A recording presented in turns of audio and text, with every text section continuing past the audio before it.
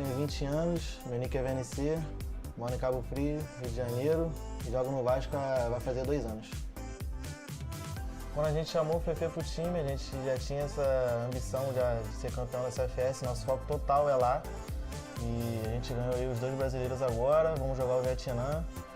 E esse campeonato da Coreia também já deu pra ver que o nosso nível tá alto, dá pra ganhar dos caras tranquilo. E é isso, chegar no final do ano ali na CFS e vamos ganhar dos caras. Eu acho que o melhor momento da minha vida tá sendo agora, 2024, e foi 2023 também. Acho que é o meu auge da minha carreira, onde eu tô me sentindo muito bem jogando aqui com os moleques do Vasco.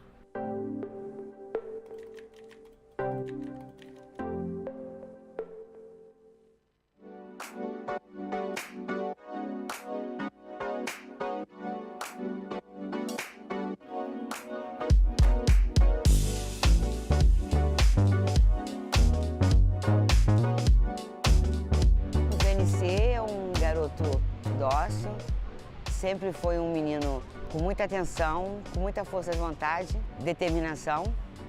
Ele começou a dar um pouco de preocupação por ficar trancado muito tempo dentro do ambiente com o computador, até que nós fomos ver que era jogo. Ver um moleque fazendo o que ele gosta, né? Ganhando o dinheirinho dele, escolheu a profissão, sempre botando na cabeça dele que é uma carreira muito rápida, né? Tem que investir o dinheiro que ganha em alguma coisa, que é o que ele já fez. Torce bastante, vibra, onde ele estiver, sempre vai estar junto. Pô, ele comia jogo, só computador. Dormia e computador o dia inteiro, a noite toda, saía, chegava e tava no computador. Então, tipo assim, totalmente mérito dele, trabalho dele, suor dele, tudo mérito dele realmente. Sim, meu pai, minha avó, meu irmão, minha família toda sempre vai nos jogos, sempre tá lá gritando, comemorando, tudo. Quem tá lá já viu. E é isso, o apoio deles pra mim é excepcional. Mandar um abraço pra todo mundo que torce de verdade. A gente vai jogar o Vietnã agora, tentar garantir mais uma vaga pro Brasil e no final do ano ser campeão mundial.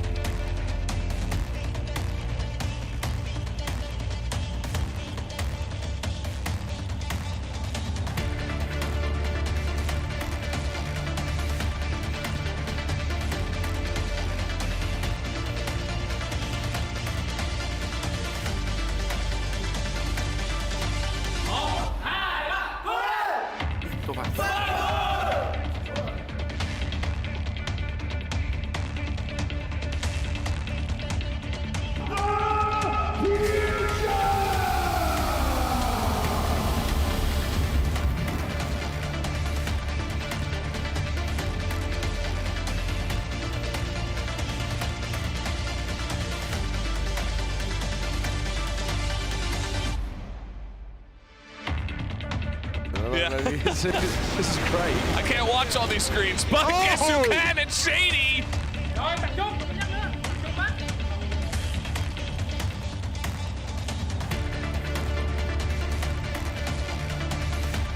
Still going to be able to beat them every day, every single way. He's so it's good. just a better team. Dola, Shady. He's so good.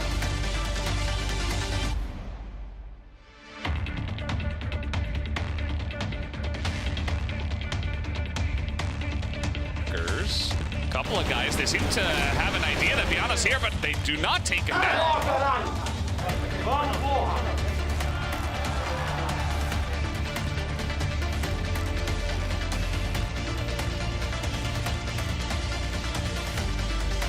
It's not looking great so far. Shady, perfect positioning. He's got help here as well.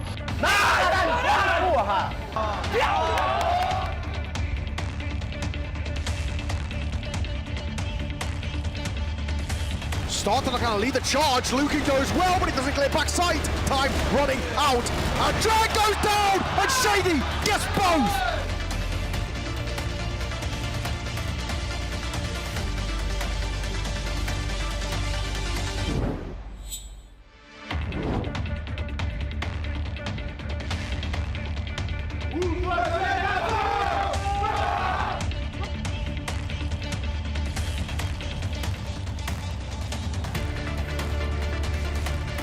take down HTQ. Pretty huge with this angle here for Zay.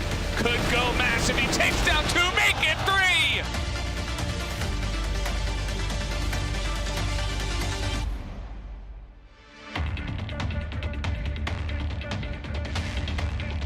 Why not? I mean, look at this. Silver's just sneaking in. And Man's going to win that as well. You know what's happening right here, right now? MG special.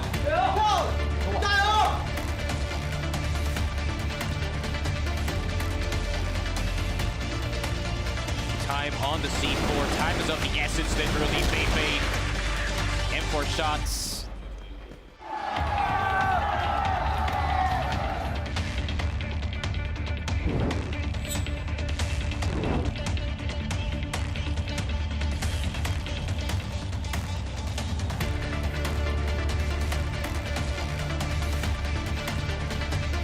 Eventually straight out as well. Nino down very low. Doesn't matter. Zay will come for the help.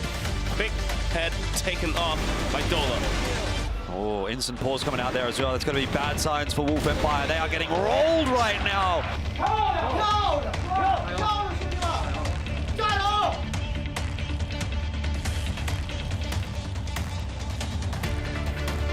It's important. How does the He's got to buy time. He's just got to buy time. Zay has a nade. Oh, my God! Zay trying to wrap down on that angle as well, and Zay will swing. Zay will find.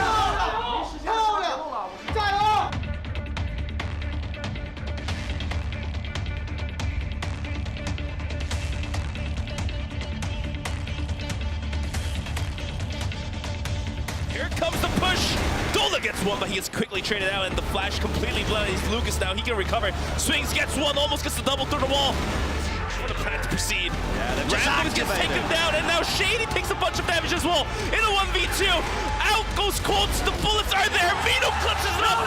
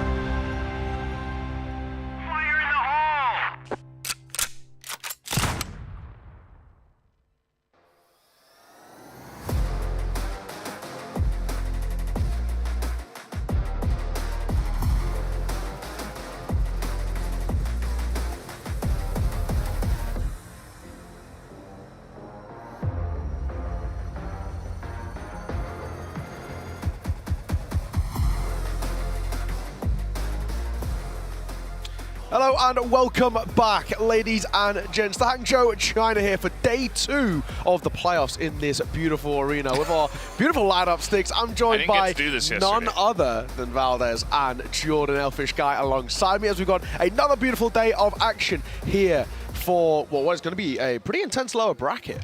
Yeah, I have to say, I mean, look, obviously all the teams that make it through to this playoffs are very strong, but, you know, now that we've got Wolf Empire down in that low bracket as well, considering they were, I think, the front runners coming into the playoffs as maybe the tournament favorites, now to see them having to play again today could be, you could argue, a bit of a surprise, but yeah, also adds to the strength of that lower bracket. It's going to be a tough run for these 2 Brazilian squads kicking the day off. Exactly. Well, before we break any of this down, we'll give you the narratives, we'll give you what's been going on in yesterday's action. We're going to, of course, thank our wonderful partners. So we'd like to thank, of course, Smilegate, first of all. Thank you very much to them for hosted this entire tournament. I mean, look at this place, it is pretty crazy. When it starts to fill out, you will recognize as well. Also to our huge partners here at Sony InZone as well. The official partner of the CFS 2024 Grand Finals with the incredible sport, the Sony InZone gaming headsets and monitors backed by Sony's cutting-edge gaming and audio-visual technology were developed in collaboration with professional players. Fight for greatness, designed to win.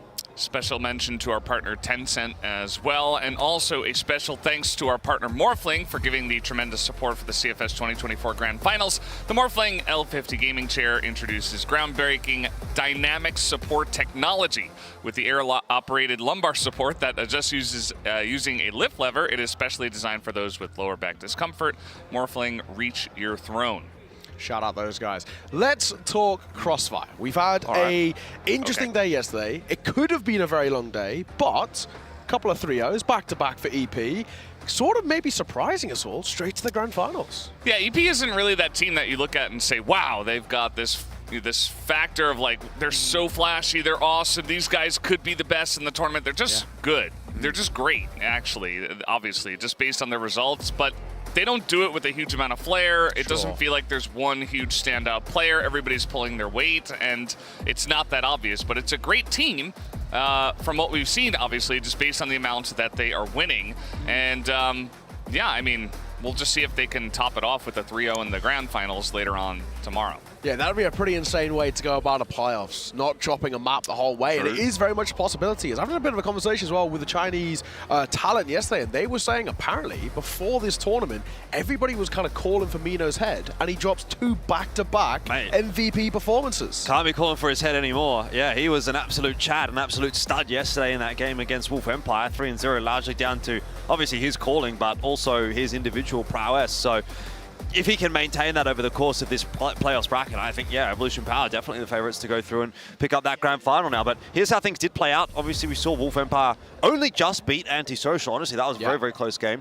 Could have gone either way. Evolution Power obviously getting a, I would say, pretty decent win over Vasco. Obviously, all those maps were very, very close, but a 3-0 is a 3-0 at the end of the day, and then Evolution Power got their 3-0 as well over Wolf Empire. Also in somewhat similar circumstances to that Vasco game, where at least the first 2 maps of that series against Wolf Empire were pretty damn close. But the standout players so far for the event, well, they're here on your screen, and they're all Brazilian. MG, LKK, and Silva topping the charts for each respective category. But look, at the end of the day, you know, I think it doesn't really matter necessarily if you've got the guys up here on this statistics page, because these are the guys that are down in the lower bracket. So, yeah, maybe they're doing well individually, but as a team, maybe things aren't quite coming together. Yeah, and I think that's a big factor. And why EP has been so scary is that they don't need a standout player. They have multiple of them that all find their moments as well. So I think when we look at the rest of the teams, the Brazilian teams, Wolf Empire as well, they're actually going to have to call on a couple of these big names. Look at your MGs, we'll look at your Lucans, you look at your Dolas, and then it also starts to dip around. You know, I think for Gokun, it wasn't bad by any means, but Gokun was the best player at this tournament in terms of his rating, in terms of his stats in the groups. Did dip a little bit yesterday, though. I feel like, especially by his standards, I feel like he definitely did go missing a bit. Yeah, I'm sure he would not be very satisfied with his performance yesterday, and that's not because he played super poorly or anything. It's just that he wasn't the standout, really. So he generally is the standout. I think if Antisocial are to win later on today, he needs to stand out. Otherwise, they might be in a bit of trouble. We can take a look at the leading stats here as well. For each team, basically the standout player. Now, Gokun was still the standout player of his team, but it's kind of funny that we don't even remember him that way just because, you know, I don't know. We were looking at Luke Calm, I think, a little bit more just for what he was able to do on the rifle. I mean, Gokun was still good, but he wasn't really carrying the team. Yeah, and I always take sort of snipers with a pinch of salt when it comes to KD. They love to save. They love to bait. They love to make sure that if things aren't going south, I'm just going to get out of here, keep my stats alive a little bit. So I got to agree with you. I really think I like what I saw from Lucan. I mean, for him individually, he felt like he was the real kind of shining light yesterday. And they're going to need him again today, right? We've got this kind of derby to start things off. This Brazilian derby, lower bracket, and now there's no more second chances. Indeed. It will be very interesting, actually, to see how Vasco and Antisocial do match up against one another, because at least, especially in the case of the snipers, it's a very similar style, right? Both of those snipers are kind of set up for the late round, set up for the success, and we may well see an MG versus Gokun clutch 10 or 15 times throughout this matchup, and that actually could be a deciding element as to how this plays out. The only other thing I'll touch on there from that graphic in particular is Dola still up there for Wolf Empire. He had some absolutely stunning maps yesterday, and those were the maps where Wolf Empire did look like they were the best team in the competition by a long way. But similarly, he also had some maps where he completely fell off, disappeared. And that was where Wolf Empire really, really struggled. So I actually think Dollar's performance is a very, very big barometer for Wolf Empire and their chances of winning this event. Yeah, exactly that. We have some more standings as well of the 4 teams here in terms of how things are going. So, of course, I think I always look at round death as quite an important one because it means how often are you actually having to bring things back in your favor. And to be fair, to be at the top of the round death, but still at least make it to the upper bracket final is not bad for Wolf Empire. They've definitely been forced into a lot of clutches, and I think that in itself is probably worrying. You don't want that stress if you're Shady. Yeah, the only other thing that I'll say here is that you do have to be a little bit careful when you're looking at that first round death and clutch in particular, because it's not a percentage. Wolf Empire naturally have played way more rounds now than the rest of the teams because they played such a long series. Obviously, Antisocial, to be fair, probably also in that discussion, having played a really long series. But Wolf Empire played the upper bracket final. Antisocial did not play that game at all. So Wolf Empire have actually played more games than anybody else. So their numbers there are probably a little bit higher. I would actually be more interested to see what's the round first death percentage coming through for these teams. So I think that would be a bit more of a relevant statistic, because you can say, yeah, Wolf Empire's up there, 150 first deaths, but if they've played, you know, 100 more rounds perhaps than someone like a Vasco, all of a sudden that statistic doesn't look so bad. Yeah, I also really like the percentage, the 1% we have, which is on the left, because it really does show that there have been a lot of times where teams, you know, you get that first kill, you get that first pick, and it's like, okay, generally they're going to get the win, but sometimes some teams will just kind of throw their life away being too aggressive or whatever. I feel like it really shows how well as a team you can execute without anybody really going down after the fact, after you already get that advantage. So good to see those numbers. It should be higher, honestly. Like 70 to 80%, I think, is a pretty good position to be aiming for if you're getting that first kill. I mean, in Vasco's case, they were at 67% or something like that, which is really not good at all. You actually need to be bringing that up quite substantially. So what that tells us is Vasco can get the early round advantage, but they can't close these rounds. So that's going to be a big problem against a team like Antisocial, who do have some great closers. Yeah, and who very much set themselves up for late rounds. And if you struggle in the late rounds, which Vasco most definitely did yesterday, I think that this is the awkward thing that I think is the conversation with Vasco is the groups were, by their standards, woeful, right? This is a side whose summer championships were incredible for, you know, the best Brazilian team, undoubtedly. There was no conversation about Imperial. Antisocial weren't there as well, as there was only 2 Brazilian representatives, and Vasco looked pretty good all the way until they lost to a better opponent, right? But what we get here is a Vasco who underperformed the groups, had a really good knockouts game against 3BL, and then have kind of dropped off again. So we don't know, it's sort of the highest highs and the lowest lows for them. Yeah, indeed. Look, I mean, that's going to be one of those things that is prevalent in a playoffs run. You need to be hitting your peak at the right time. That's what we always talk about when we're saying don't peak too early in the tournament. Maybe Wolf Empire have peaked a little bit too early in this tournament as well. Have to consider that fact. They had a great group stage. They had a great start to the playoffs. Yes, it kind of fell off after the first couple of maps, but if those first 2 maps of the playoffs are the best maps that you're going to play in the playoffs, which so far they have been, that's a really bad sign going into that grand final. Whereas for Evolution Power, for example, maybe even for someone like Vasco, like it's been a slow rise, dare I say. Look, Vasco losing yesterday to Evolution Power, but again, in some close fashion. So let's not read into it too much. Have to wait and see how this first match today goes. Antisocial versus Vasco. It is going to be a big one, and it feels like it really could go either way based on yesterday's results. Well, we'll come back to all of that. We're going to throw it down to the stage, may I say. We've got a bit of an opening ceremony for you. We'll see in a second.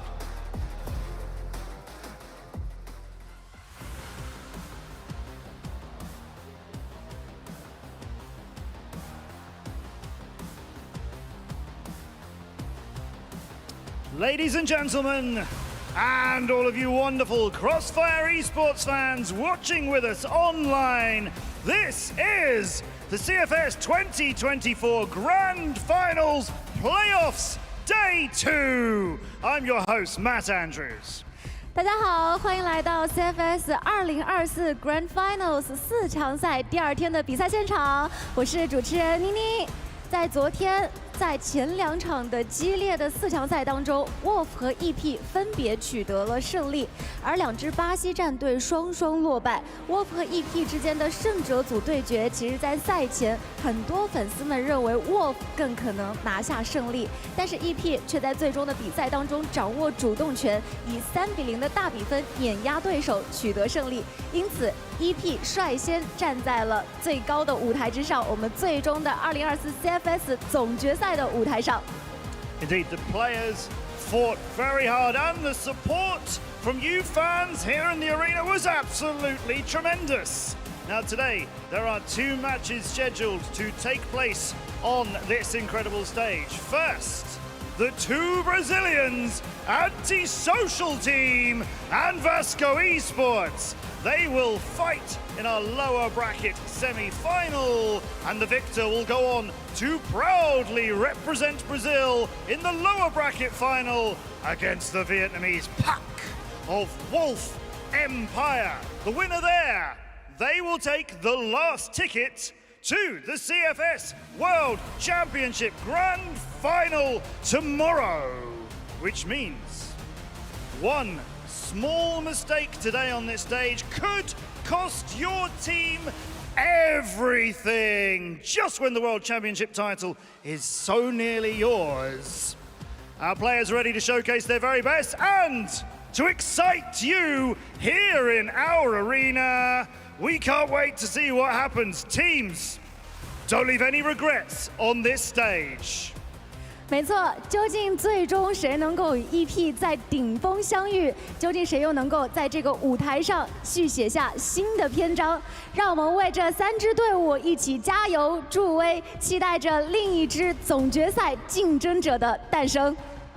Without further ado, we'll go to the casters, we'll go to the games. Let the CFS 2024 Grand Finals Playoffs Day 2 begin. And together, let us unlock the future!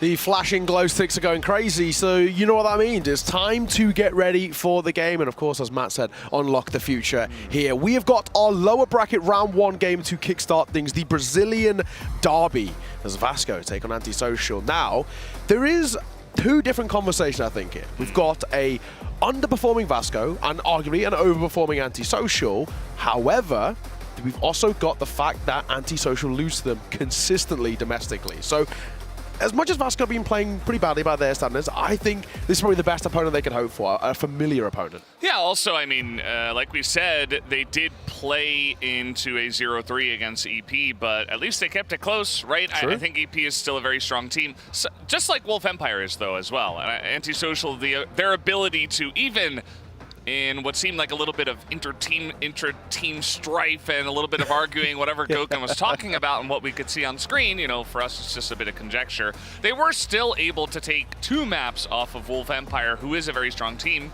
kind of proving that ANTISOCIAL, you know, a couple clutches here, a couple clutches there, a little bit more consistent play. They could have been the team that played off against EP in the winners match yesterday. So it really does come down to who's on the better form today, as always. Yeah, speaking of form, we've got some stats, of course, that have been running across our screens. No surprises, I don't think, Jordan. See MG in action at the top there. Yeah. Anyone else that you think we're maybe missing, though? Yeah, I think VNC is probably someone that I'd be looking to step things up a little bit. Sure. I don't know that you're necessarily really wanting to rely too much on Feifei being that in-game leader, and I think Silver plays a little bit more of a supportive role, so his numbers aren't necessarily going to be as big of a factor. But if VNC can activate and then you have that trio of Action, MG, and VNC, then Vasco becomes a bit of a scarier team to kind of go up against. But realistically speaking, I think actually when we're looking at Vasco, one of the things that, again, we want to highlight is the fact that they're opening these rounds up nicely, but they're really, really struggling to close them. We saw that that conversion rate statistic, worst of any team in the playoffs, and quite frankly, a pretty poor number, 67%. It's just not good enough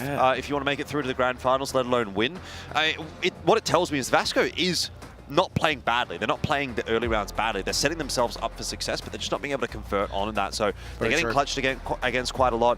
And so hopefully that's something they're going to be able to rectify going into today. As far as the runs are concerned for both of these teams, look, ANTISOCIAL, they've had some hiccups along the way, but again, that big win against Q9 is certainly a scalp, and even taking Wolf Empire all the way to 5, I think is a pretty good indication that this team really can compete on this stage. So I do have this degree of faith for ANTISOCIAL team that I think they're going to be a bit of a tougher team to beat on this stage than they would have been in the group stage. Yeah. In that game, for example, like what 3BL was able to do, 2-0 there. Even that loss was a very, very close loss for ANTISOCIAL. So, yeah, again, moving on to the stage where these guys are experienced, where they've been before, I think it's going to be a tough ask for Vasco, who comparatively don't have that same level of experience. Yeah, as well, and also losing 2-0 to Q9, where ANTISOCIAL beat them 3-0. So if we go for just a raw head-to-head, that's where it's a little bit different. But then on the flip side, they beat 3BL 3-0, where then ANTISOCIAL lost 2-0. So you can kind of pick your stats here. That 3-0 loss to Evolution Power, I don't think anybody can really touch at the moment, especially with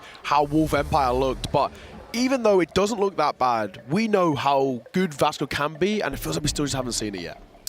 Yeah, I mean, it just feels like what we were talking about before, where they're kind of peaking slowly but surely. And, you know, a lower bracket run, I feel like if any team's going to do it, it might be this team, you know, the team that's got that consistent, slow rise. I do feel like ANTISOCIAL may be a little bit all over the place. You know, Viana, he was performing very well a couple of matches ago, but then the match yesterday, I wasn't really too impressed with this play. Whereas Fefe, you know, still consistent, still okay. They're not really relying on him, but he can get the job done if need be. But really, it is going to come down to, you know, the IGLs. How well can they call in this one? Viana is a fantastic IGL, but so is Fefe. I think these are the two best from Brazil. I'm very curious to see what the preparation looks like for this match. Yeah, I very much agree. I think this is going to come down to, you know, we've actually seen on both sides the superstars in terms of the rifling and the sniping department actually step up, and we all kind of mentioned that the stats are actually quite similar. So if they do play to that level, no one goes missing, or more so than they already have, it will actually come down to a lot of things about how can they outcall each other. And because they are familiar foes, they play each other a hell of a lot back home in Brazil. I think this makes it even more spicy, because not only is it sort of one of these things where it's like, okay, we want to make it further in tournament, we want to get top 3, maybe even fight for that trophy. I think a lot of this is about bragging rights. It's about going back home and saying, we're actually better. We're the best. I mean, look at how many times they played against each other, and it's a bit of an across-the-board result, right? Like, there's a couple of wins in there for Vasco, same for ANTISOCIAL. We're kind of getting 1-1s in the regular season, which is what you'd sort of expect to see from pretty evenly matched teams. I mean, a 2-1 up there, a 2-0, but that's a long time ago, back in season 1 of 2024, so that's earlier on in the year.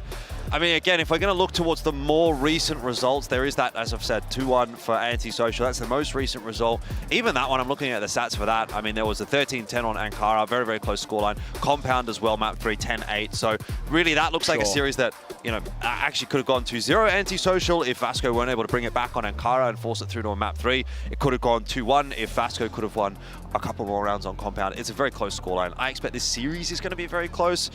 I don't know that you can really go into this one saying, yes, I definitely think X or Y is going to win. You know, I'm obviously leaning a little bit towards ANTISOCIAL. I've got those rose-tinted glasses on. I've seen these guys on this kind of stage before. A bit of a boomer when it comes to CROSSFIRE. You're a bit of a zoomer when it comes to CROSSFIRE. So you might have gone the way of Vasco. I've gone the way of ANTISOCIAL. But I don't think either choice is wrong necessarily. And we'll probably get a bit of a spread actually from the predictions across the board. We've got a couple of Chinese commentators sort of dabbling there for the ANTISOCIAL, even one from Vietnam as well. But it seems like maybe the general trend is leading the way of Vasco. Put it this way, the fact that the Chinese cohort haven't all gone the same result is an indicator, I think. That we've kind of seen it basically in more or less every result, even ones that feel like they're a little bit closer than they are. They normally sort of stick together in terms of their picks. We don't have that here, so that's actually a good indicator of just how close this is, and that's the same sort of vibe that we've got on the English broadcast as well. A few of us have kind of gone, you know, here, there, and everywhere, right? You know, so this is where we really actually, like you said, it's so tough to make a real solid prediction of why this team is better, and I think it will come down to the here and now and who actually, you know, woke up on the right side of the bed. Myself and you, I've gone Vasco. Everybody else has gone ANTISOCIAL. Philippines, a little bit more ANTISOCIAL lean, and then in Portugal, or in the Portuguese broadcast, the Brazilians have actually gone ANTISOCIAL, so that's maybe a slight Makes me feel indicator. a little bit worse about my prediction. I'm like, I don't know, maybe they're onto something, because generally all of our regions are very biased for their team, which I think is fine, right? If you want to all predict the Brazilian team up against the Chinese team, go ahead.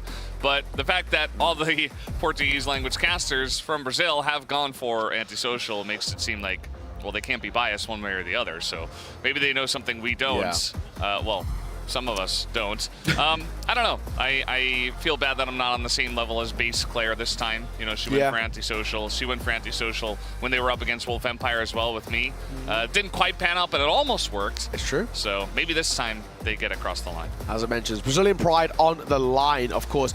These, you know, now it is a do or die. You've got to leave it all out on the server, right? And I think, you know, like we mentioned, there's a lot more when it comes down to, especially, I think, primarily because they're Brazilian, right? It's such a big culture of not only just CROSSFIRE, but esports as a whole, and it's such a big thing back home. So I think this is where, for them, it's about being able to go towards 2025 and cement and say, we are the better team. We proved it on a big stage, in front of a crowd, in a big 360 arena, and we left it all out there. And I think having that, in most cases, I think should really ramp them up, right? And that's what we kind of look towards, even though that interview with Goken, where it was like, I just hope we can kind of not argue and play our game, and that might help them. That was a bit of a concern yesterday. We were sort of highlighting it when we were watching the anti-social player cams during some of those tech pauses. There seemed to be a little bit of a back and forth. I think it was between Viana and Adrian, maybe. There was, like, again, the old heads of the team, which is fair enough. These guys have known each other for years. They're sort of like 5, 6, 7, maybe even longer years deep, playing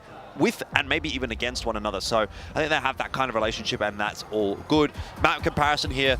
Look, as an anti-social predictor, I'm ready to just throw this one out the window. I don't think this matters at all. It looks a little better for Vasco, but end of the day, what you have to remember is, you know, it doesn't necessarily matter what is happening in the past. At this point in time, we're down to a single elim. This is your very last chance in this tournament.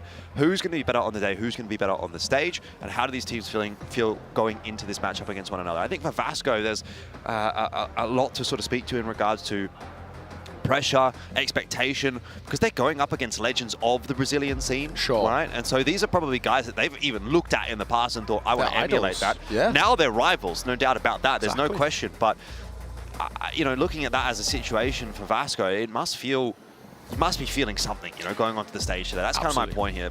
I don't know about you, but for me, this is one of the few kind of map comparison graphs where I do actually take a little bit into it, just because. Vasco supporter, by the way.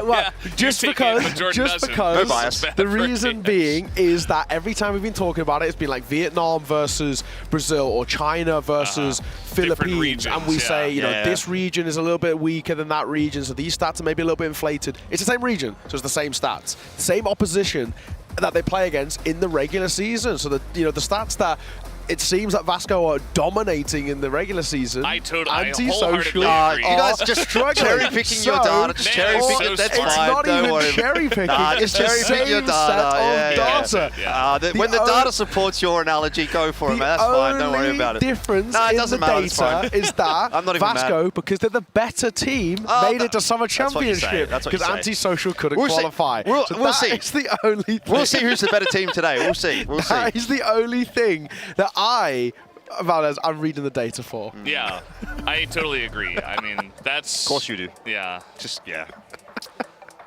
Map Well, bans. Yes. Mexico. Yes, Mexico has to go out there. I mean, even though they play it a little bit, it's to no success. And I got to say, while Vasco have had their problems, that's one of the maps that they actually just consistently do look quite good on. I feel on the flip side, you're right, Eagle Eye, it's just so good for Goken. I don't think it's worth the risk. To them, we get a pretty standard kind of set of picks coming through. Now, the big question for me is actually, as Wiz, when do we see sub-base? Because they've actually both had their issues on this map where they've picked into it and lost. Or when it's been picked in against them, they've still struggled. So is it one of those where it actually comes into the play quite early because they said, oh, you guys have looked weaker than we have, so maybe we have the advantage, or does it get floated towards the end? Yeah, that's a bit of a stretch, isn't it? I mean, having a look at the maps that were front-loaded yesterday, Anti-Social, they had Black Widow and Kara early in the pool. They got absolutely rolled on that, but we'll get into that conversation in a second. It's time for the picks and bans.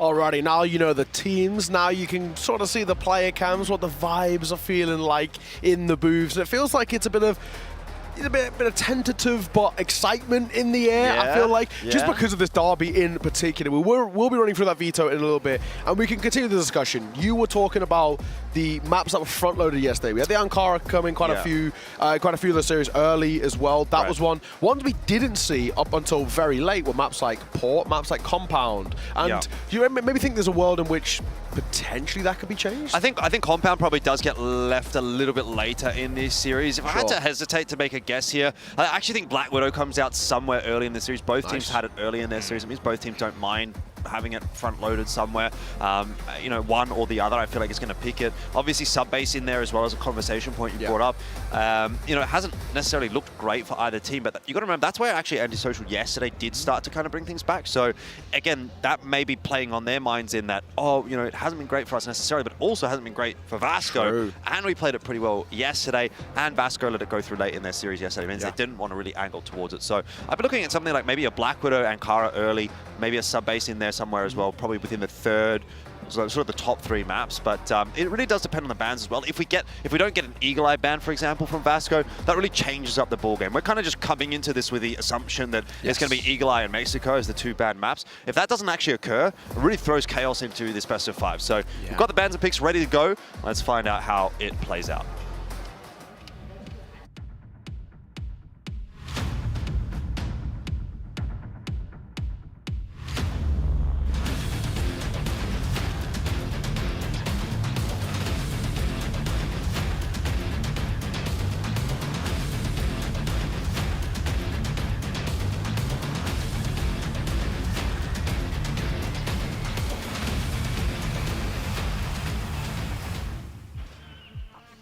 Well, it's time to begin this veto process. One thing I am potentially talking a little bit about is actually, for Antisocial in particular, I was impressed with Port yesterday. And I wonder whether actually Port, even though it gets floated for them a little bit later, whether they actually think, hang on, we were really good in this, and Vasco don't play it a lot. Yeah, absolutely. We're on the same wavelength as Vasco supporters, worried about that Port potentially, because, you know, they picked it second last time. Maybe they pick it a little bit earlier. Maybe they pick it as their second map here. Eagle Eye and Mexico bans make a ton of sense between these two.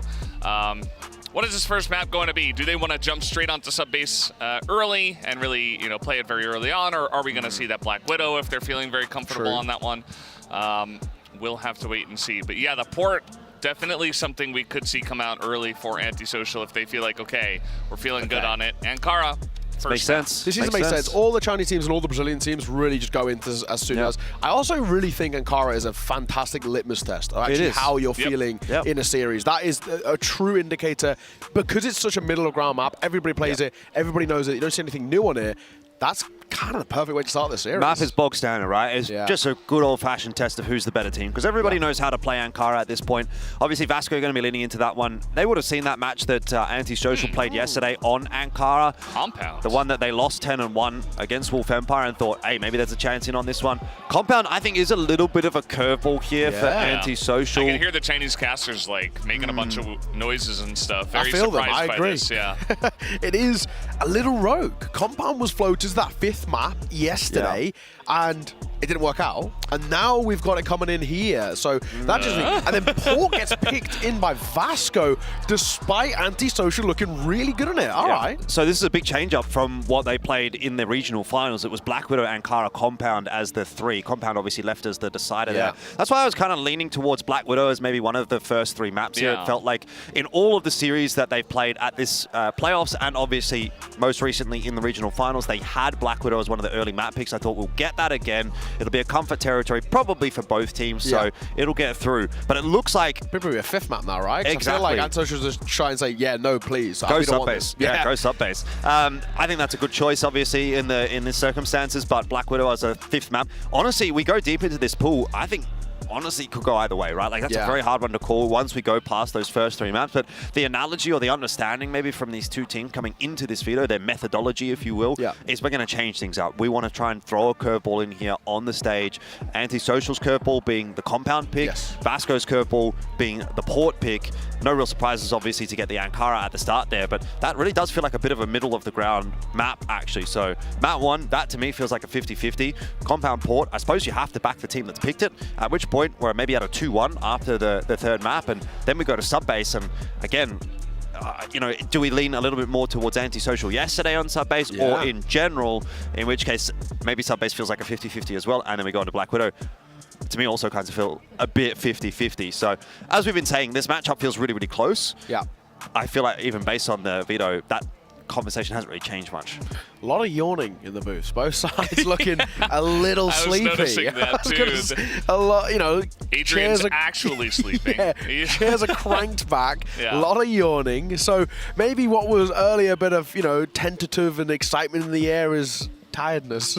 Yeah, also, actually, one of the good ways to calm yourself down is to yawn. It actually naturally, it naturally makes you feel more well, ladies and gents, the more you know. Yeah, so you can actually trigger it by watching other people yawn or just opening your mouth, you know. And do you know they just kinda scientifically don't know why that happens as well? They assume it's because it's our brain thinking there's a lack of oxygen in the room, so they're trying to get as much as, but that's a guess. So yeah, it helps. So I guess maybe if you're feeling nervous, you can go ahead and yawn. Maybe it's a good sign as well that if he is sort of yawning, or both of them are yawning, that they aren't feeling nervous, which, well, you know, you can also do it when you're feeling nervous, and then it makes you feel better. True. But yeah, Ankara, I think litmus test, like you said. I think we're going to find out very early on who's feeling better today. If they're feeling nervous, if they're feeling tired, you know. Both these teams, they went out in their matches, so they had a little bit of extra time to go back and relax and, you know, not spend as much time here at the stadium as the other teams did because they had to play that final match. So maybe get a little bit of extra time to practice, relax, and prepare for this match. Yeah, exactly that. And I think probably looking at it, I don't know if we were saying we expected EP to win in that kind of lower bracket game, but I'm assuming probably both sides sort of assumed that they were playing each other. I think it's probably the way I would go. You expected Evolution Power to beat Vasco? Yeah, I mean, maybe. Yeah. I feel like with Vasco's, exactly, with Vasco's issues that they've had at the moment, I think Antisocial, if they were to get a step up while the game is going on, who you prep for, who you get ready for, I feel like maybe you would kind of lean a little bit towards Vasco. The thing is, when I'm doing my predictions, first of all, I'm taking into account like long-term history. I don't think Vasco have had ever really a huge amount of success in playoffs games, but also I'm taking into account tournament form as well. And I just don't think of the 4 teams, Vasco have looked particularly impressive in terms of tournament form. So that's why I've kind of continued to predict against Vasco. Now, the only thing that's going to change that narrative is Vasco continuing to improve, and they have actually continued to improve since group stages into playoffs. I think they've looked a little bit better. Now here again, they need to sort of find another step, and if they can do that, then they can go into that game against Wolf Empire, and maybe you start to go, okay, look, Vasco, are they following that right trajectory to become a champion team by slowly but surely peaking at the right time? We'll obviously find out. But in terms of your conversation that you're having there, yes, I have been predicting against Vasco pretty much the entire time. I don't think I really predicted Vasco since they played that 3BL game. I went 3BL there, I went Evolution Power, I've gone Antisocial. I've been predicting against Vasco just because I just don't think that they've looked as strong as the other teams at this competition. I agree. But that's not to say that they can't prove me wrong here and make that run, and now's the time to kind of turn it on. You've got no lives left. This is the best opportunity, really, that you're going to get playing against regional competition who, in some cases, you've beaten, in some cases, you've lost to, but a very familiar opponent. And then you go into Wolf Empire, a Wolf Empire that's looking a little bit battered and bruised after yesterday's 0-3 against Evolution Power and a very questionable win over Antisocial. So couldn't really ask for a better trajectory into that grand final. But then there's that final boss of Evolution Power, which at the moment feel a little bit indomitable in these playoffs. Even in the quarterfinals, they went 3-1 against All Gamers. Very clean series there. You got 3-0'd by them, and then Wolf Empire got 3-0'd by them. So it's kind of, it's a scary final boss, but at least for now, Vasco don't have to worry about that. They've just got to focus on getting through today. It's kind of been the beautiful story about this playoffs, because it's 4 teams that I don't even know if many people would have predicted these 4 to be the final. No way. Right? So the fact that we've got, first of all, change up, keep things fresh. You don't have kind of the standard familiar names coming back again. But also on top of that, because of the changes that we're seeing at the playoffs, where we're throwing wacky vetoes out there, we're getting slight differences. It's keeping us and I'm assuming them on their toes. You know, we actually did do the champion prediction, right? Like who we thought would win the entire tournament at the beginning of the tournaments. Yeah, all wrong. Is everybody wrong? I said AG. Nobody went for. I said AG. I said AG. I said it'd be an AG Wolf final and AG would win like pretty comfortably. We had some Q9s thrown in there, Sneaky but there were like a lot Q9, of random. Like I wonder about the Portuguese. I think there might have been an antisocial or two from the Portuguese broadcast. That's what I wouldn't be surprised if they actually went Imperials. Imperials, not a bad shout, yeah. They obviously dominated domestically, and then we obviously saw what happened to them, right? So I would actually love to. I can't remember. I can't remember what it was, but I mean, maybe we might get it on tomorrow, like day 3. That would be the right way to go about it. Bring it back for tomorrow. See how wrong. I mean, if anybody has EP, they look like a genius. But I think if we saw it, it would have been from China. If anything, we were like, "What are you thinking?" But obviously, in hindsight, it's great. But I don't think many people would have. Majority of everybody got AG. Surely. Yeah, majority of the Chinese casters, if I remember rightly, did go AG. Yeah. And also, if I remember correctly, last year, Valdez, maybe you can correct me on this. I think they tracked our predictions as well. We ended up on that final day getting like a percentage. And someone was like 80%, 75%, etc. So that'll be a little fun, mate. I didn't know we were tracking them. Rolling in hot with a 50%. I didn't know we were tracking them. I've been throwing curve. Oh yeah, well, Sneaky's been throwing all the curveballs. Yeah, I just always going for the underdog. I just convenently forgot to mention that. Unfortunately, sorry, bro. We knew about it. I've been coming into every game like, I'm going to throw a curveball so I can have a bit of banter on the desk. I don't know we were going for numbers here, so that might come back to bite me a little bit, but at least I've got my pocket excuse now ahead of time. We're getting the players ready before we get underway in towards our best of 5, right? And of course, there's another argument to be made as well, is that now we've got Wolf Empire waiting in the wings to see who they'll be facing in that second best of 5 of the day. And the issue with that for me is not that, they're waiting in the wings. It's the fact that, we saw them yesterday when they had to wait around a little bit and then play 100%. EP. They cooled off massively. I told you guys. Yeah. I told you guys they're going to cool off. So that's the issue that I'm thinking about is like, for them, are they maybe feeling a little bit nervous? Like, we knew what it was like yesterday when we had to wait around. It kind of hurt us a little bit. Who knows? Either way, enough chit-chat. Let's get this show on the road. It is our first best of 5 of the day. We're kickstarting things on Ankara.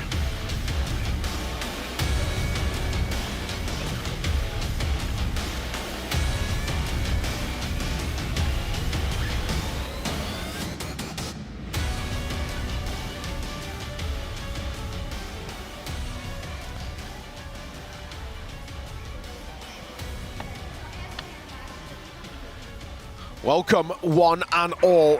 Let's get this show on the road. Ankara is where we're going to kickstart our proceedings.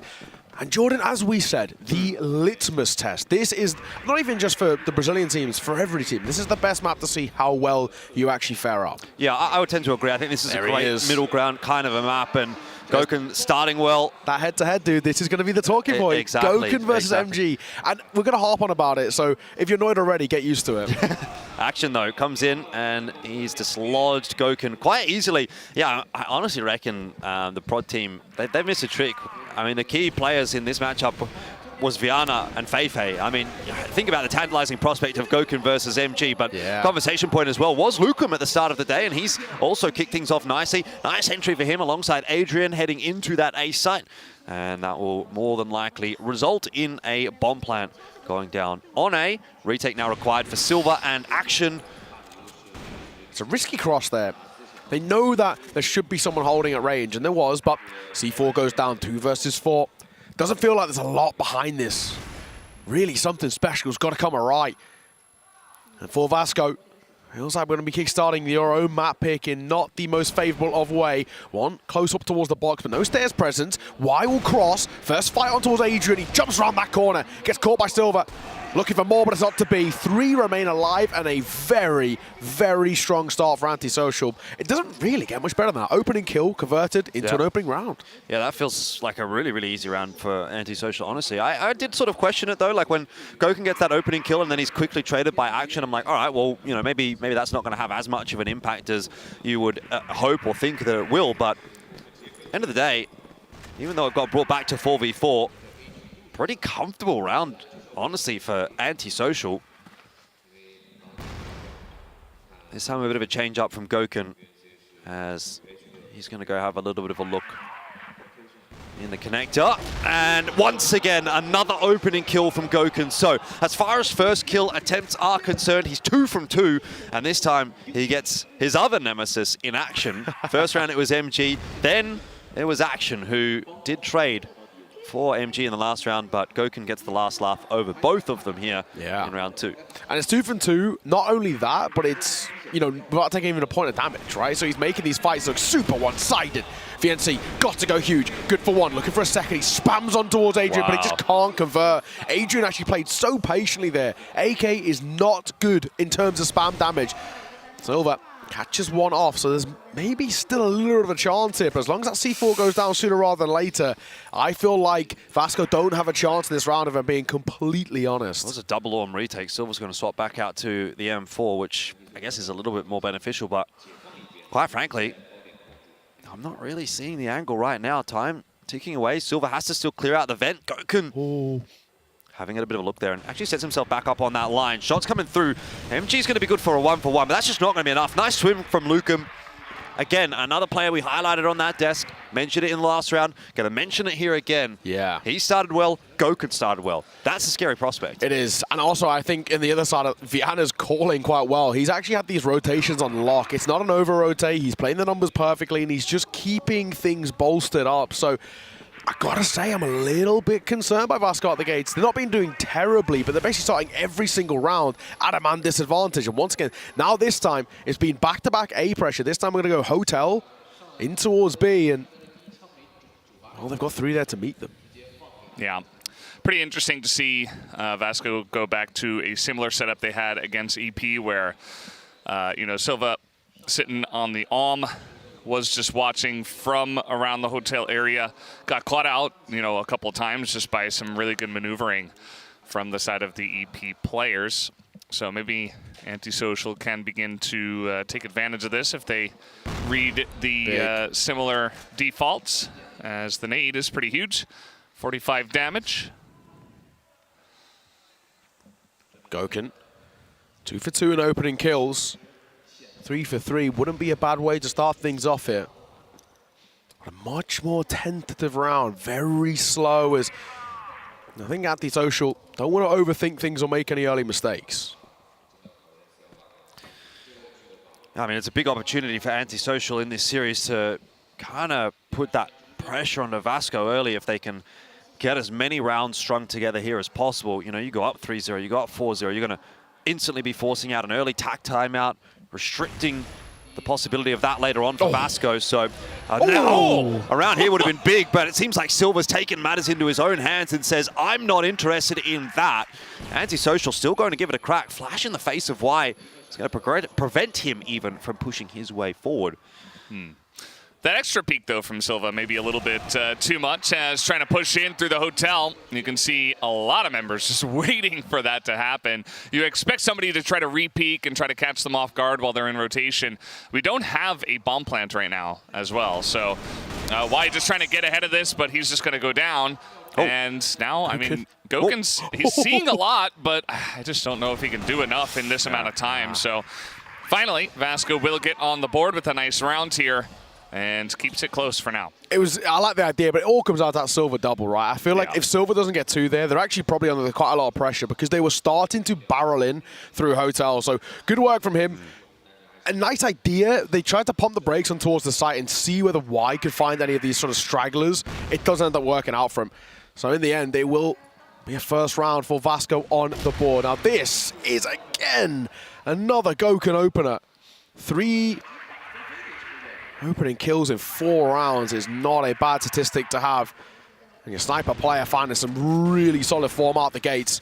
It's Feifei who gets caught this time. Before that, it was MG. Before that, Action 2. Lukum, yeah, he just does this sometimes. His headshot rate is one of the best, maybe the best, actually, so far here at the playoffs. And Action just going to hold the spray. He just walks back into it, but he has the rest of the team pushing onto B. Did Lukum. So I guess at the end of the day, just okay, a little bit of distraction. The plant comes down. This is much better for Antisocial for a B hit. Getting that first kill, and Gokun's just on fire.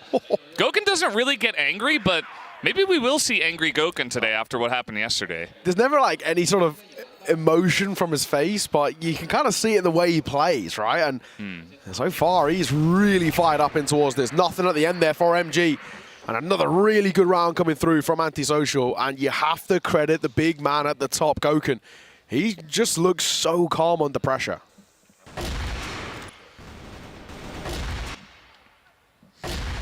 Yeah, easy pickings. Jesus. Man. Going to be a tough day at the office for Vasco if that's what we're going to be getting. 3-1, already kind of indicating that. Bear in mind, this is Vasco's map pick as well. Their first map pick in a best of 5. It's unequivocally what they consider to be their best chance in this series. In theory, it only gets worse from here, so true. It's not the start you want. Decent map control for Antisocial to kick this round off. Got a couple of players already in the B connector. Yeah. I feel like as long as they get 4 rounds, Vasco, on the GR side, I'm not too upset with it. It is generally a BL-sided map. Yeah. But then the one thing that worries me that sort of works against my own statistic of Vasco there is that the BL side is actually statistically where they've been considerably worse. It's like 46% win rate compared to like 54, I think it was, something like that, on the GR. Can't remember the decimals, but it basically wasn't great, essentially, is what I'm trying to say for this Vasco side. The Goken entry here is going pretty hard. VNC, yeah, he kills him, but immediate trait comes out. They already got so much room on the site before they even had to fight. That's just going to be a huge advantage here to Antisocial. I feel like they're just really on their game today. Like, the way they're playing this out is just so smooth. And outside of the one time Silva kind of caught them off guard on that weird spot on the box, they've just been dominating Vasco so far. Like you said, I mean, the Blacklist side favored, but I don't know about this. Nice little shot from Silva, though. Going to take out Adrian. Gives them a chance here at the retake, although all 4 people have to come through the fence. Double Orm on the retake as well. Doesn't exactly make it easier. Now the Rifles start to line up too. That'll flip things on its head. Silva's also going to get caught as well to make matters worse. And MG left on an island. A 1 versus 3 and no chance in hell. Viana, talk your talk, King. Mate, that is a big round for Antisocial. Viana's going to have to be careful with those celebrations. He's about to knock someone out in the booth. He's throwing the left hook at the right hook. I wouldn't want to be sitting next to him.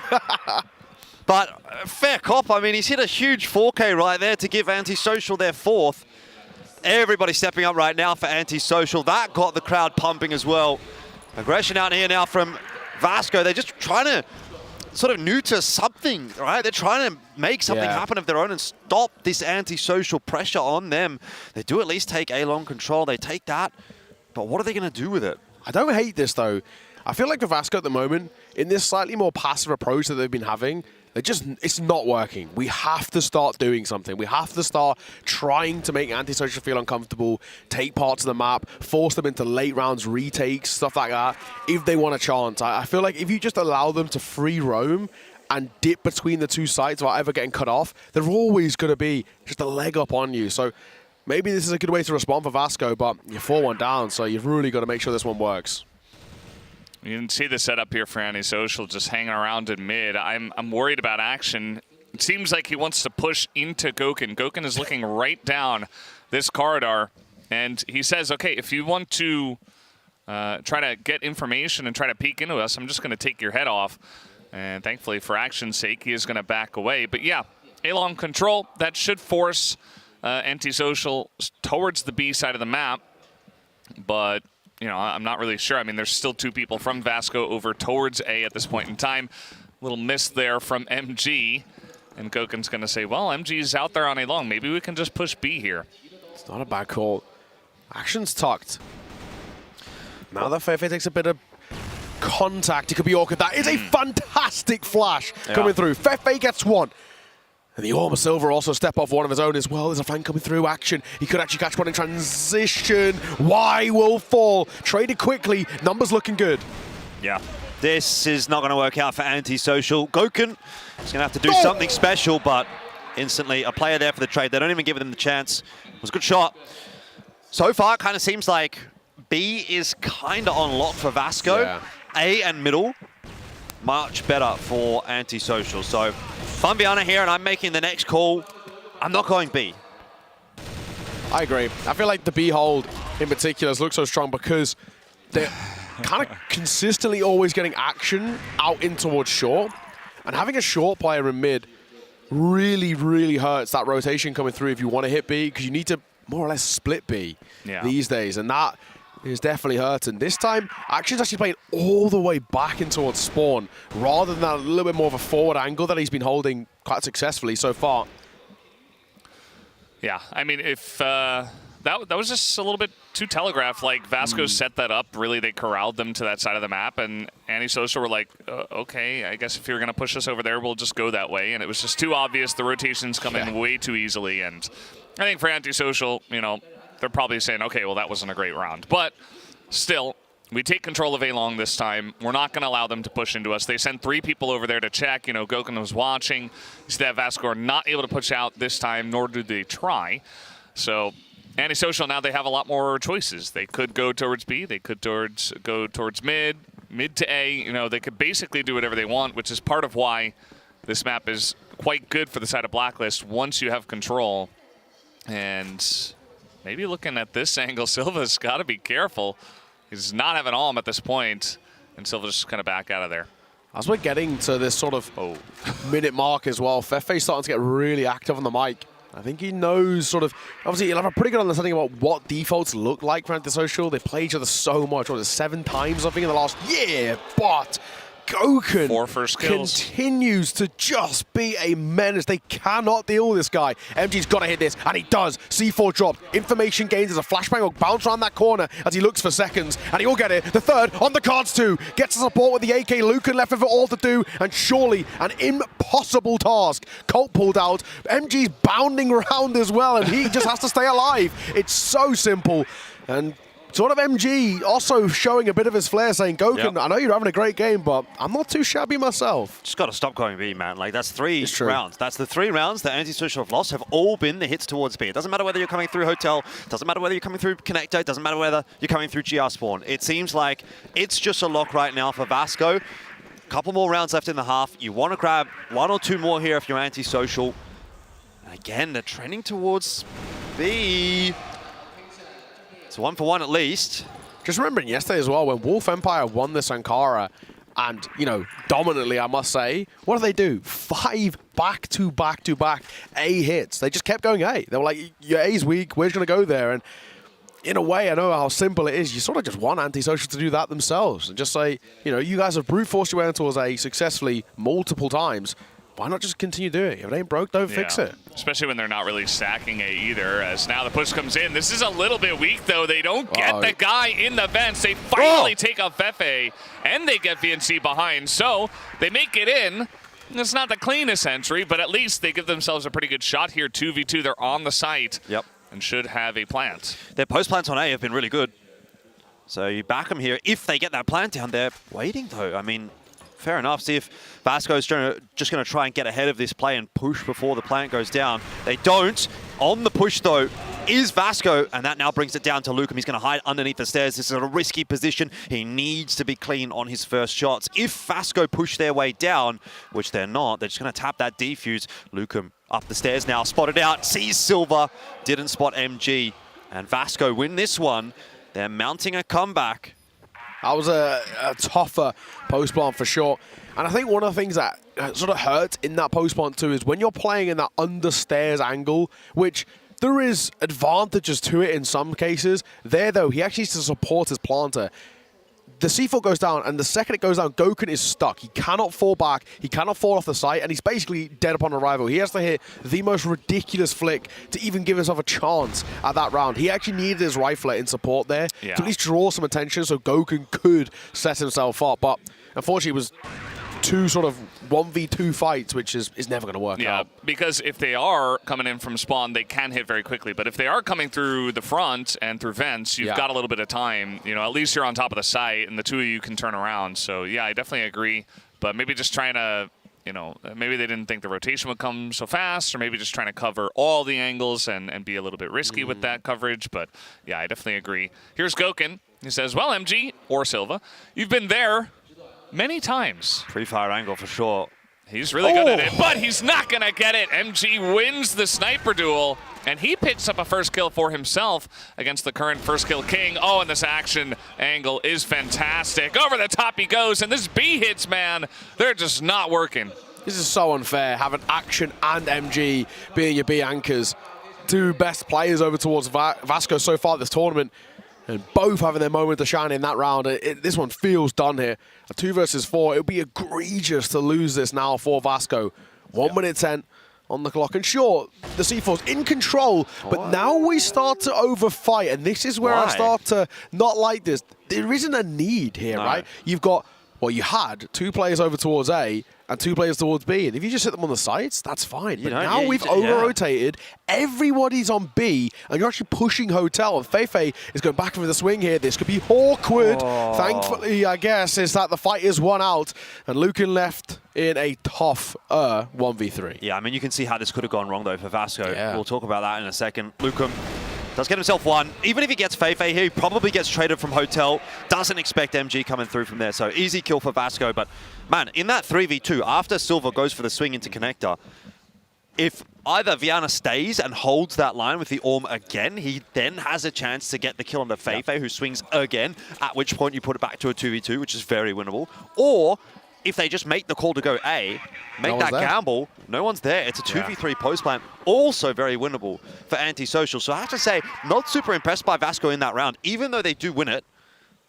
In saying that also, not super impressed by Antisocial after a great start to the map. They really let that half slip. Yeah, 4-1 up, and you drop 4 in a row. And Vasco take the lead heading in towards their BL side, which they're pretty happy about. This is a BL-sided map, as all things go. However, the BL side is where Vasco have had their problems, their troubles, their strife in this tournament, and that's one thing that worries me. Either way, we're going to pop quick in towards A. We want to fight Viana playing up towards back box. He's got Y in terms of support as well. Smoke will come down. VNC got to hit a shot, and he can't. And there might be a second behind it. The trade isn't bad. 1 for 2 is good for Antisocial here as well. And up on the box, Action gets one, but a quick shot coming forward from Gokun. Colt pulled out. Silva spotted in towards main. And this one done. Locked down on A site. No entry.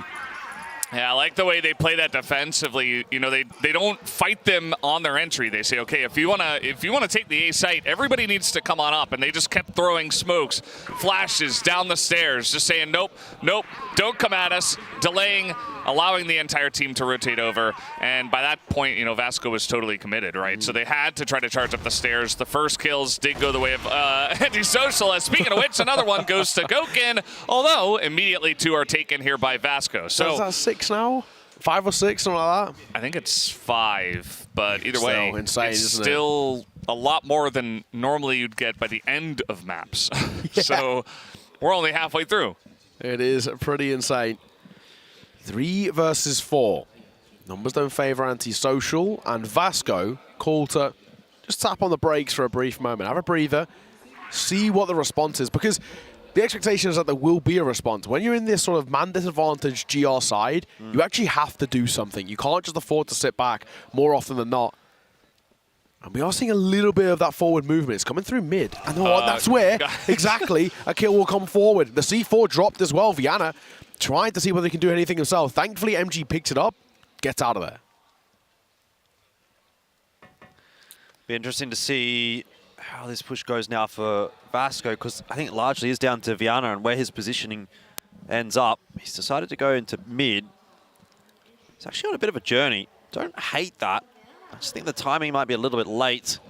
Looks like Vasco are going to get the plant down probably before Viana has the chance to activate here, but if he could sneak into Hotel and get one before that plant goes down, or just as, maybe there's a chance in here, and he might get that chance. He just spotted Silva out, but goes early. Again, yeah, the information was given over, missed his initial shots, and that's that. Yeah, like you were saying, if he pops down, gets a kill, and survives, then you got like this 2v2 retake from multiple angles. You're actually feeling not bad, but a slight bit too late or too early, and the timing is just off. And now Y gonna, ooh, very nice shot. Okay, little flick onto that one. Now he's gonna win another one. He's got a Colt. One tap to do it. It's not gonna happen, but man, he made it pretty close. Unfortunately, though, pretty close is not close enough. And now Vasco are in the lead on the Blacklist side. And so far, we've seen that they seem pretty comfortable on this side. Yeah, Silva sort of had to dig them out of that one. That could have been very awkward indeed. Thankfully, it wasn't. And that 1 versus 1 hits the shot. Time was of the essence, so Y had to go aggro. Bit of nades early in towards wood doors, but they're just going to pop themselves through. They will once again get some early Hotel control, but no surprises. Gokun with yet another opening kill. There might be more behind this. I like this position, but he might have been heard, might have been seen, not sure. If he would have been able to set up right there, I think he gets 1 or 2 for free if they don't know. but they did know. And so starting to slip away from Antisocial, really. You're kind of getting the feeling that this is inevitably going to end up being a Vasco map, which is a really good recovery from them. Yeah, bit of a slow start. Goken's really, you know, doing a fantastic job still. That's his 6th first kill, I believe. Yeah. So, and again, we're not even done. So it's just kind of crazy what he's been able to do. He really put a big punch into Vasco early. But now Vasco as a team have come back in a big way. Oh, Goken, he's in trouble here. He's actually looking the wrong way. He tucks, though, just. He doesn't realize how fortunate his timing is. However, he has given up the sight, but he's still alive. There was a very, very strong way in which he could have been caught in that transition back over towards spawn and fallen, and that would basically given up all the chances of this round. Yeah. C4 goes down, though. 3 versus 4 is not impossible. It's just this MG late lurk, which could be the make or break for Antisocial here. This is what players are always scared about when they're looking into mid and not looking at the push coming into B. This is why, because MG could make the big difference here. Let's see. Okay, Fefe's going to be spotted. Viana trying to enter for the team. He is going to dodge a bunch of the bullets. Now, behind, here comes MG. He's got the kill already. Although that plan for him not the greatest. Might have a chance here to try to go for the defuse, but Viana's left alone, and he will be taken down. So MG, once again, good positioning. Vasco continuing to run away with the map. 7-5. It really feels like it's kind of petered out, hasn't it? Yeah. Goken's 14-9. You think about it, it's 1 round for the last 8 for Antisocial. Yeah. It's actually been a pretty woeful kind of run of things, all things considered. Yeah, like what's happened? You know, it was right after that round that Viana clutched. Or he didn't really clutch, but he got like the really 4K. cool. 4K, yeah. Yeah, he got the 180. That's 7 first kills for Oh Goken, my by the way. God. 7. And he keeps doing it, and the team just can't win off of 7 first kills. 7 out of 13. That's bad. That is bad. You're right. Good. That's bad. We were actually highlighting that Vasco was the team that was struggling converting the rounds where they had the first kill. Maybe that's Antisocial as well. Yeah, the percentages are going down. They actually want to be the first death and then convert the round. They just understand the mindset of their opponents. Yeah. Give them the first kill instead. It's better for us. Ooh, I want to assume Viana spotted his leg there. Yes, Yeah. He most definitely did, actually. Sure. As he flew in Assassin's Creed style into that fight. Well, White does not want to be dropping here. It'll open the A side up. Rotation is coming through from Goken, but now middle for Feifei. It's going to be something that he'll be able to make some magic happen from. LKK should get the trade there. Doesn't quite. Manages to miss his shot. MG on the timing. What's happening? Has not seen Lukum. This is a mess. But somehow, Antisocial still hold on to both sides. Goken's going to go on a mission to clear out GR spawn on his own, and he gets Feifei. It's a risky push, honestly. Feifei surely got to expect some sort of rotation there. He's looking sort of back turn against the window with his primary focus. And that's where his 2 teammates now start to move towards as they creep up short. The gap here really is if they can wrap back in through spawn and try and actually 2v2 pug towards the A side. The issue being if you try and go B, that hotel player should be a big decider. Yep. That's kind of the anchor position that if you don't have hotel on the BL side, you really can't control this site. The retake's going to be tough to hold off, and Lukum, he's on the move. I don't mind this as far as the timing is concerned. Get up close on that bomb plant, take a peek. MG trying to take his head off with the Colt, but ends up losing a lot of his HP as a result. Goken, you cannot be going down there. You had them in a pincer strike, and now it's anybody's game. Lukum will keep it alive for Antisocial. Too close for comfort, but around nonetheless. Finally, I guess we can talk about it as well for the first time in a while. Not only a round for Antisocial, but a round where they get an opening kill and then convert it. It seems to have been eluding them a hell of a lot recently. That'll at least give us something to work with. Yeah, I mean, got to give him credit. It was a very messy round. You know, Fefe going very deep. He had like a million angles to cover. He gets caught out by Goken, who just charges him. And yeah, from there, I mean, they were down members. Vasco nearly able to get it done. We move into the next round. We've got some action. Goken, he wants number 8. At this point, you know, might as well go for the record, right? Yeah. You've already stacked 7 first kills, and your team was able to do something with it. Obviously, it's not like, you know, him getting first kills is leading to them losing, but it might feel that way at this point. He's still going to go for them, obviously.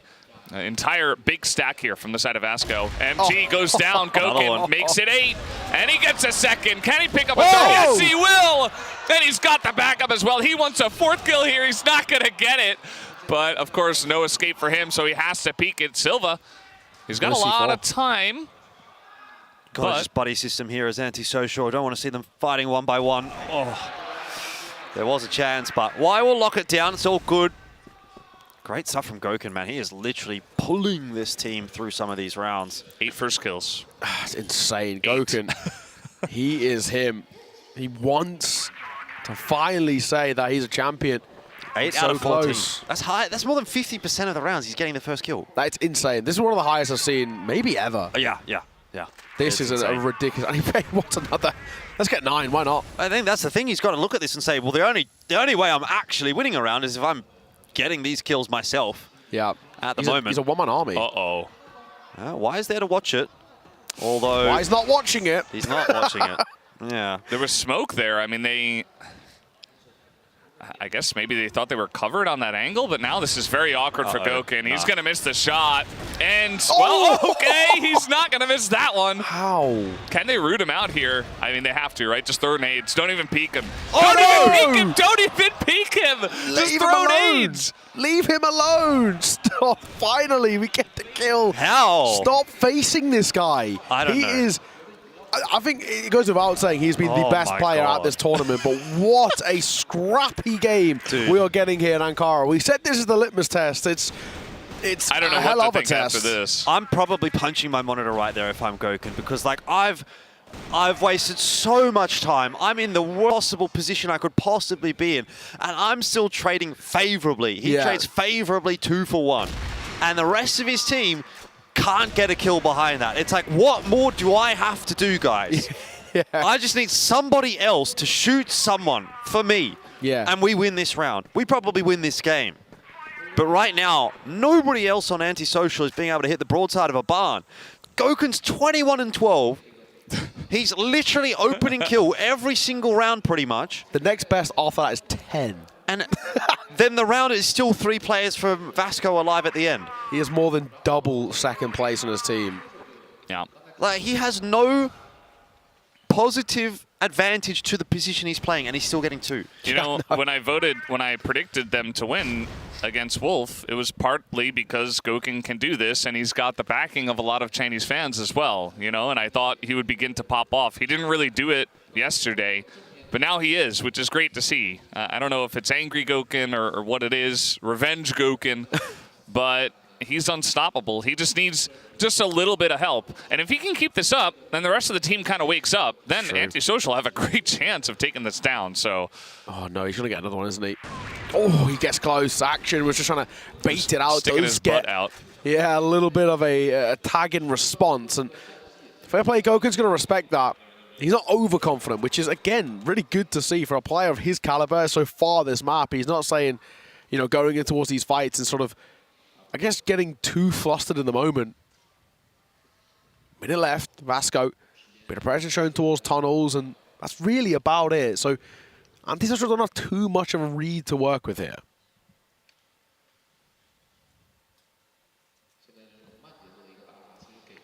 I'm sure they're pretty scared at this point of just dry peeking corners. I say that VNC just kind of runs in. But, I mean, you have to push eventually. They only have 30 seconds left. There's the flash to come down. Gokin in position. He's not going to hit the first shot. And he gets taken down by Fefe, who's going to get his own first kill. And just shows up for the team when they need him most. Now trying to push in. Oh, the timing was good, but just too many players there for the side of Lucom. Not able to hit his shot. 5 people here from the side of Vasco on the site looking for the plant. Viana trying to deny it, trying to push fast. Here comes Adrian. Yikes. In from behind, but they're going in 1 by 1 now, just desperately trying to stop a plant. That's not going to work. And Y is alone. Desperation, that's the style they're playing here. It is very much adequate to the way they're playing. It doesn't feel like the synergy. That looks warm. Not happy. It does look quite warm though, yeah. It is quite cold in China actually at the moment. It's warmer today, but Desperation is kind of where Antisocial are grasping at now as well, because they're running out of chances. Map point, Vasco, 9-7 in an incredibly close game. If they lose this, I wouldn't be surprised if Gokun is incredibly pissed off. Oh, I would be. Does he get pissed off? True. We haven't really seen many emotions from him. He, after his 4K, he kind of he was like asking Viana for a fist bump. Very, very calmly. So I don't know. Like, it feels maybe in his mind he has these emotions, but he's not really showing them. I get a 4K on stage, and I'm knee sliding across the stage. You know? With no shirt on. Of course. Yes. Wouldn't be any other way. 21-13 for him. Yep, and you're going to lose the map, by the way. Yeah. Soz. You hate to see it. You really do. But it's a good indicator of probably what's to come. This is actual theft. This is criminal. I mean, I still think, though, if Gokun can play this well all of the rest of the team, eventually you would expect somebody to wake up. Then you've got a pretty good chance, especially on their maps. So maybe just this map isn't it. Not over yet. 2 rounds to grab it into OT. It's not impossible. Gokun is going to be the one tasked with this initial fight once again. He's got the coverage in Hotel from Lukum, so he doesn't have to look in that direction. This time, just missing with the Orm, but another First opener. kill. Getting the Colt out. Another opening kill, 1 for 1 though. It's probably not enough to really settle the nerves here for Antisocial. Lukum at least is clearing things out, but he's got a bit more work to do now. I wonder if they don't know Lukum is here though. They actually might not, especially on this timing, because he hasn't shown presence yet. As long as he doesn't show for a brief moment to wait for rotations, then his position gets stronger and stronger. Silver dropping down. The only issue with dropping down is you can leave yourself a little bit vulnerable here, especially if you miss a shot. Thankfully, Colt pulled out, will deliver. Orm pulled out and delivers as well, but it's not going to be enough. Retake successful. Antisocial stay alive in this game. Now up to 8. Yeah, definitely a good look for them. I think if you are going to let them get a B plant, you at least have to have full coverage from pretty much every angle. And they had Hotel, they had the B tunnels, they had Spawn. So definitely a lot of ways for them to get in. And this time they didn't go in one by one. It was all kind of at the same time. Yeah. Even though the guy in tunnels died, they were able to send the rest of the guys in from Hotel. They won the fight in Spawn. And that's how you retake, right? We've seen some teams, I forget who it was yesterday, who went for the 4v2 retake and just failed. Don't want to see that, obviously, so good to see at least a good retake. But it does make this map, as you mentioned, could be anybody's map from here. I mean, if Antisocial win one more, might just go on to extra rounds. We've had a lot of those so far, but big stack here. Big stack. Yeah, playoffs has been very, very close. Which is good to see, to be fair. We Vast like majority of the maps have been close. Either the full 18 or overtime has been required. VNC tries to swing. It's wide. He's going to find that first. And this is the trade is super lackluster. Get there in the end. Up close. Oh, he does well for 1. Dancing around the wood. The spam. It's so scrappy. The nade. It's a fadeaway, but they've already fallen away. Damage dealt sure on towards Adrian and Gokun, but there's still a chance. 2 versus 2, though. C4 not down. 1 minute 20, plenty of time to work with. Up close, and a missed shot. A rare missed shot from Gokun might have just cost them this map. Last man, Adrian gets caught on the swing, and that's Vasco who take Ankara.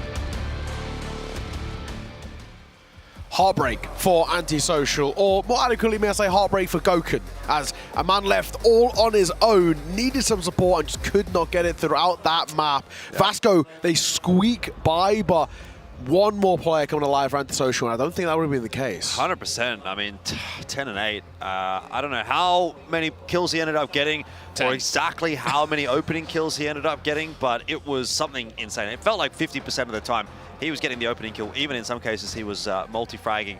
But it just wasn't enough because no one else was really standing up there. I mean, Viana had that one nice round in the first half, but like realistically speaking, were we getting what we wanted out of Lucum or Adrian? Probably not.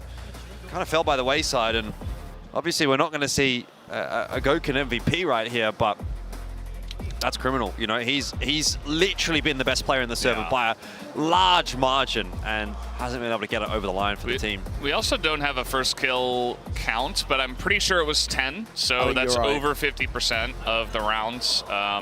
If you're getting 10 first kills and you're losing a lot of those rounds, your percentage is plummeting. And that's not Goken's fault because he also, it's not like he's getting one kill and dying, right? He has 38%, 39% multi-kill as well. So he's getting out there, he's getting 1, he's getting 2, 3, and the team is still losing. And obviously they got some of those rounds, they got 8 rounds. It was still very close. But yeah, it really just felt like he was on a little bit of an island by himself, as Action is going to pick it up on the side of Vasco. But we spent the entire stat screen just talking about Goken for a reason. Action still had a good game, but he didn't have 10 first kills. He only had 2. It's true. You know, a bit of a silent kind of good map out from Action in the sense that he only had like 1 ADR less or so than Goken. He actually did a lot of work throughout that map, so good on him, right? I mean, a lot of heavy lifting done by him, but the big difference where you look at Vasco and you look towards Antisocial is that Vasco had 3 players with 1.3 rating or above, whereas it was just 1.47 coming forward for Goken, and then 1.08 in second place. It's a vast difference of a one-man army. A couple of guys going completely missing, but yeah, we can hear, you know, this is where we really have to look. Goken, 6-2 against Fei. Silva versus Adrian, 7-0. 7-0. That's true. As your kind of your secondary support riflers as well, Silver and Adrian. That's again, this is kind of what I was doing yesterday with Lucas, right? Getting these kind of lurking players and these kind of late round players. It's a pretty good indicator, as it was yesterday, and it's there. Yeah, to be fair though, Silver was holding the Orm a little bit, so then maybe that involved when he was on the GR side. Obviously a bit easier to get those sort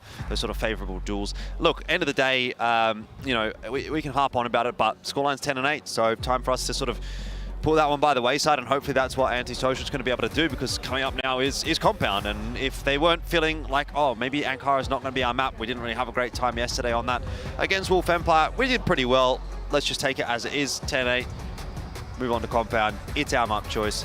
Feel good here. Goken, if you keep going, one of the rifles going to step up here, and we can still win this series, no doubt about it. Antisocial, they never stopped believing in that game against Wolf Empire. They're not going to slow down here against Vasco either. No, not at all. This is a map that Vasco have not played at this competition just yet as well. So that's probably one of the reasons as to why we've seen it picked in by Antisocial. But there was, of course, that loss yesterday, which is sort of worth bringing up in that sense. Yeah.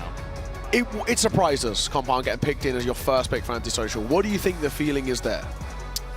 I have no idea. I'm totally lost. I mean, what is the reasoning? You lost on this map. You built up on other maps to get to this one. Yeah. Number 5 in that series, and I mean, maybe they just felt comfortable on it even in the loss. It was still a relatively close map. You know, this is definitely one where Goken can go insane. Even though it's not a sniper map, it still feels like one where Goken he's kind of like running everywhere. He can push. He can be very aggressive on many different angles.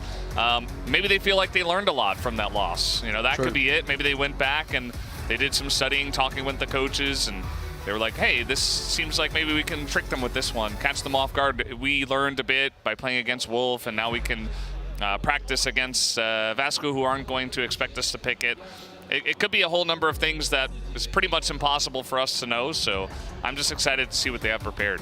One thing I will say, in that game yesterday where they did lose, was they lost a lot of clutches, and maybe that's part of them where like we just got unfortunate. Exactly, right? It was ridiculous, the amount of clutches lost against Wolf. So maybe part of it is just them thinking, we got unlucky in these specific little micro moments in a round, and this is something that we can fix. However, that's leaving a lot up to chance. And that's also what you can say about this last map. It's like, oh, we got a bit unlucky. We got the opening kill in like half or more of the rounds. We couldn't close it out. Ah, it's unlucky. We kept losing the clutches. We kept, like, come on, mate. There's no excuses anymore. This is elimination point, guys. Like, you can't just go, it's all good, we'll get him in the next map. You've only got 2 maps left to potentially play at this event. Like, if this is the conversation that's happening for Antisocial, that's not good enough. You know, you need to be going in, you need to be locking it in, mate. Do you want to be in the finals or not? It seems like not is the actual answer right now. Yeah, and I think you're right, and especially, you know, there's that port going up after it as well. It's all very, very spicy here.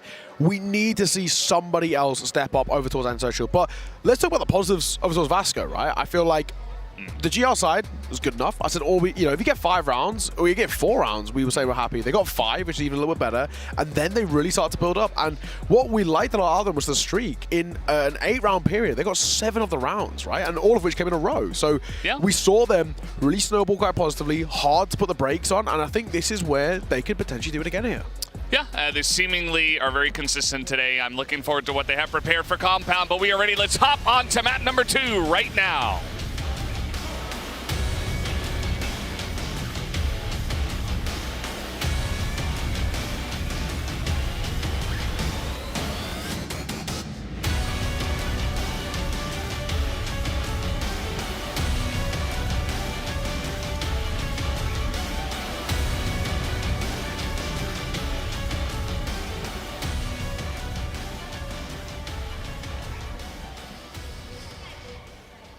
Well, welcome in to Compound. Let's kickstart map number 2. Of course, the pick of Antisocial, but maybe a slightly baffling one. We don't know what the vibes are here of why we've picked into this. What is their reasoning?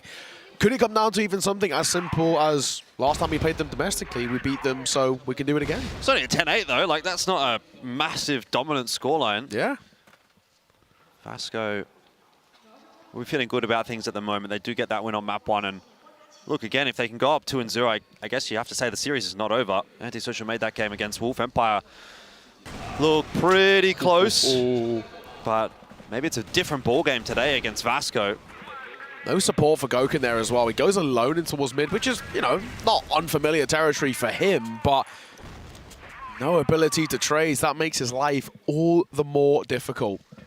Opener for Vasco, and once again, which mid-aggression comes through, take container control, get that kill, fall away. So there's no real read that Antisocial can gain here. They don't have no idea how many towards either of these 2 sides. Yeah, I'm a big fan of, you know, running up to containers from GRC. You don't have to do it every time. I think if it becomes predictable, you're just going to start getting surrounded. You're going to lose. They can just rush long on either site.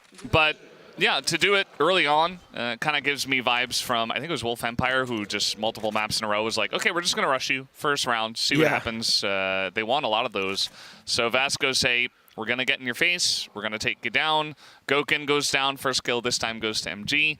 And now, you know, if you're down a member from Blacklist side on this map, it really feels like if you're going to make a push, generally that's coming through the middle of the map, you need to have everybody available. You need to have a lot of utility left available from all the 5 different members. But now down Goken, you don't have potentially an entry fragger, funnily enough, on the AWM for Goken. And you don't have his utility. Not sure how much he used. They are going to get a smoke here in the door of A, but still a kill as Fefe is looking into curve. He's only going to get 1, though. The kill does get traded by Adrian. I don't know, but surprised he doesn't fall off there. Could play a little bit of a different angle. Instead, he just keeps sort of crouch spamming. I guess you have a 2-player advantage at that point anyway, so even if you do go down, this is still favorable for Vasco on the retake, 4-on-3. And what's most important is that they do have Silver set up outside of B rather than in curve, so it'll be a bit of a pincer strike. He can allow a fast rotate to come through here from MG, who's looking to join him, but Vasco are really waiting this timer down. VNC in action now need to go as the util is starting to get tossed in. Adrian will fall, Y will fall, and Lukem inside the servers, well, he should be found pretty quickly, and he is. Defuse is on. Vasco understanding their limitations on this map, have got themselves first round on the board. Yeah, patience of virtue there as well for them. You know, they were just spent their sweet time waiting a little bit, but it was just making sure the smokes dissipate. So when they're swinging through, they have that advantage. They do get this kind of heads-up duels on the same sort of playing field, and they just use the numbers very well. Played as a pack or a 2-2 split coming through, and they just trade well. So simple, effective, nice nade as well. Backside did a hell of a lot of damage. So first round for Vasco. Started well with an opening kill. Went quite quiet. Antosocial tried to figure out what was going on, and eventually seen over the line. This time, no containers presence coming through for Vasco. Is opting for what feels like a little bit more of an A-long stack here. And I like this. This is actually an area that Antisocial against Wolf tried to use a lot. They tried getting this wrapping towards the A side, this long position as a sort of an insurance policy of when they would finally go for an execute. Yeah, we'll see where they eventually want to go with this. Pretty common to just, you know, clear out a top, go into mid, make sure they're not at containers again, go into the pillars, see, okay, clear this one out, and then eventually go for your push. That's why when you, I'm sure you guys know, but when you commentate this map in West, it's like, okay, we're going to be here for a good hour. Yes. Oh, yeah. At least. We're going to be chilling because we're going to use the entire timer to clear everything out, make sure we're safe before we do go for a push. And these Brazilian teams, no stranger to that either, although they will be looking to get in the B room here and push a bit forward. We do have a couple of members nearby from Vasco. VNC, tight little angle for him. But it's the 1-2 setup with Silva. So VNC really, his job here is just to get one. Play the bait. Silva there to swing and trade, and that should result in a favorable setup. There's one from VNC, but he gets more than one. And that's even better. This is beautiful for Vasco. It gets out.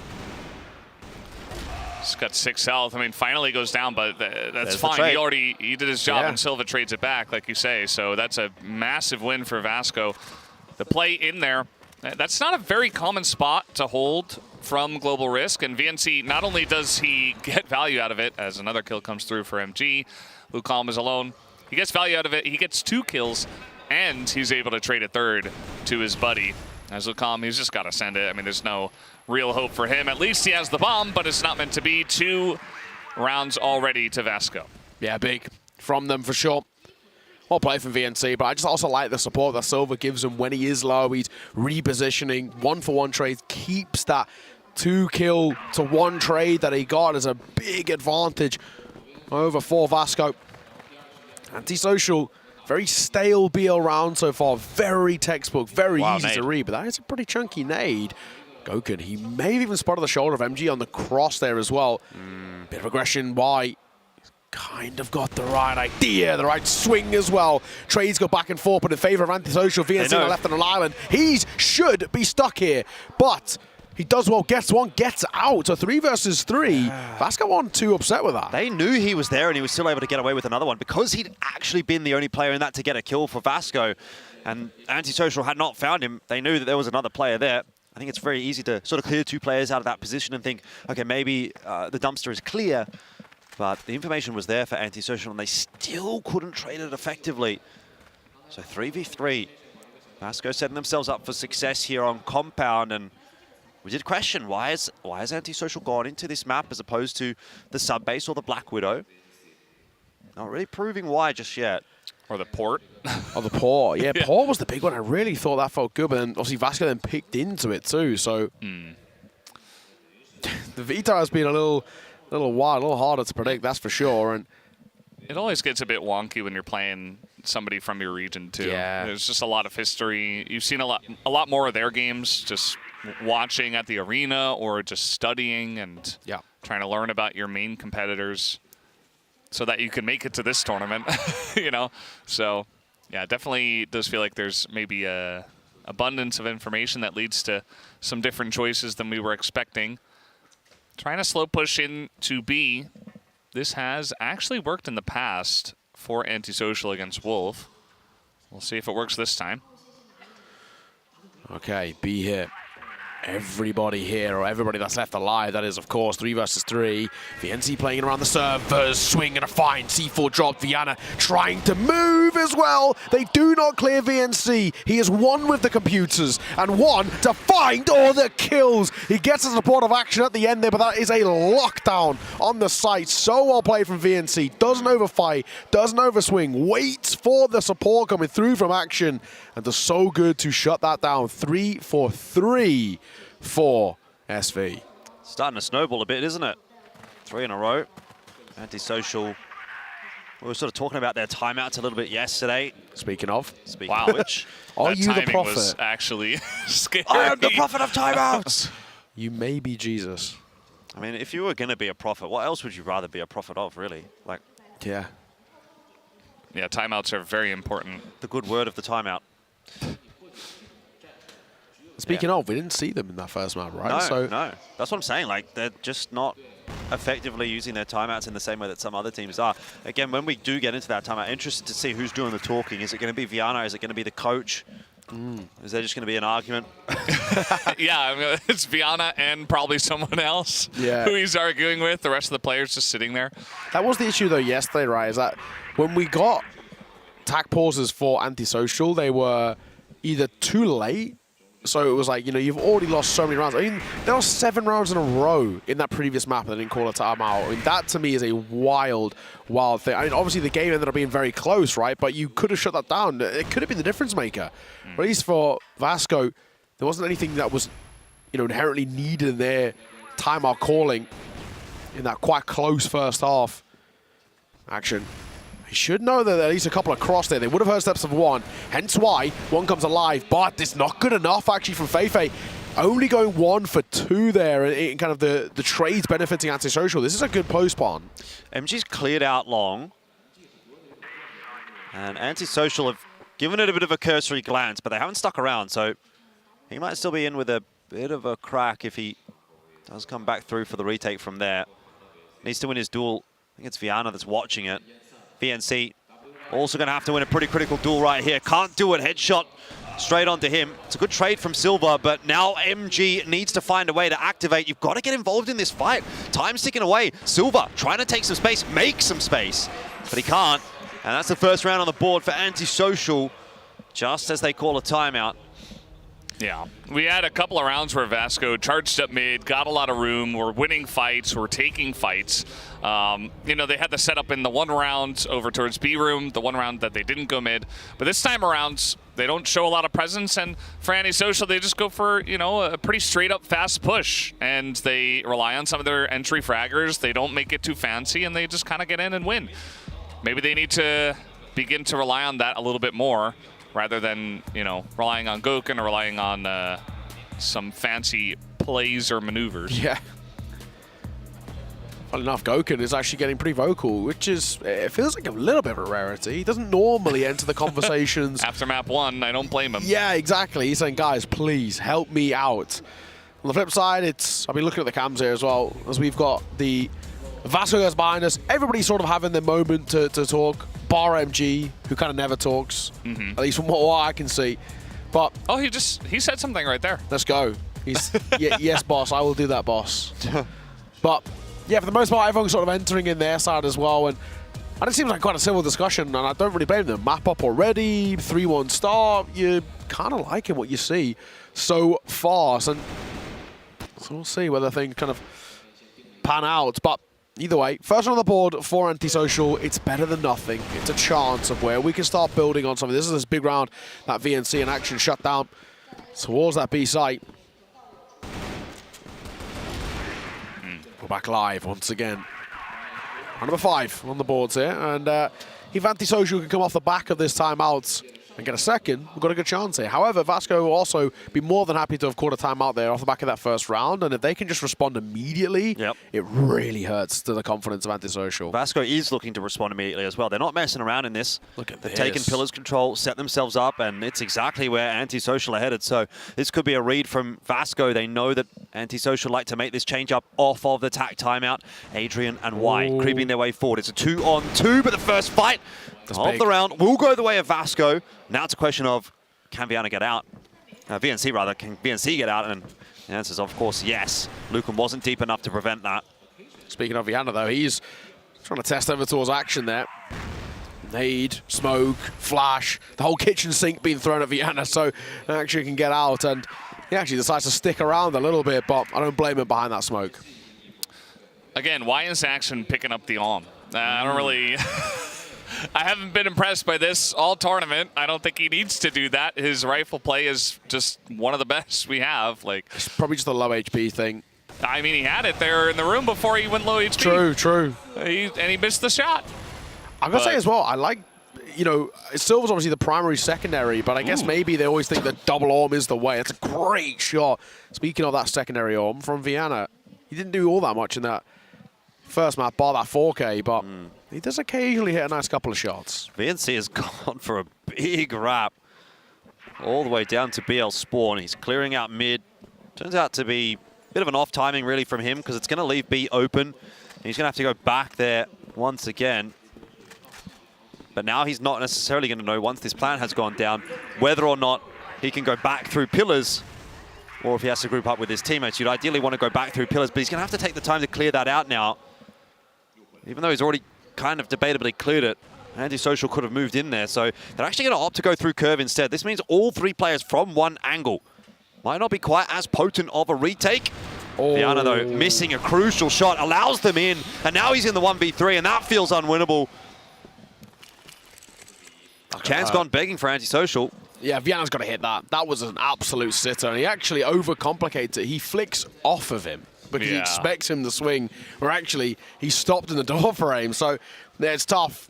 You know what was interesting as well, VNC had a flash. He had all three pieces of his utility. They didn't use any of them. They just triple swung through the main gates. I think they wanted to keep it kind of, or like hidden that all three of them were just going to push super aggressively. So they just didn't use anything. But I feel like a flash would have gone pretty hard right on top of Viana. Instead, he just misses. So it just doesn't really matter. But at the end of the day, yeah, Vasco looking still pretty good, having 4 rounds here.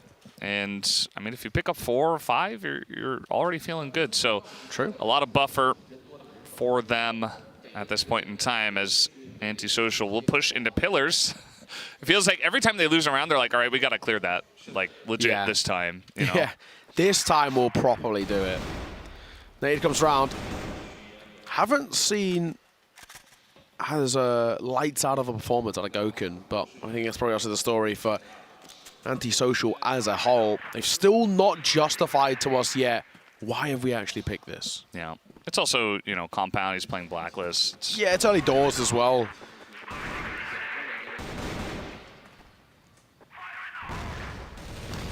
I mean, early days, sure, but like, you're still down 4-1. Yeah. So it's getting pretty grim. We saw Vasco come back from something like this on Ankara. It's not impossible, but definitely not making life easy for yourselves. Antisocial, no doubt about it, are going to be going for a B hit here. A couple in through pillars and a few in through curve. Have to have a look at that timing of the push out into middle from Feifei. It's insane. Wow. It's perfect. And all of a sudden, the strategy is disrupted for Antisocial. I don't know if they can call the counter with only 45 seconds left to go. They might still have to go B. C4's on that side of the map. But information is there now for Vasco. This is going to be really tough for Antisocial. Ooh. Feifei! Oh, it's unfortunate. Holds that mouse one. They don't clear VNC, and he could get a second behind it. All down to one man, Goken. We need something special out of you. Do not feed the beast. Or, in this case, he might feast. 1v1! Oh, my God, Goken, he nearly. Honestly, you can tell he had the right idea. You could tell he had an inkling about a Pillars player, too. It's hence such why a risk. he planted and wanted to fight up front, so then he could reposition. But, unfortunately, he can have all the game sense in the world, but if you can't hit the shot, it's not going to make a difference. So big. It was so scary watching Action make that push because it's not exactly wrong, right? Like, you can definitely push on the plant there and take space, but if you then go on to die, that round really opens up for Gokun. Yeah. Yeah, your Pillars player was nowhere near. He was nowhere near. There was no trade coming. He had to win it himself. He was booking it, but he was a good 5 seconds behind. I think he knew it was risky. He went for like a gigantic celebration after he hit him. It was a really nice shot, to be fair. It was just like a one-tap headshot from Action, but he like got out of his seat, huge high five to the guy next to him. Like he was feeling good. Hey, Gokun got a first kill. We were waiting for it. It's been a while. Chop chop, mate. Only took into round number 7 to get that first kill, but had like 6 by this time in the last map. Oh, MG. He got out. MG, he wants seconds though. You can tell. Oh my God, it's falling apart. It's completely falling apart. We're down to 1. We're down to none. Gokun will fall. How quickly the dominoes tumble for this antisocial side, and you can see on Y's expression, they're tilted. Yeah, this is getting a bit out of hand. You could see that Antisocial not really having a great time. To be fair though, you know, this happened against Wolf. You remember Ankara was 10-1. They just completely fell apart, and then they took a moment, they reset, and then they almost won the entire series. So I'm never counting them out until they're entirely out. But this map might be a bit cooked because that round was just. I might be with you, man. Not a good one. Especially you get the opening kill, and then you all fall apart. They just funnel in towards the meat grinder and just all get churned up.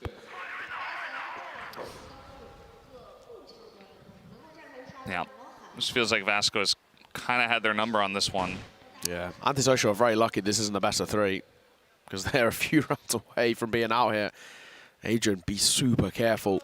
Silver's not exactly bad with the Orb himself. He does spot him out briefly, and he just falls off. I don't mind this, right? He's got support. He wants to make sure that if he is going to fight, that in a worst-case scenario, he can be traded. Nice tag on that nade onto Y and ADRF.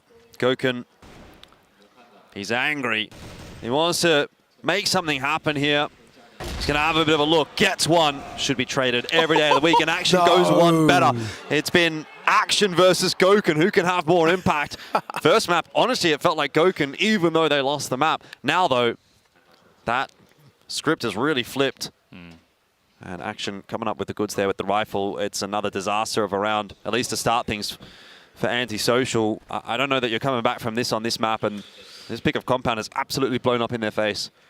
Yeah, we question it, and I think, well, I'm going to get too ahead of myself, but we're on track for saying rightfully so, I think, fellas, because right now it looks so disjointed. Much worse than they did as well against Wolf yesterday. Action in backside, he's trying to support Feifei, and he actually just dips away as Feifei goes in. I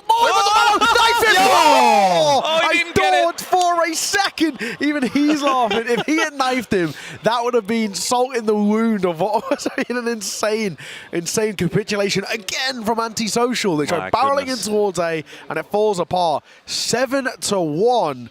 And for the first time in a long time, a 7-1 where the Brazilians are happy. At least 5 of them. Yeah. Can't believe you've done them like that now. I mean, just the fact he went for the knife. Although in that space, like, that was the best play because he just didn't have any other bullets. So he was out on the rifle as well, so he's like, oh, why not? Like, might as well. Knew he had backup. I mean, it's not like he could do anything else. So. Antisocial. They might take it personally anyway. Yeah. What are they going to do about it, though? What are they going to do? Nothing, apparently. Yeah, they can't do anything, it seems. At this point, yeah. 7-1, mate. Map 2 is just not their thing, I guess. Nah. That's true. I mean, they got rolled on map 2 in the series against Wolf Empire as well. That was a 10-1. Yeah. Be hilarious if it's back-to-back 10-1s as well. And then hilarious if they get 2 maps to follow it. Yeah. Board and sub-base, not impossible. It's true. It's funny, isn't it? Because the sort of the middle of the map pool is a bit more of the question mark, the Compound and the Port. Sub-base and Black Widow, I don't think either team necessarily hates those maps. Adrian, good for one, but where's the rest of the team? Yeah. Like, where's the swing?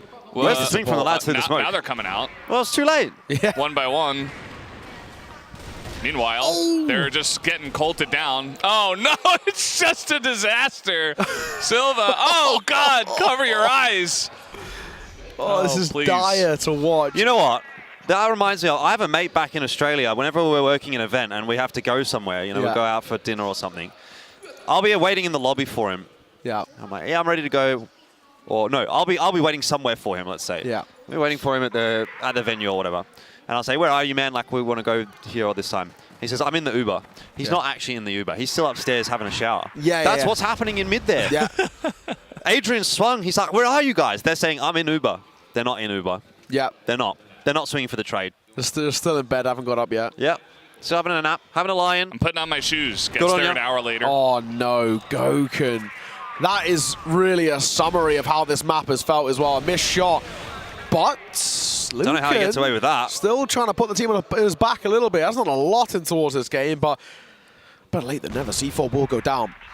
Post plant now for Vasco to make this a 9-1 scoreline, but the numbers level for Antisocial. Silver spotted out, Nadal bank round, but it goes the wrong way. Silver still looking to fight as well as he jumps up into his window, and he does get 1 for 1. Not exactly terrible. Action then gets a kill of his own, leaving Lucan with it all to do. He has to go huge. 1 versus 2, and he cannot even clear the first. MG sees it off, stoic as ever, to make it map point on your opponent's map pick. What is going on?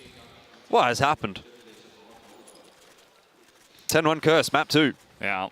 I think they're just tilted at this point, and this map is going into Vasco's hands. And if you're antisocial, you just gotta fight back like you did yesterday, and just begin to believe in that curse as well. It's like the curse and the blessing, which did end in their loss eventually, I guess. So not much of a blessing. Why?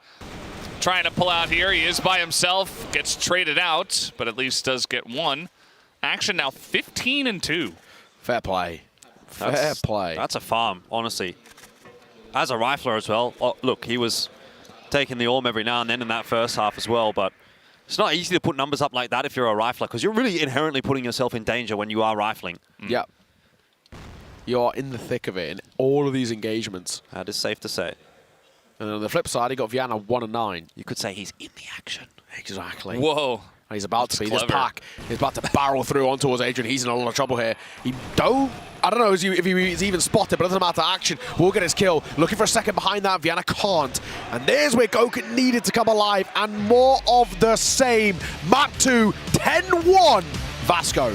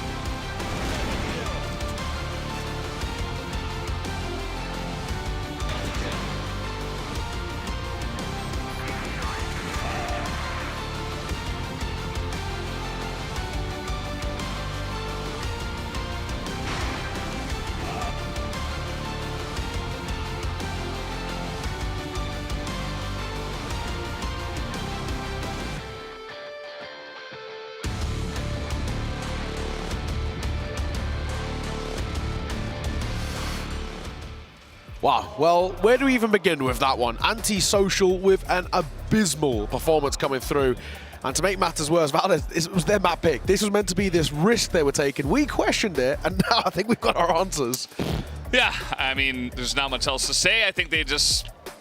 It was 4-1, and we were like, okay, well, Vasco came back from this score on the first map. They can do it. And then they were like, we can do it. They tried, and they failed really horribly in, like, rounds 6 and 7. And I think they just lost their edge. I mean, they were just like, I guess we can't do it. We're all tilted, you know, F this, skip this map, go next. I really think that's what the idea was by the end of it, because you were just so far behind. They didn't even, I don't know. The compound choice itself, you know, we tried to theorize for a while, but we were not convinced. So hopefully They've got it in the bag here for Port as Action puts up a 9 KD. What was it? I mean, 18 and 2. 18 and 2, yeah. That is absolutely ridiculous from Action. 63% multi-kill. That is the highest KD we've seen so far this tournament. And I think also the highest multi-kill we've seen. 126 ADR. Silver, who only got a 3 KD, he got 130 ADR on top of that too. And even right at the bottom, Feifei got 106. So you got 3 players all over 100 ADR. An absolutely ridiculous stat line. That is the, encapsulation of just how dominant. That's back-to-back MVPs as well from this guy as well. Just look at that. 1.64 kills per round, 0.61 headshot as well, 63%, 126.6 AD on a 9 KD. Jordan, that is ridiculous. Yeah, but he didn't get any first kills, did he? So, yeah. Not as good as Goken. Yeah, flies in the bag, buddy. Goken by Goken. Look, no, I mean, 9 KD, that's just absolutely insane, and that shows you how dominant that map was. Action, back-to-back MVPs as well. He's having an absolute cracker on the stage right here, and well, this kind of goes further into that narrative we were saying about Vasco, where maybe they're just slow starters in this tournament, but slowly finding their peak, and Action was always one of those guys that we would talk about in this roster. We said MG, Action, they have to be the guys that sort of get the job done for Vasco, and I don't feel like they really necessarily did do that in the group stage, but here in the playoffs, they are starting to come alive. They are starting to look better, and yeah, I mean, this is a Vasco that could potentially beat the likes of a Wolf Empire if they're on. So look at those.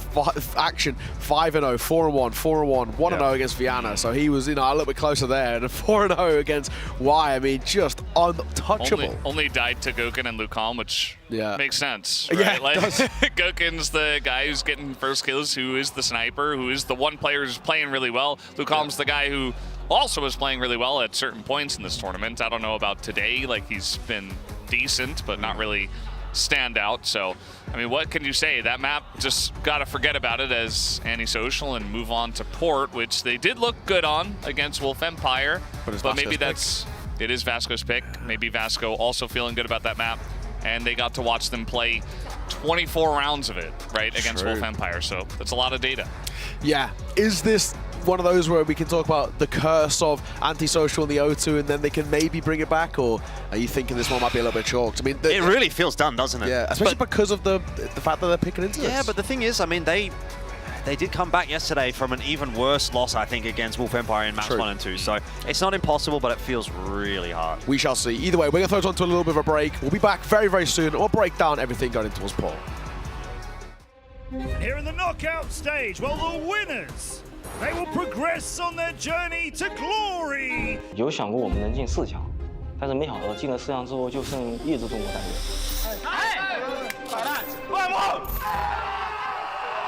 Eu me sinto muito feliz em começar com a vitória. A gente sabia que o oponente era muito difícil, então a gente manteve muita concentração para que essa vitória viesse na nossa primeira disputa de estreia do campeonato. Eu acho que a gente foi bem na fase de grupo, né? Acho que era pra gente ter ganho aquela México contra nós, a gente acabou sem escapar e depois ficar mais difícil. Se não fosse aquela México, a gente provavelmente passaria em seed. Cảm xúc của em thì em nghĩ là khi mà vòng knock-out thì đây là một cái cảm xúc rất là tốt. Tinh thần của team chắc chắn sẽ đi lên và cũng không nói trước được điều gì, tại vì vòng knock-out nó chỉ còn một cơ hội, mình cần phải chắc chiêu thêm, không được để xảy ra nhiều lỗi. There are no second chances, you have to win. Em nghĩ là đội ES khá là mạnh từ vị trí Luka và cũng như là vị trí của Goken. Nói chung là bọn em nghĩ là bọn em sẽ cố gắng hết sức thôi. Còn đến đâu thì đến, bọn em không có nói trước vấn đề gì cả. He's got to win this duel. He does, but now has to turn back around. Goken! It's a Goken moment. São ótimos jogadores, eles têm coletivo muito forte. E acho que é isso, o coletivo deles é muito forte. 打完之后一组，勾了，也没有勾了，小到这边。VOC 还有了 AKT 啊，都挺厉害。 This adjustment to CBLs, instantly they rotate 3, but it seems like... Q9 é um time muito novo, mas que é um time com muito talento e muita mira. 一个，另外一边呢，硬汉又补回来了，硬汉大勇哥，再来一个。 Bọn em thường truyền cho nhau một cái tinh thần, tại vì khi thi đấu tinh thần là một thứ rất là quan trọng. Tinh thần mình phải tự tin thì mình mới đánh bại được một đội tuyển mạnh. Para eles treinarem muito, porque enfrentar a gente será algo muito difícil, quase impossível de vencer. 我们的预期是要么不打，要么冠军。A gente sabe que a IP é um time muito bom, mas a gente está preparado para esse jogo e iremos vencer.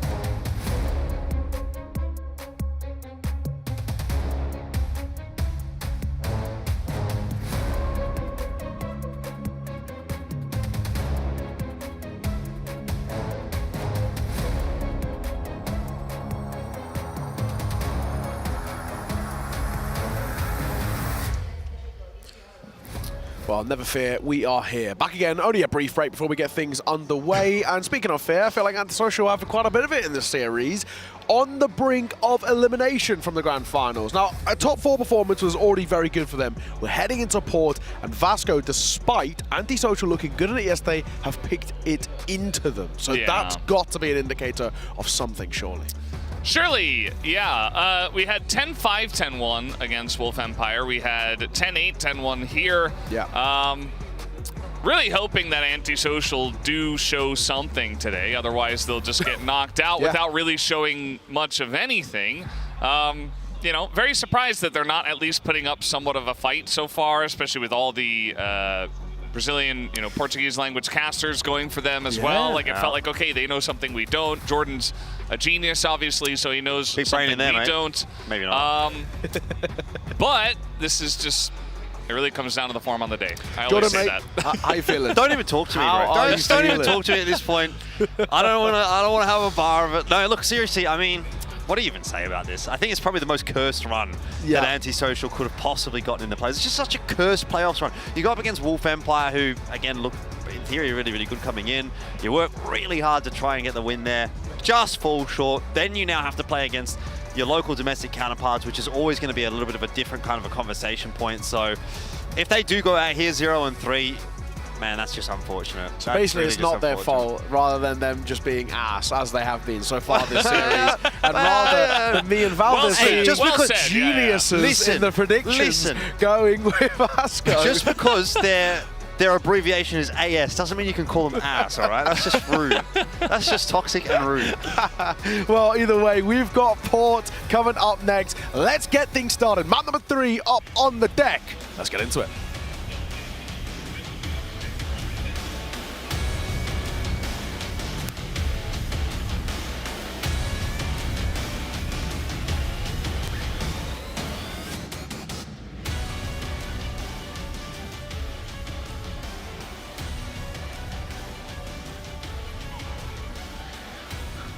Welcome, welcome, one and all. Port is where we head to potentially decide this series, as well as Antisocial need, well, it feels honestly like divine intervention, to be perfectly honest, off the back of a 10-1, but they did it yesterday to push it to a 5th map. What about this? Yeah. Also, that map was sub-base. It was 10-6. It wasn't even like, oh, they barely got across the line. Oh, you know, Wolf was playing so well, and then Antisocial just... No, it was just like Wolf had a really bad map. Yeah. And Antisocial finally woke up late. And then that kind of was the momentum that they needed going into Port, which was the fourth map, to eventually, you know, win in overtime and make it interesting. I'm not convinced yet. We'll have to wait and see. Vasco have been very consistent. They haven't really done what Wolf have done in that facet, so We'll see. As that nade, wow, great nade actually. Action. Oh no, maybe he's going to swap to the Alm somehow. I don't want to see that. He got 9 KD. I'll let him do whatever he wants to do. He had the Alm for 1 round. Still, if you get a 9 KD, I'll let you do whatever you want to do. So it is, very interesting stuff because we've taken this sort of lane control from mid to A-Rap, but we then call for a pause. And obviously the other side as well, before they know, they could be getting information out towards B. Either way, we're going quick. Goku going to be flashed off the angle, so he can't be as proactive. Lucan then catches a second flash, 1-for-1 trade, and he's trying to do more. Goku can't, though. Why? Spotted. The fight is Orcafinzi. Opts for the AK over the M4 as well, as he's trying to desperately find these fights. It's not to be. Antisocial start well. Oh, boy. Are we in for a long one today? Antisocial, can they find a way to rally in the same fashion that they did yesterday? Let's not get too far ahead of ourselves, lads. This is not a series that is done and dusted just yet. This is not a best of 3, it's a best of 5. And Antisocial, they know a thing or two about those. They won 1 round. Yeah. He's getting so ahead of himself, actually. No. He might in fact be getting ahead of himself. Vasco going to win it all. Guys just hate us. Coming in from Silva. I hate both of you. Opening kill. I think Vasco may have won this map already. You keep this up, you're getting chucked off the stage. We are pretty high up. It's pretty high. It's kind of scary. That's a solid 10-foot drop, I think. But this is bullying. For now. Makes me feel not very good. It's character building. Let it be known that when I snap, it was not my fault, it was their fault. We brought it upon ourselves, he says. But it's why not fully alone. Adrian's kind of close enough to support out here, and he's actually doesn't really realize it, but sort of subconsciously, that timing of this rotation is really good here. You've got a second player coming over towards B, and a third now reclaiming that mid control. So as much as they've got a numbers advantage, Antisocial have a pretty good read here and set up in this B finish. I'm telling you, man, they're coming back. All right. See what they can do on this hold, though. Calm down, Gramps. Let's let the game play out. White. Waiting. I'm assuming he's going to have a simple one pop out on high with a flash, and I'll swing around this corner. I mean, Adrian's actually probably going to be the main one who has to try and do a lot of the heavy lifting because he's going to drop down on the site. Adrian got to go for probably a couple of kills here. He gets the first, but a quick trade will come back. And to make matters worse, they all drop one by one in quick succession. Goku left with all to do. It's a lovely shot, but a 1v3 now required of him. Eats a grenade as well to make life just that little bit harder. Down to 60 points of HP as a C4 goes down and time starts to tick. Down he goes, 6 feet under. And an instant response coming through from Vasco. Man, it's funny how quickly this goes from like a free map for Antisocial to just completely unwinnable, isn't it? Tell you what, though, I don't know. I have to watch that. I have to watch the replay back again. I think Wei might have got caught with a nade in hand as that entry happened. So a bit of an off case of timing for Antisocial. And as soon as he drops off that box, it is Adrian that's just solo fighting. Yeah. And he gets one, but inevitably he's going to run out of bullets. He's going to get traded down if there's not a secondary angle there to help him out. And that's what happens when Y falls off. So I think it's just a bit awkward for Antisocial on the timing in that one, but not a very good look on the B hold, it has to be said. Yeah. Wolves are out there as well. This is a map which generally teams prefer that GR side, especially just because you can essentially leave just one player over towards A, and they can more often than not do enough work. And of course, in this case, it is Goku, so if you can leave anybody as an anchor towards A, you would leave him, of course. And if we do see Vasco start well in towards this map, that's where I'm going to get a little bit concerned for me. Yeah, I mean, they know they're coming into this one playing Blacklist as it is their choice. And they saw how Wolf Empire were able to get a lot of rounds, actually, from the Blacklist side and able to put on some pressure. I feel like both of the sides actually got some luck on the Blacklist side, if I'm remembering correctly, of Antisocial and Wolf. But, yeah, looking for a play through mid. We did have a lot of mid pressure in that series as well. Will they go for that, or are they just going to try to set up here towards the A connector, which is what they tried in round one?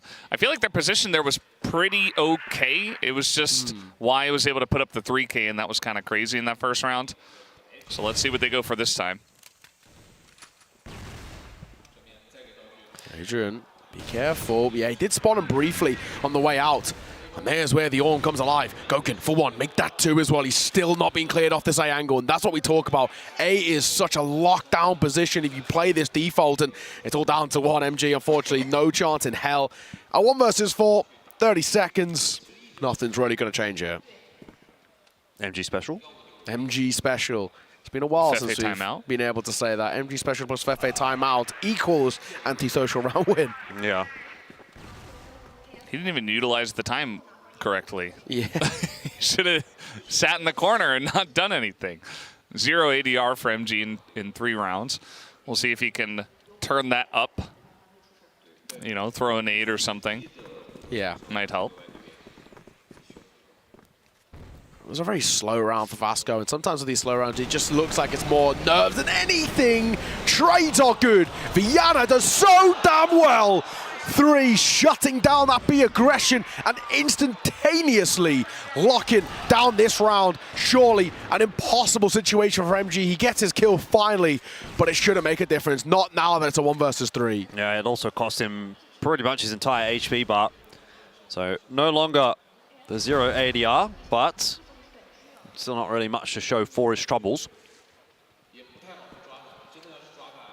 Likely to be just 25 after this. He's having a bit of a look in, but nice little 1-2 from the antisocial members there, and pretty clean round for them. Pretty clean start to this map.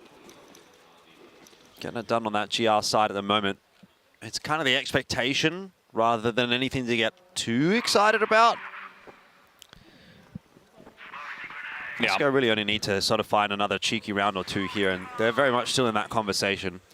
Yeah, I mean, there's still a lot of time, and it looks like they want to go for the same hit, except they've got a guy coming in from behind. As Viana, not going to miss, though, from B, hits the Alm shot, and yeah, they do isolate Y, who was kind of left alone there. But that's the expected trade. Ooh, the spam here from Fefe. Okay. Picks up his first kill. All of a sudden, going very fast here as well is Vasco. And the snipe from MG takes out Viana. Goken's left here with Lucom. The rotation from A, the nade damage already big, and they take down Goken. As far as I'm concerned, it's pretty much a done deal from here. Lucom, 1v3, and he's flashed and he's dead. 2 round wins already for Vasco from BL. Yep. And all it takes is just another round or 2 like that, and this is a map that starts to really look very positive again for Vasco. That's quick. That's, of course, the round prior.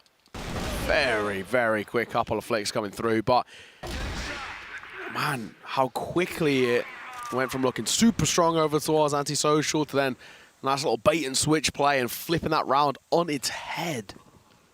Brilliant work. Brilliant work indeed. Well, it's making it pretty close so far. You know, just this one round for the side of Vasco doesn't mean that they're going to run away with this map by any means. So let's see if they can continue to get it done. They had a couple of abysmal rounds where they got completely rolled over, which kind of happened on port. You know, you get caught out. GR's got a good read. It's like, okay, well, this one is a fail. Go next. So we'll see if they can continue to string some rounds together. Alrighty. Back out towards A. Not always being the best place in the world to try and attack, especially because the big man's there. We saw that first round that they got, though. They were able to overwhelm with a numbers game. This time they just leave 1 as a lurk as they fall back over towards B.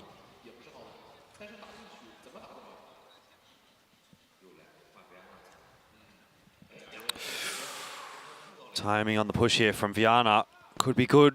Could give up the opening kill. He gets information. And actually, that's overall a small win for Antisocial. They recognize that Vasco want to trend towards B once again. They'll maintain this 3-stack on B, but it does give Vasco a second thought, and they decide to go elsewhere. So good cancel from Vasco.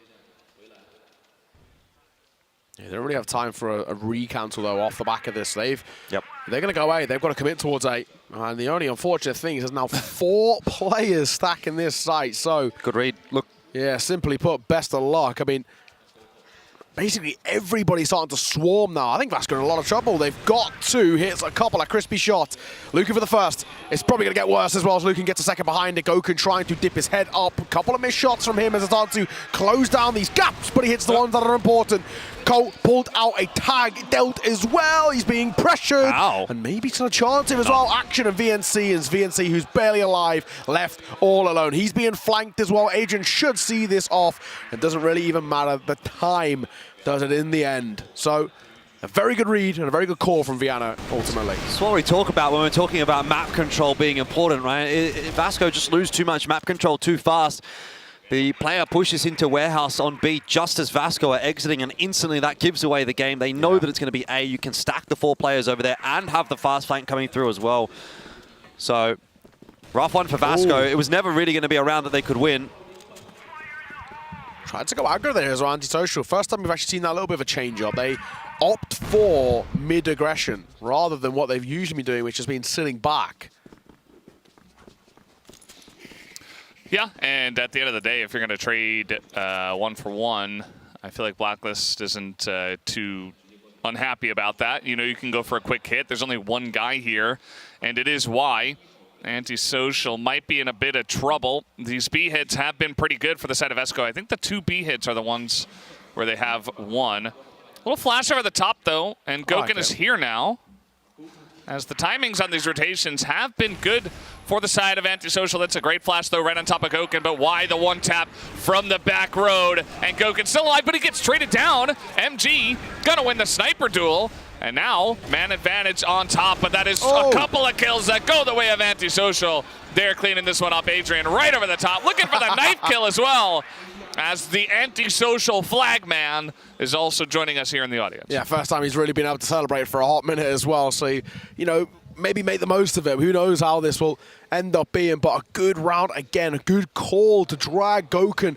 off of A back towards B, and he steps up. Really well played. And it just feels a little bit too easy to read at the moment for Vasco. Well, it's seemingly quite coordinated in terms of these BL-sided plays. They're just so simple in their understanding, and Viana's not having any trouble about calling around this. So I'm still highly concerned by what I've seen. It's not always one of the, you know, one of the best maps for BL, and a lot of teams do struggle on it, but this is looks kind of vastly different for this Vasco side. So you have to remember it's the BL side, so let's not count our chickens before they hatch. You know, another 2 rounds right here, and the script is flipped. Goes the way of Vasco. A much more reasonable approach this time from Vasco rather than stacking all of their members on one side of the map. Look at this timing though from Action. He's just walked his way out on B and he's faking it. Oh, he has drawn such a rotation. There's a lot of util getting tossed in. Now's the time to hit A. Vasco have got to go, but they don't. Yeah, and Action, I feel like he might even peak again. There's so many people over here. There's 4 members of Antisocial on the left side of the map. Go A now! Well, they're certainly taking their sweet time. Yeah, I mean, we've got Wise on the bridge, or under the bridge. Lucom trying to push. Okay, he's going to notice there's a lot. But yeah, Goken's just so ready for this. As now we got a flash on top. Goken did not get flashed, but he is going to be taken down. Lucom in the corner, lining up the heads. He takes the push away from Vasco. Oh, and he looks for more, but he's not looking the right way. MG clicking on heads himself. How's he alive? I don't know, but he is. 35 seconds left here. Adrian has dropped down at the ladder, and that was an unexpected angle for MG. This round could have been so much more for Vasco, but they didn't take the advantage that Action gave to them. I mean, Action being able to go so far out onto the B side is naturally going to cause a real ruckus. It's going to cause some chaos. If he's going to be probing like that, you're naturally just going to be drawing a rotator here or there, or even just drawing their attention for a second or two as they're trying to listen to those comms. That's the time where if Vasco just make the call to go A, they win that round quite easily. Here, perfect timing to shove their way into B, and it seems like they're going to learn from their mistakes in the last round and not hesitate here. Big rotation coming in from Antisocial. Everybody is getting on the train, trying to come on in. They're going to clear out the majority of the site. We do have a flank coming in, but it's a bit late here from MG. And he sees him, takes him down. 7th round for Antisocial already. Oh, how the tables turn. 7-2. That is asking a lot from Vasco. It's not a very good first half on your Blacklist side of Port if you're going to choose into this map. You know that you're going to be playing Blacklist side, so you want to be posting more than that. And Vasco missed a trick. They needed probably another, I'd say, 2 rounds to be feeling quite confident here. 1 to be feeling in with a chance, and yeah, to come back from this, it's going to have to be a hefty defense from them. Has to start right here and now. Can't be affording any slip-ups. Let's see what this Blacklist side looks like for the side of Antisocial, because it was pretty lackluster for Vasco. Not really able to put on that much pressure. The rotations were good from Antisocial. They were always seemingly in the right place at the right time.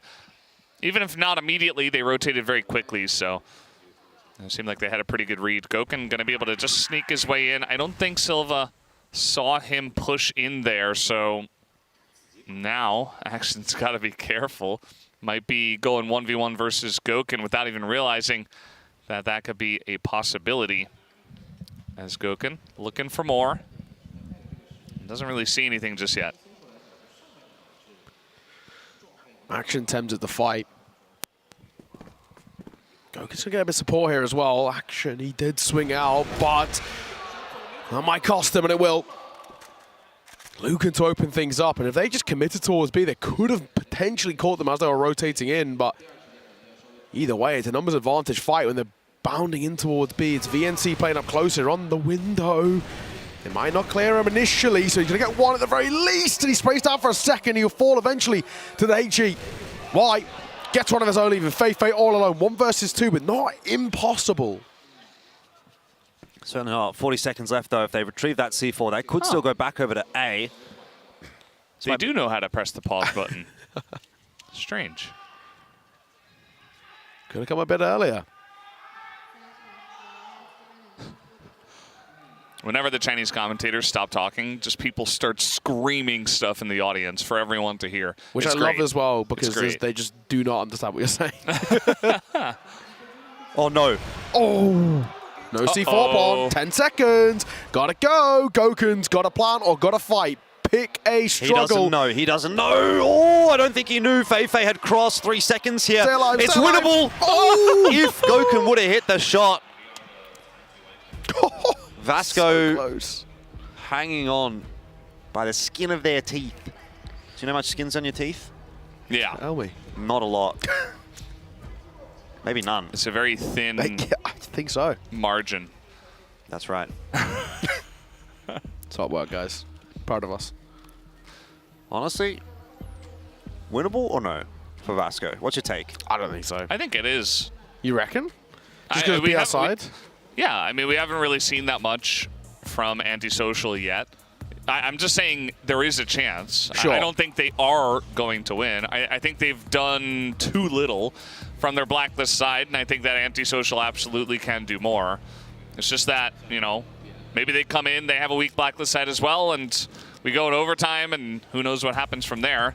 I think that's basically what you're hoping for from this point, because if you're only going to hold them to 1 Blacklist side win, like 1 round win, that's the only way that Vasco can win outright. That's going to be pretty much a big ask. Yeah. At this point. For sure. Well, I'll talk about in this attack pause as well. For Vasco, primarily the coach was the one getting involved as the rest listen. But yeah, I mean, something quite special has got to happen. 7-3. We did see, though, back on map number 1, Vasco get, what, 7 rounds in a row. So not exactly something they're object to. They might be able to do it once again, but this one feels like a much bigger ask.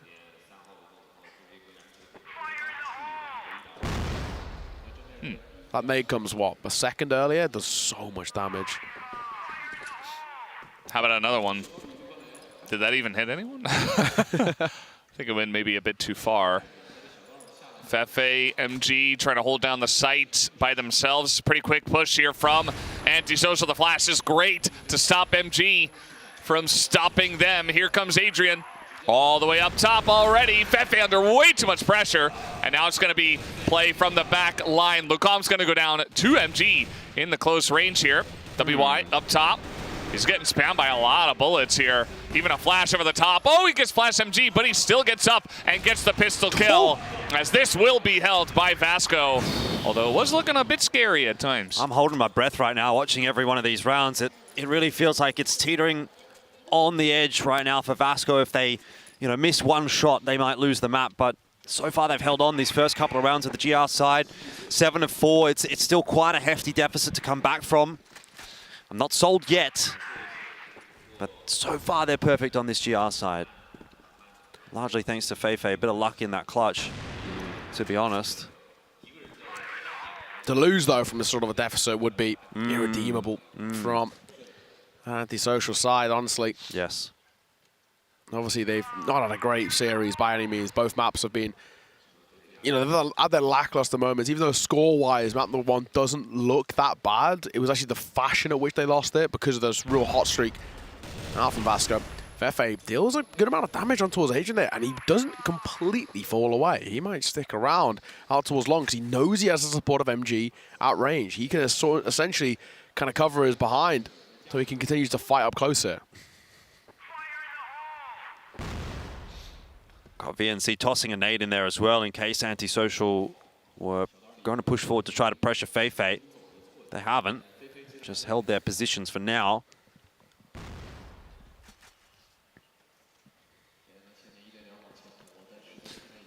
Yeah, no big moves here from Antisocial just yet. Just checking connectors and maybe going to look towards B. I mean, they're going to clear B main for now, but no big committal from them. Might be a bit of a late push. We saw Antisocial get a lot of information when the late push came out from Vasco when they were on the blacklist side. Goken pushing forward. He's still got his friend Lucom with the bomb. Maybe just going to clear out B main and then go A. I mean, a lot of guys sitting up in mid, actually. It looks like a mid hit. Oh, Goken. Spot on the one on the cross there, missed the shot. It's a big risk as well against Goken of all people. He's pushing his way forward. There's a bit of a pincer here. This is looking really scrappy. Looking and feeling very scrappy. They one by one just get destroyed. Only Feifei falling, but that was a questionable decision from Antisocial, but a great hold in towards top mid from that of Vasco. Yeah, I mean, look, it's another one for Vasco that's going to build the confidence up in the GR side. 7 to 5, starting to feel more doable. Pause on. Ah, there we go. This will be from Antisocial. In case it starts to get out of hand. Yeah. I mean, at this point, this is what I was talking about, It's definitely possible if Antisocial cannot figure out, oh, there's that earlier nade you were asking for, and that does a lot of damage.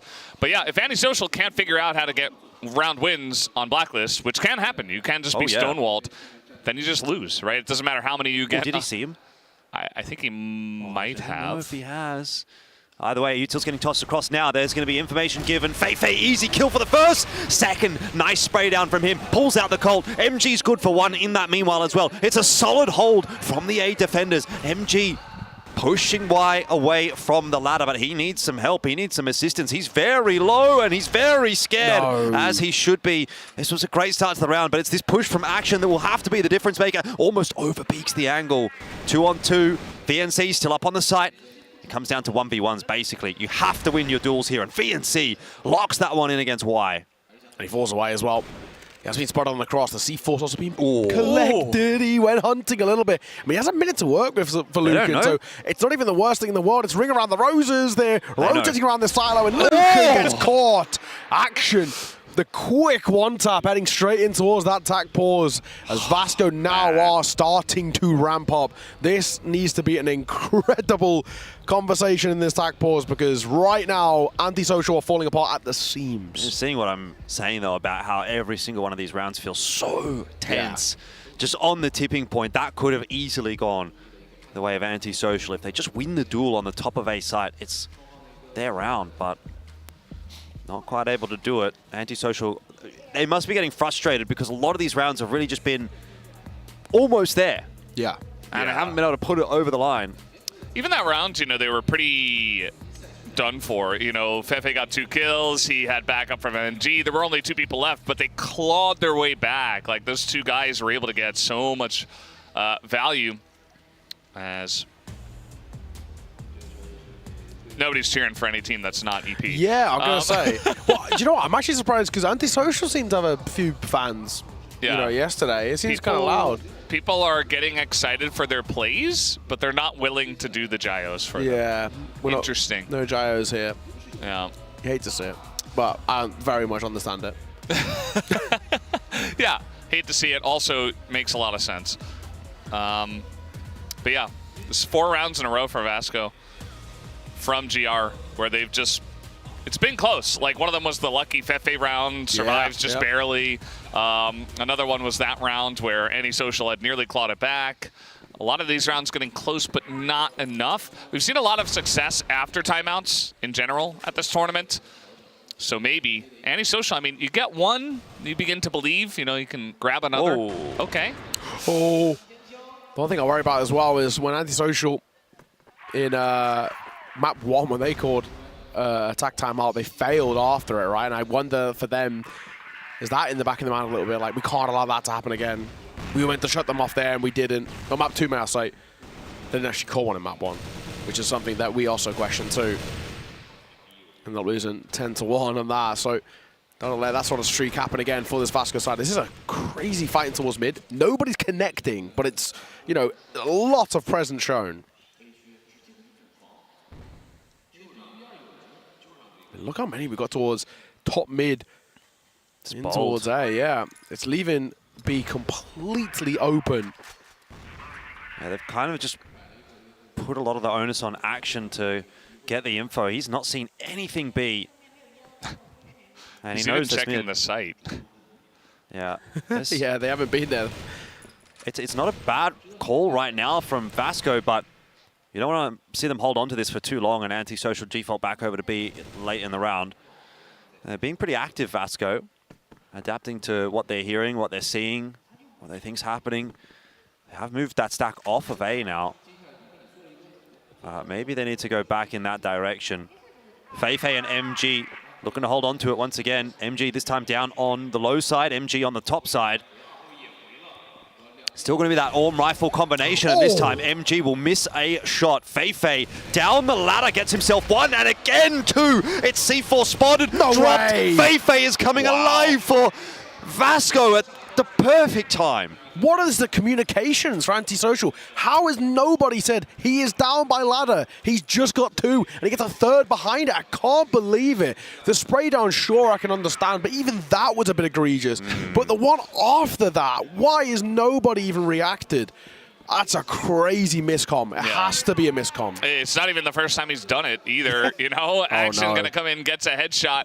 A bit of pressure here from Antisocial as they've just had no luck for 5 rounds in a row. Yep. And we know what happens when Antisocial begin to get a little bit tilted. I hope that they can put on some kind of pressure here. Otherwise, Vasco might just get the 3-0. It's going to be some info. Yeah.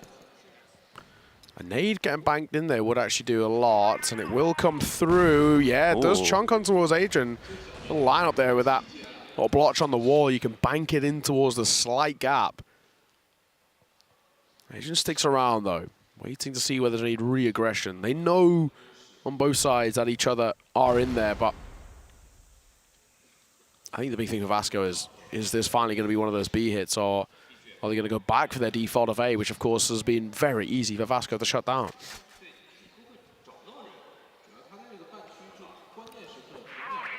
They've had some luck, you know, throwing flashes on MG. and at least isolating him and making him not that much of a threat.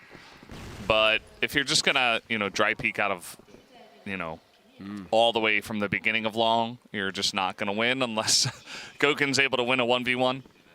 But he's not holding that angle anyway, so just gonna pretend, throw a bunch of stuff at MG, but not actually commit to that. Think about how different this game would have been if Gouken had won that 1v1 against Fefe as well. We might actually already be done. Yeah. On the desk talking about sub-base, but different predicament we're in right now. 35 seconds, we gotta go. Antisocial starting to get nervous now. Maybe not quite the confidence in the calls anymore. Gouken trying to work middle. He's run into an opponent. Hasn't been taken down just yet. But the push into B, timing not too bad. How does Gouken get away with 2? They knew that he was there. We're back to 3-on-3. It's not over yet. Antisocial, though, do need to get a plant down, and VNC's going to try and push in to deny that. Instead, he'll take the head off Y. Viana gets the plant on the bomb. Now loses his head as well. Adrian can't get it done solo. Brilliant retake again from Vasco. That shot by Fefe is ridiculous. What a reaction. VNC does well, too. Starting to look as clean as a whistle right now on this GR side. Vasco are. Yeah, and the 2 kills that they got was Gouken by himself in mid. Like, what more can he do? Nobody else got any kills. Look at that, just a little bit of, what do you even call that? Darts with grenades? Yeah. Just lobbing it in to the perfect little area. I'm sure at some point we'll get a replay of Gouken and what he was able to do in mid by himself 1v2, because I saw him 180. It was probably like a 180 Colt headshot is what I would imagine. Fair enough. He was able to go straight into another Colt headshot. That's another big nade. Vasco, they want 9. They might get it, man. They might get it. Back off of that tunnel swing coming through. That is super awkward. Silver, there's one above him. He doesn't even realize. Now he does. Gets 1. Drops down. Looks at 2. How is he get away with that? No way he should. And there's more behind it. Last man of Lucan left alive and popped shots as he's whack-a-mole from the top of sight. Swinging a fine. Lucan gives them a chance. 1 versus 2 is not impossible. But he can't find MG. His Colt just too clean. Map and series on the line. Yeah, dangerous, dangerous for Antisocial, but play that music. They've only got themselves to blame. Look at that streak. 7 in a row. Again, this is the second time this series they've had 7 in a row. Once on sub, well, I guess probably 3rd time, because they definitely also had it over in map number 2. 3 maps back-to-back with 7 rounds in a row. Damn, that is incredible snowballing. Yeah, prepare yourself for some celebrations in that Vasco booth. They're going to be pumped if they win this. It's kind of crazy, too, because you win this, you get half hour, you're right back on the stage. Yes. You got to play against a team that's not gonna tilt as easy as this, I think. No. At this point. Oh. Got a little push brewing towards B. Don't know if it's a commitment, though. Still got a couple of players watching the flank here. Antisocial look like really they're just taking some space right now. Lucan doesn't want to commit too much. Action just playing in around that window. He can get a bit of information on the cross, but that's really it. Under that 1:30 mark, this has been pretty standard for Antisocial. Early, mid-presence, waiting for an overextension. The only issue is, because Vasco have not been giving them anything, maybe I speak too soon, Fefe, they've definitely spotted each other out, and Fefe's just going to fall away. That's a smart choice.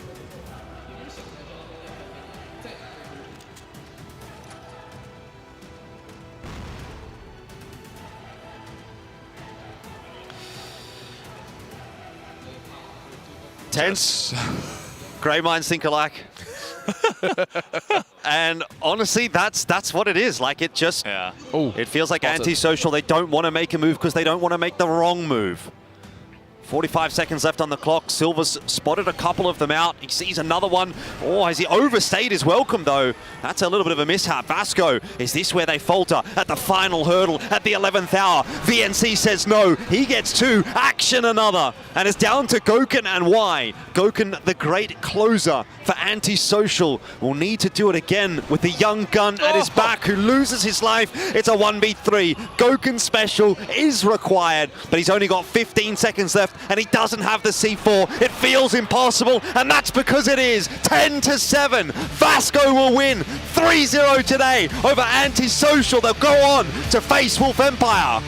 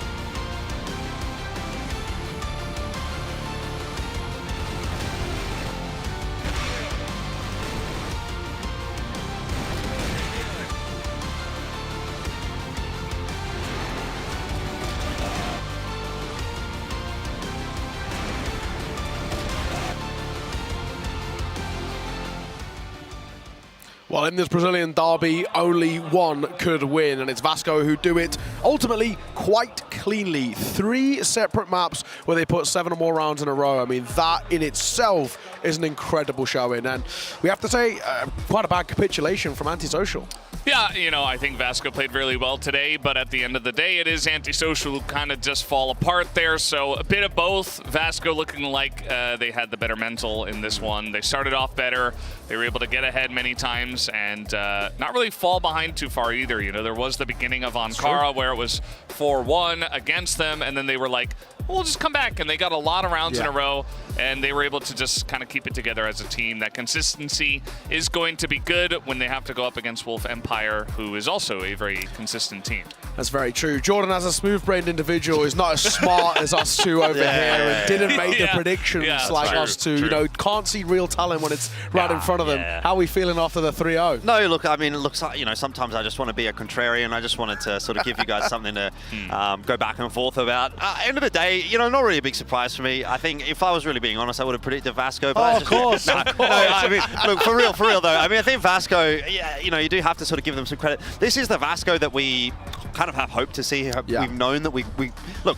You always know that this Vasco exists. They're always sort of simmering away under the surface somewhere. My concern is, and the reason I didn't predict for Vasco in this series and many of the series, is that I just don't expect them to bring this out on a consistent basis a lot of the time. So it's good to see that they've been able to do that here on the stage. I'm glad that they've been able to do it. Is it enough for me to be convinced that they're going to beat Wolf Empire later today?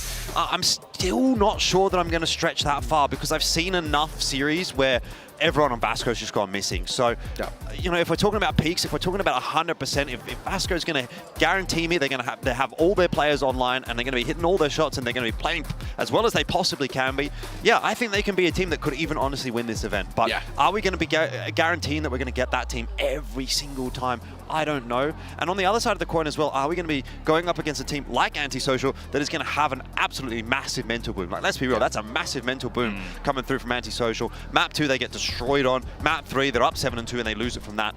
I don't know that you're going to get away with that against the likes of a Wolf Empire, or especially not against an Evolution Power going deeper into this series. So for the rest of the playoffs, look, Vasco, they can bring that level. Definitely think they can compete. However, I will say I will keep predicting against them. Yeah, that's fair enough. I mean, when we look down at it as well, I mean, obviously VNC walked away with the MVP of that map, but I think for the series, for me, I think it has to go to Action. The way he played throughout was so consistently brilliant. Obviously, Gokun gets his shout, but he did dip off in those final 2 maps. That's fair enough when you go 10-1 down. You can't really expect all of that much, but for me, Action was brilliant. What a rifler, what a player. If we can get that Action, he can actually maybe start to contest those fights against a player like Dola. It's not a big ask. Yeah, well, it is a big ask, man. It is a big ask. Yeah, I do think that Action is getting better. He's getting very consistent. I think he's improving as time comes along. I think he is one of the pieces that we were looking at when we were saying, hey, Vasco are beginning to get better and better, peaking at the right time. So if he can do it, you know, VNC gets a MVP in this map, you know, maybe he could begin to have those maps as well. He was looking good at times, even during like group stage and knockouts, but then kind of dipped a little bit. If everybody's playing that well, Fefe as well on port here looking pretty good. You've got a lot of answers. It doesn't have to come down to MG. You can be a team like EP and Wolf, who, funnily enough, are also similar, where it's like everybody can do it. Everybody's got their own way to win. There's not one giant carry. Like, there are the standout players, but everybody pulls their weight, and that's really what this team is about. I feel bad for Gokun because I'm sure he wishes, you know, he was on that team where everybody pulls their weight, because if you get a 10 first kill map and nobody does anything and you lose, then, you know, how can you keep your mental together? I don't blame you. Exactly. And, you know, you got to feel for Gokun on the other side as well, because it's another tournament with a playoffs appearance, with him looking undoubtedly the best player at this tournament, and another one where he doesn't walk away with the crown. You've really got to feel for him. It is one of those where you hate to do this, but I think it's the justified thing. You have to blame his teammates, because it's definitely not his fault. Yeah, I mean, at the end of the day, if you copy-paste him into Vasco, does he win that series? Probably, you know. Imperial might make them competitive there too as well. Can you say that MG versus Gokun is a significant upgrade/downgrade? Very true. I mean, look, maybe that's an upgrade, even if Gokun goes in there and fits into the system. I think that's going to be the big question. But it seems like stylistically they play a very similar kind of a role, play a very similar kind of style. I think you'd get a little bit more out of Gokun, to be fair, but it may be the Ice Cube in ranking argument that we see from ranking to Wolf Empire from last year to this year as well. Maybe Gokun does get away with more of that space, more of those kills, because he's in a team that isn't providing as much as what MG is getting maybe from his riflers in the case of someone like Action. Either way, look, conversation point to be had, I think Gokun can slot into any of these top Brazilian teams, and clearly he's shown that he is the real deal. So there'll be teams that are looking to try and pick him up, I'm sure, going into next year, assuming he's on offer. Whether or not that will be the case, you know, can you put together a better team right now than ANTISOCIAL? You know, are you going to be able to make those buyouts happen? It's not as easy as it sounds to put all of the talent in Brazil together and find a team that is going to be able to top the lot. Maybe Vasco is that team. We just don't know it yet. Especially in Brazil as well, you know, big buyouts, big wages. It's, you know, an expensive endeavor as well. Not many teams can do it, hence why we do see Imperial the only ones who make large changes, and I'm assuming they are going to make large changes. And even though for me, I still really like Eagles, when you see that consistent form all the way throughout from Gokun, it might actually be a conversation that they have, or maybe even if they try and do something kind of wild and have a kind of a double arm setup and make Eagles a bit more of a hybrid or something along those lines. But honestly, I think in the end, for ANTISOCIAL, if we look at this in a bit more of a macro sense, if you had asked any of us prior to this tournament, none of us put in the top 4, right? Let's be honest, right? There's a number 3 seed from Brazil. There's all gamers who didn't make it. Maybe Siki would have done it because he wants to be the hipster. Yeah, exactly. But people with a brain, I think, wouldn't. All right, and I think this is what are you trying to say? Firing shots today, aren't we, mate? Like, this is what Smooth, having a great time. Got no brain. He's very excited. This is what we go for, right? So, I think for them, as much as it's not a win, and definitely losing to your Brazilian counterparts is going to be a bit of a gut punch, I think when they probably finally get home, they can actually look back and be pretty happy with this tournament. I think they played some great CROSSFIRE. Yeah, I mean, I would hope for that for them. I just don't know if that's possible. It does feel like competitors, right? They are very competitive, and I feel like even when they're winning, at times it's like, well, we could have done things so much better. Yes, you know, I told you to do this and you didn't, and I'm not playing that good. Yeah, Viana almost punched me after his 4K. What's that about? That was scary. I would have been scared too. Yeah. But yeah, it's a lot to go over on that side. I just hope it all ends up positive for them, but unfortunately their road ends here, and they'll have to now, funnily enough, just support Vasco and be like, well, carry the torch for Brazil, you know, maybe you can win. It'll be kind of odd if, you know, we thought Imperial was very strong, Vasco and Antisocial end up being the two teams that make it, but nobody really gets past that to like a position at the grand final, you know, final match or anything like that. It's like Brazil as a region, maybe all the talent's too spread out. Yes, they have a lot of talent spread out on the 3 different teams, but as you guys were saying, it's very difficult to actually make a super team and have them win stuff, so we'll see. Yeah, exactly that. And speaking of super teams as well, is that Vietnamese super team that Vasco are now going to face off against. They don't have that much of a break. However, part of me thinks that with a 3-0 under your belt now for Vasco, stay a little bit warm, that could be one advantage. Wolf Empire, when they came in against EP yesterday, it felt like they were quite iced out, and maybe because they haven't played this morning, obviously they would have been warming up and all the rest, it could help, but we'll have to find out. Either way, we're going to throw it down to the stage. We've got an interview ready with our winners.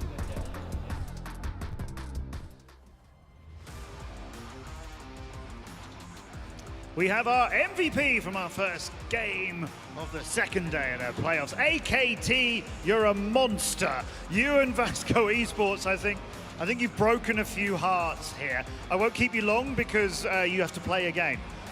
Yesterday, here, you lost to EP and you lost 3-0. What did you say? What did you do afterwards to get ready for today? Ontem o vosso time foi derrotado por EB por 0-3 e para a partida de hoje, quais preparações é que vocês fizeram? Ontem foi um dia para esquecer, não foi o nosso dia. Hoje a gente apenas se preparou melhor. 就是我们准备今天的比 For 赛， us, 就是完 for 成 the 了昨天 preparation 的事情， for 只专注于今天的比赛。 today, we just forget about the history. We focus on today. Just forgot about it. Put it away. Okay. You dismantled Antisocial team 10-1 on their own map of Compound. You went 18-2. You have a 9.0 KD. How did you do that? No segundo mapa, satélite, ainda nós vencemos por 10-1 e você como MVP e o seu KD também é muito alta. Então, como é que você conseguiu fazer isso? A gente sabia que a satélite é um mapa difícil de se jogar, mas a gente treinou bastante e fizemos o que treinamos. 我们知道就是卫星基地上 Because we know that 对我们来说很难。 compound is very difficult for us. So before the match, we are fully prepared and do a lot of trainings. So that's why we are at our peak performance. Your peak performance. Okay. You've got to face Wolf. You've got to play Wolf right here, right now, which is why we're keeping this short. Can you do a 3-0 over Wolf, or is that going to be harder? E antes de confrontar de novo contra EB, nós tivemos que vencer o voo primeiro e você tem confiança em vencer por 3-0 mesmo? 3-0 é difícil, é um time campeão do CFS, Summer, mas vamos tentar vencer. Não sei se vai ser de 3-0, mas vamos tentar vencer. 我们觉得要3-0取得 We 比 think 赛胜利 that 可能有点困难， 3-0 is a little 但 bit 是我们 difficult, 会尽我们的 but 全 we 力来 will 取得这场比赛的胜 work 利。 hard to keep our eye on the trophy. Of course. You don't want to stop now. We will see them come up next. Short break, and then we're going to carry on into our second match here on our penultimate day of the tournament. You have to win the next game to fight for the World Championship title, but Vietnam's Wolf would love to stop you. Can they stop this man and his team? AKT and Vasco carry on for Brazil.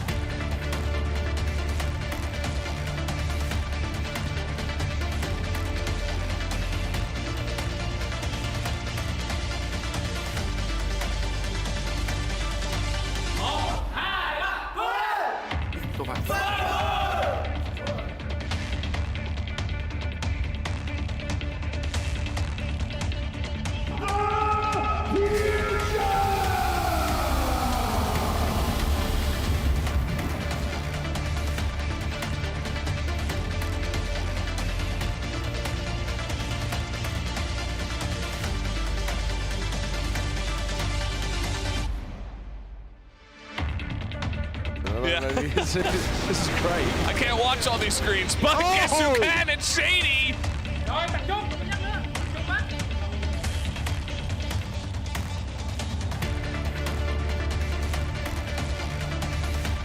Still going to be able to beat them every day, every single way. He's so it's good. just a better team. Dola, Shady. He's so good.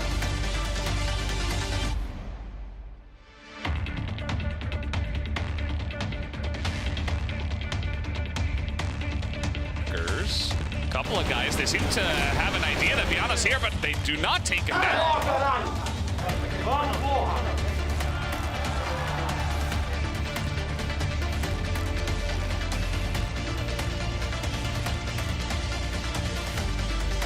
It's not looking great so far. Shady, perfect positioning. He's got help here as well.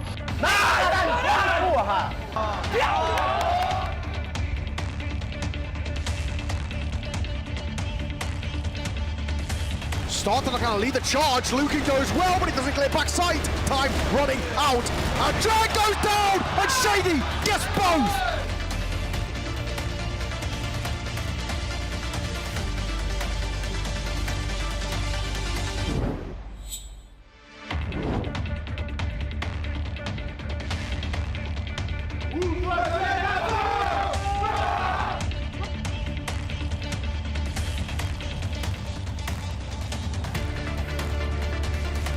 They're going to take down HDQ. Pretty huge with this angle here for Zay.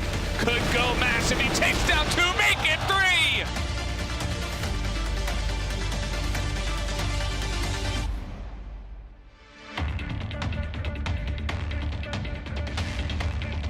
Why not? I mean, look at this. Silver's just sneaking in. And Mel's going to win that as well. You know what's happening right here, right now? MG special.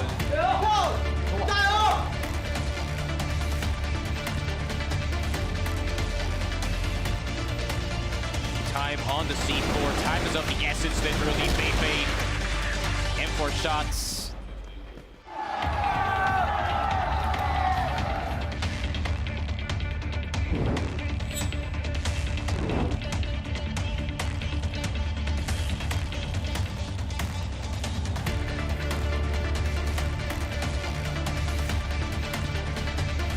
Eventually straight out as well. Nino down very low. Doesn't matter. Zay will come for the help. Quick head taken off by Dola. Oh, instant pause coming out there as well. It's going to be bad signs for Wolf Empire. They are getting rolled right now.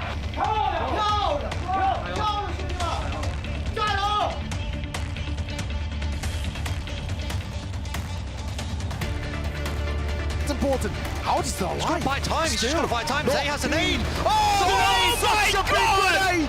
Zay trying to wrap down on that angle as well, and Zay will swing. Zay will find.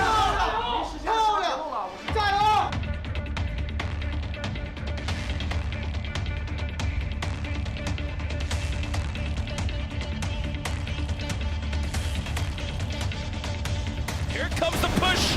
Dola gets one, but he gets quickly traded out, and the flash completely bloodies Lucas now. He can recover. Swings, gets one, almost gets the double through the wall. For the plan to proceed. Yeah, they're just Rambus gets taken down, and now Shady takes a bunch of damage as well. In a 1v2. Out goes Colts. The bullets are there. Vito clutches it up.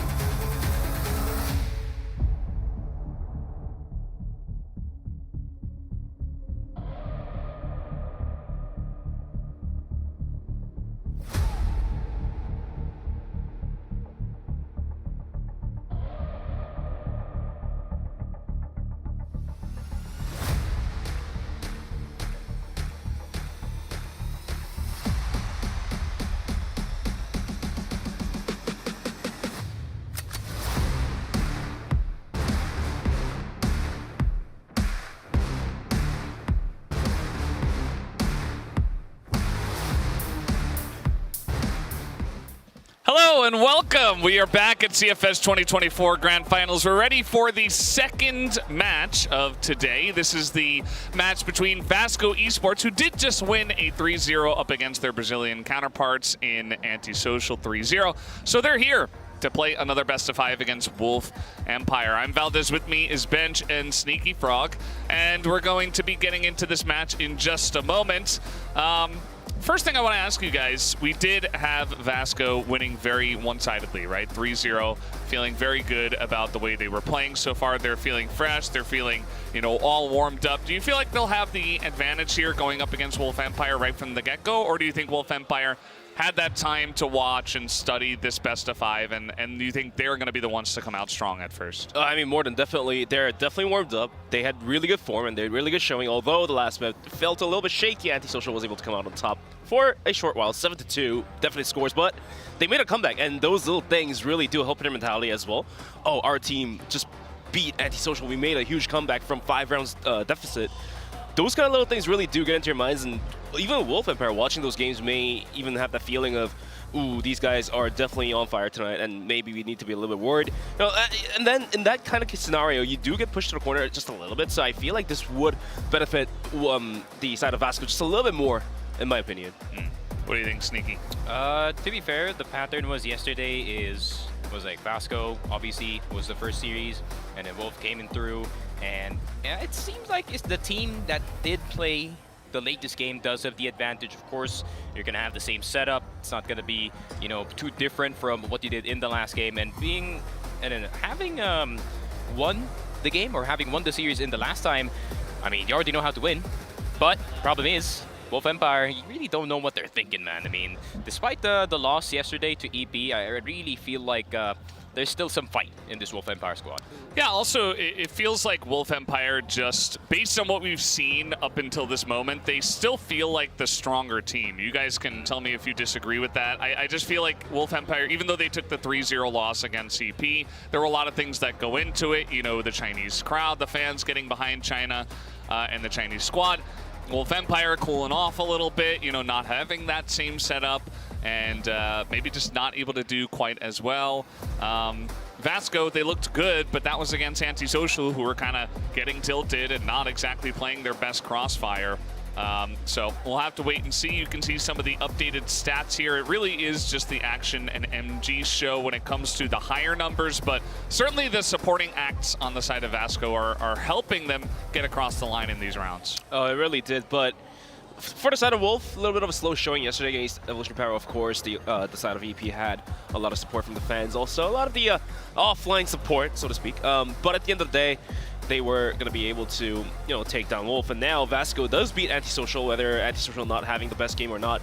Wins a win, and MG is online. And that's the scary part if you're a Wolf fan watching this right now live. But let's go take a look at the team data. They did have a lot of wins, except that one yesterday, losing 3-0 to Evolution Power Gaming. Yeah, but I really have a feeling that I feel like Wolf Empire were kind of just done with yesterday, and they're like, I mean, I know we got 0-3 by Evolution Power, but I think they're going to be in fine form today because, you know, well-rested and doesn't have to wait around all this time. But we're going to take a look at the team data for Vasco, obviously. Thing in common is they both got swept by Evolution Power, and Antisocial, fortunately, didn't show up to the plate in that last series. Kind of expected more, but I feel like when I saw that 110 scoreline on Compound, I'm like, yeah, this is over. Like, it's pretty hard to lose 110 on Compound. That's what I'm saying. Yeah, it really is. I wouldn't even look at it and say, oh, well, Vasco beat Antisocial better, so they must be better. I don't think that really works. I think it's totally different days. It's totally different performances from all of the teams. Like Wolf Empire, they were looking so dominant, and then they did fall off against Antisocial a bit. I think if they keep a more consistent form, they can perform really well. We were talking about this actually at the beginning of the day on the cast with Neo and Elfish, where Dola, obviously very fantastic, one of the big standout players of this entire tournament and for Wolf Empire, but it feels like Action, even with his performance against Antisocial, he's getting better and better and might actually be able to match Dola in this rifle bout. Yeah, only feels that way to me as well. I mean, Action had huge moments here and there. Some days, some matches, he was a little bit quiet, but at the end of the day, even for the days that he was slow, he was able to put out some decent numbers to match that of close to a 1.0 KD. So he never really has like a really dumpster day. It's just that sometimes he clutches, sometimes he doesn't clutch, and even if he doesn't clutch, he would have a decent day. But let's take a look at the head-to-head match history between these two. Vasco Esports back in 2024, the playoffs, the group stage, they were able to take 2-0 lead, but the turn of the table is going to be that Wolf Empire, after pick of Ice Cube, they are looking pretty darn strong. Yeah, I feel like the rebuild really worked out. Just like how I said, I think one day, I forgot which day that I said in the tournament that LDX didn't really fit the team. They didn't need another IGL. All the players are already really smart. I think they just needed another star player, and they can kind of fix the system from there. Plus, you know, the benefit for Wolf Empire, this was CFSI, so that means it was at the start of the year. So, you know, it's pretty different forms now for both the squads at the moment. But I really do see the parallel between Wolf and Vasco, where it's like limited performance from some of the players. It takes like a few stars, and then some of them can support. But we're gonna take a look at the predictions and see Nam Long. Nam Long is gonna be the trader from Among Us, right in between the two, picking Vasco. So it's not necessarily, oh, I'm jinxing this type of pick anymore. He actually has a valid thought of Vasco has a good chance of winning. And we also got one Vasco supporter here on our table as well. His name is Charles Castillo. Also goes by the name of Sneaky Frog. Yeah, last name totally wrong, but that's fine. But yeah, I tried. You tried, but I mean, Vasco, I do see it. I feel like I was comparing peaks between the two teams. I really feel like Vasco could just slightly peak harder compared to Wolf Empire. Now, don't get me wrong, man. Wolf Empire is a really good team, but I feel like if VNC stepped up, if the other players stepped up, other than like Action and MG, that they can definitely beat Wolf Empire gun for gun. But the way that Wolf wins is they're all about that teamwork, man. That's why they're not at the top of the score, or that they're not at the top of the stats board, but they're still a really good team. It's all down to this. It's either sitting on stage or sitting in the audience sector to spectate the match. Depends on your performance. Go for it. It is the last ticket to the grand final. That's what he is mentioning. You know, you lose here, you're done. You could watch. You know, you're not going home until the 16th anyway, so maybe you just come down and watch, and that's pretty painful because you know that you could be sitting up there. Or you win, and especially in the case of Vasco, you win back-to-back, and that really is huge in terms of developing confidence to say, well, we haven't had a good performance against EP, but now we're different. We've had a lot of build-up time to get better against this team and actually be able to take them down. As we take a look at some of the maps here between these two teams, any expectations between you guys for the maps we might see selected here? Well, of course, Eagle Eye is going to be the first man coming out from either side. Mexico as well is possible to be vetoed out. I mean, maps, I feel like it's not worth talking all that much about because both teams really have enough data, enough reps in most of the maps. So it really comes down to like how Vasco played in the previous series. Which maps were they weak at? Which, I mean, we only got to see 3, but at the end of the day, which maps were their vulnerabilities for the side of Vasco? And Wolf is definitely going to try to bite into it. And for the side of Vasco, of course, they're going to try to stay away from the maps they were able to not provide the best performances. So, for example, the third map, they're going to leave it to the latter half of the veto process coming out in this current series. Yeah, I mean, this is going to be a treat because both teams actually play every single map that is on the board. I feel like they're going to be floating Mexico for most of the veto. I do see an Eagle Eye ban that could come through, but I really feel like if Wolf Empire are going to remove one of the maps that they're really not that good at, or at least against this Vasco Esports squad, I'll be thinking I'd be removing Compound, actually, from the veto. As much as Wolf Empire is really good on Compound, there's still some hitches. There were still some mistakes that we saw from the prior game, so I feel like, you know, why not just remove the problem?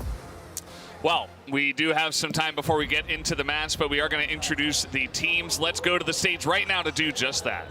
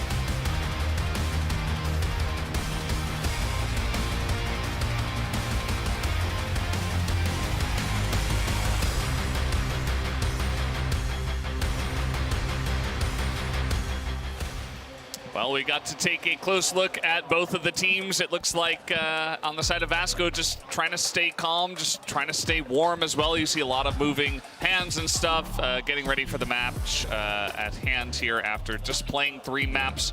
I doubt these guys would be fatigued after that. I think it was a pretty easy win.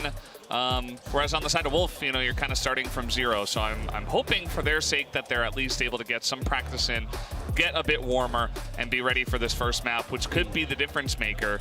Maybe Vasco just go ahead and pick Ankara or something, just try to run at them, just to try to test them right from the get-go. Yeah, and that actually happened yesterday in the veto between Evolution Power and Wolf Empire, where I was actually surprised when Evolution Power picked Ankara. I was like, whoa, you guys are kind of egoing into them, which is not really advised, but seems like it could work out. But I think we're just going to go into the map's expectations, at least from my end. The first 2 bans probably going to be just like how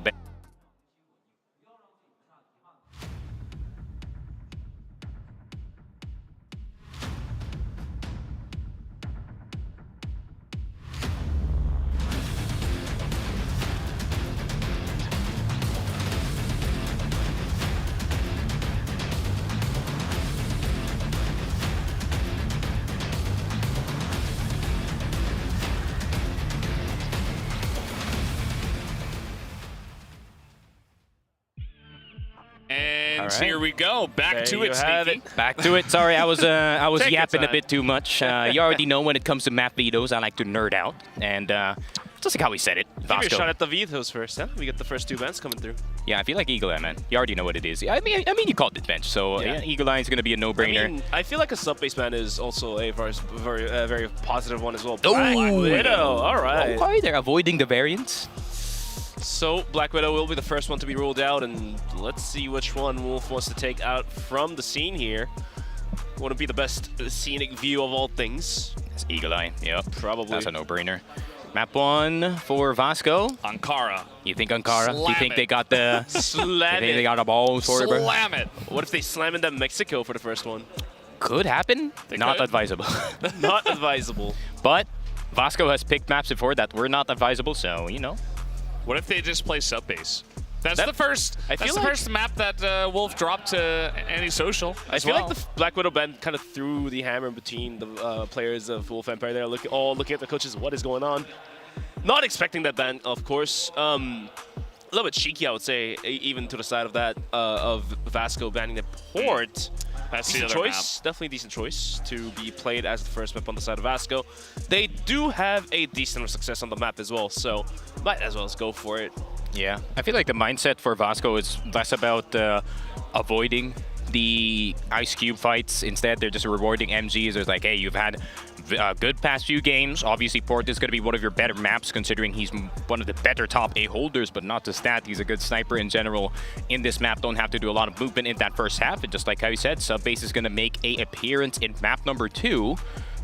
But does that mean that Vasco is going to go Mexico for map 3? I feel like this is the perfect spot to pick it, bro. This is the perfect time to slam in that Ankara.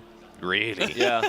Slam in that Ankara. Just lock that in. Or you can even try to go for more longer range maps. They can even try for a compound for a little bit, you know. I just don't feel Mexico is going to come in early. I feel like Mexico will be the decider in this map pickup. If you see Port as map number 1, I just don't feel the way that Mexico would come in right after Subbase. Vasco did first select Port against EP as well, and you know, they were liking that. Bench takes the dub. We see Ankara. I mean, Ankara, I thought they might go for it early just because they wanted to really up the pace early. Yeah, I feel like Port's kind of the opposite of that. But yeah, just feeling very confident on it as a team. You know, they did just win it as well, so just going to go back to it. I feel like the first 3 maps kind of tells us the story of where it's going to be the fight between the IGLs, where yesterday we were able to see the same sort of problems happen on the side of Wolf. The new style of IGLing somehow didn't really match that of Evolution Power's classic style of IGLing, and then of course coming into this matchup of Vasco versus Wolf. Wolf definitely going to keep their stance, but Vasco, Fefe is definitely one of the classic IGLs. He's one of the Yunks, he's one of the legends, he's one of the myths, so I feel like this would be a replay of how Wolf versus EPS played out if Wolf doesn't find a way to somehow sneak in some runs. I feel like Vasco is going to have some... I feel like they will have some dominance in this matchup. Yeah, for sure. I mean, I'm surprised that Mexico made it all the way to map 5. I think if I was Wolf Empire here, I would have picked it for map 4, knowing what just happened in that last series. So, you know, Wolf maybe trusting themselves more than anything in this veto. But first team maps were a complete surprise, man. I didn't expect Ankara to be picked in map number 3, especially you get to pick the sides if you're Wolf Empire and you get to start one of your best maps off, you know, on your preference. I mean, justifiable, but the moment they picked sub-base as map 2, I just didn't feel like Mexico was going to come through. They want to play more of the longer range fights rather than taking it to close quarters, take a fast game from Mexico. But it looks like Wolf Empire is getting ready to cheer themselves up. They will definitely need one to get it going. Yeah, a lot to talk about. You saw that the coach was getting into it. Shady also had a lot to say there. As you would expect for that team, maybe Lucas also going to get in there. He's a big yapper, as we know, for the side of Wolf Empire. I just really want to see them pop out from map 1 and show us what they got, because if Vasco, very warm right now, they come in, they start to win, I do fear for Wolf Empire to maybe get rolled over by that Brazilian momentum that we have seen many a time. Vasco are looking very strong today. I think they are a formidable opponent, and even though I have said Wolf Empire still strike me as the stronger team on paper, you never know. You never know what's going to happen until we actually get into the game. Yeah, definitely we need to just wait and see how it turns out. I mean, after a very successful series previously, taking down ANTISOCIAL 3-0, you might just slip off the rock, and then you might just get dumpstered by a Wolf Empire. That's also a possibility. That's why I love FPS. That's why I love Comfort the Esports. Anything and everything could happen. Yeah, I mean, the variance of this series is absolutely crazy, right? I mean, Wolf could have a bad day, Ice Cube could have a bad day, but Vasco could just accidentally trip and fall, and all of a sudden, you know, someone's 0-7. So, you know, it's going to be a pretty exciting series because, you know, Evolution Power, I feel like they've kind of took over the moniker of being the final boss of the tournament instead of Wolf Empire. So, going to have to wait and see, man. I'm pretty excited. That took a while for Wolf to get ready, but, you know, at the end of the day, they were able to get the, you know, fighting in there. So, let's see if that, you know, helps them drive their way through the series. Of course, like I said, Sneaky, a lot of variance in this tournament. From the get-go as well, from the group stage, a bunch of variances, and, you know, we never expected Q9 to get knocked out from the group stage in the knockout. So, yeah, variance is definitely on the top, and yeah, for some of these teams to survive and hang in there, even for Wolf actually, to, you know, bounce back from their loss and, you know, climb out from the lower brackets, go back into the finals, make the repeat of what happened last year in the grand finals. We'll have to wait and see if that's going to be possible. We do have Porta as our first map. We got sub-base Ankara Compound Mexico as the lineup here. We'll get into the stats from Port. Obviously quite good for Vasco so far at this tournament. We'll take a closer look at that here. They do have at least a strong global risk side. Actually very comparable between these two teams on this map. I don't think Wolf Empire is a bad team on this map either. I think it just comes down to, as you were talking about, you know, MG, you're playing well. We're very confident. We just played this map and we just won with a big comeback. So feeling pretty good about that choice to go straight back into it for Vasco. Yeah, but I feel like Wolf Empire, watching that last series, are probably going to try to slow down the pace because, you know, we really don't want to match the taste that Antisocial did show in this map. They really want to change it up, maybe, you know, do something else, maybe a lot more focus into that mid control. But yeah, this is going to be a tough one, man. It's who really has a good start in this one, honestly. Same thing kind of applies to the side of Vasco as well. Fefe was going to be able to have enough time to look into the games how Wolf played out these maps, and of course Port was one of the maps that was being played. And Fefe definitely skilled enough and has much of an experience to figure out what he should do to guide his team into a win. So yeah, you can probably tell I'm hyping up Vasco a little bit more, but that's only because Vasco is in the hot hands and Wolf wasn't able to play a game today. So, you know, those kind of little things really do become handy when it comes to top-level competitive Crossfire. So, yeah, I'll just have to wait and see how the real story unfolds. Yeah, it definitely does. I feel like, you know, you have the evidence that Vasco are playing well today, and I think that's going to help in our minds at least, where Wolf is an unknown quantity, and you just feel like, well, they could come out strong, they could not, as everybody's getting into it. Fefe was doing this at the beginning of the last match as well, so really trying to get everybody hyped up. Even MG showing a little bit of hype. We don't get to see that from him too often. But yeah, I mean, they're just getting right back into it. MG has like 2 moods. He's just like, he's either like straight up laughing or he's just, you know, straight up deadpan. He just stares at you like this. Which one would you like more? Which one would you like more for him to perform better? I think Deadpan is better. Deadpan is better. He's got to lock in. He's got to like that. Give that man extra coffee. Will definitely be useful. To get locked in. I mean, I don't know. He just got to play calm, you know. He's got to be cool, collected. Actually, he can. Like, he's actually like, this is a fun fact. This is how much of a nerd I am, man. He has one of the lower senses out of all the snipers. So you can see him like do that. Yeah, he does. Which is pretty surprising, man, because the meta usually is with snipers, especially in this game, is just run high sense and hope it hits. Just hope flick it hits. Just hit, yeah.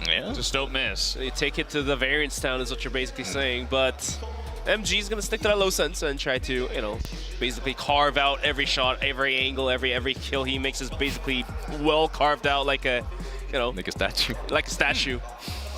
He's not really the doing effort this. is in there, whereas players like Ice Cube, they're like flick and a kill, flick and a kill. Yeah, I think that's one of the main reasons why as well. Like, he has such a turret playstyle is because of that exactly as well, because you're kind of used to it. Well, guys, enough yapping. We do have the first map loaded up. We are ready for port. Let's hop onto it for map number 1.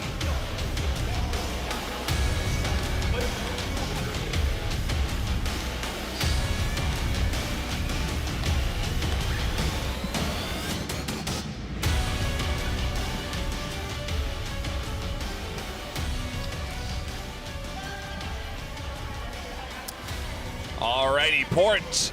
Map number 1 here, Vasco. We just got to watch them play this map. Quite literally about 30 minutes ago. And we're right back to it. And Vasco, of course, have to start from Blacklist again. Now, their Blacklist side wasn't that good. They only got 2 rounds. I feel like it was a bit rushed. They weren't checking all the boxes. You know, Antisocial were able to shut them down pretty heavily on many different angles. So curious to see what it looks like this time around. Vasco had a little bit of time to recollect themselves and talk about it. Yeah, it of course wasn't the best showing, but they're back in their comfortable spot. And they're back in Blacklist, of course, on port. So we'll really have to wait and see what Fefe has brought up on the board to show us the tactics, the strats he has prepped to take down Wolf Empire. Of course, he would have already prepped those strats out. Early smokes out towards A connector. And for now, just trying to gain some presence down towards middle. However, Rambo says exactly no to that. Quickly headshots Fefe out from the lobby. And eventually, Vasco will have to find other routes in to the bomb sites action. Kind of poking, prodding down towards B, see if he can get any early frags onto any aggressions. However, Wolf as well, like you said, Sneaky, is going to be playing quite passive down towards the bomb sites. I was actually surprised that Fefe doesn't have a M4 player with him when he's actually pushing mid. They could have actually easily just traded Rambo in that position. I think a 4v4 on port, that would bank on BL to do a lot more damage, that's for sure. Absolutely. We saw that a bit in the series just before. They're going to look to maybe just dry peek through mid. Yeah, just kind of pushing, hoping that nobody's here. Sneaking on in. They've still got MG looking towards long, but as it stands, I mean, there's not a lot of information that they're in mid. We do have Shady waiting and watching, and they've left VNC to just push through here. They have no idea. He doesn't hit a shot, and Shady just says, nah, bruh, sit. Damn. Yeah, that take on VNC was not the best showing, and now action comes swinging from the side. That's a good drop onto Shady. Now going for the wall, it's not going to happen. He's getting swung in 4 different angles, but action doesn't matter. He's going to get a kill before going down. Silva going for the trade kill, drops, gets it done. Down to a 2v1, and Dola is dead stuck in middle. The C4 is going to get planted, and MG is going to be sitting out towards the longer area. Silva barely dodging those bullets. MG goes for the swing, not going to happen.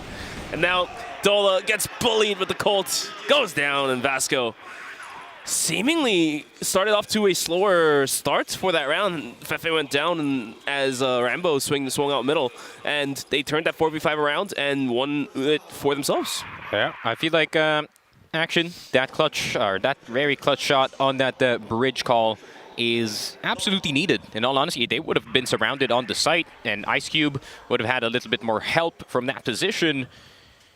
But despite that, I mean, Shady actually played that super, super well, communicated to Ice Cube that there is someone coming in from the bridge side. Unfortunately, could not do anything with it. And despite the HP bars, I thought that was winnable by Dola 100%.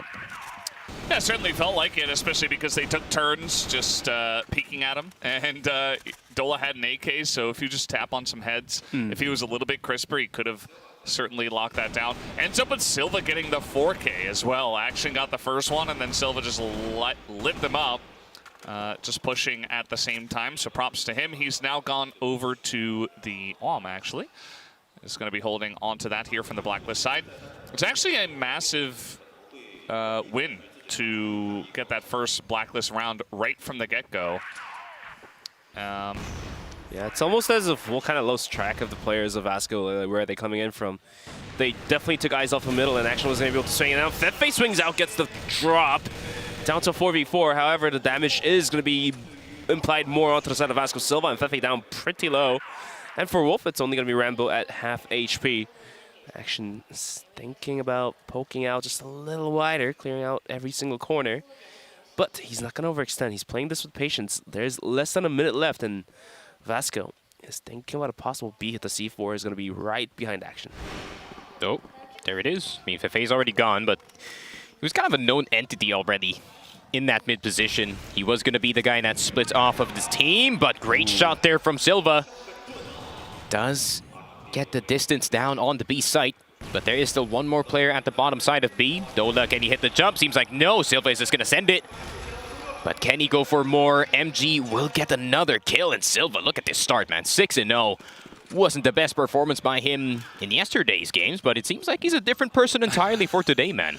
Well, that's an early timeout. I think when you get rolled, or not rolled, but you're losing 2 rounds on Blacklist already. Now, it's not over yet. Ice Cube is coming in, but obviously as a coach, you don't like what you see so far, even if Ice Cube does clutch this out. Let's see what is going to happen. Ice Cube, at least he's got an M4. MG is watching the angle. It's as easy as that. Lines up his second kill, and that'll be the end of that round. Immediately into a timeout. Yeah, that's an early timeout to be called, actually. I think the earliest of all the series that has been played out on the second, third round even. And, I mean, it's a valid timeout, too. They are getting the man advantage. However, they're not able to translate that into necessarily the round win. Maybe it's because Vasco is able to maneuver themselves better and win the more important duels.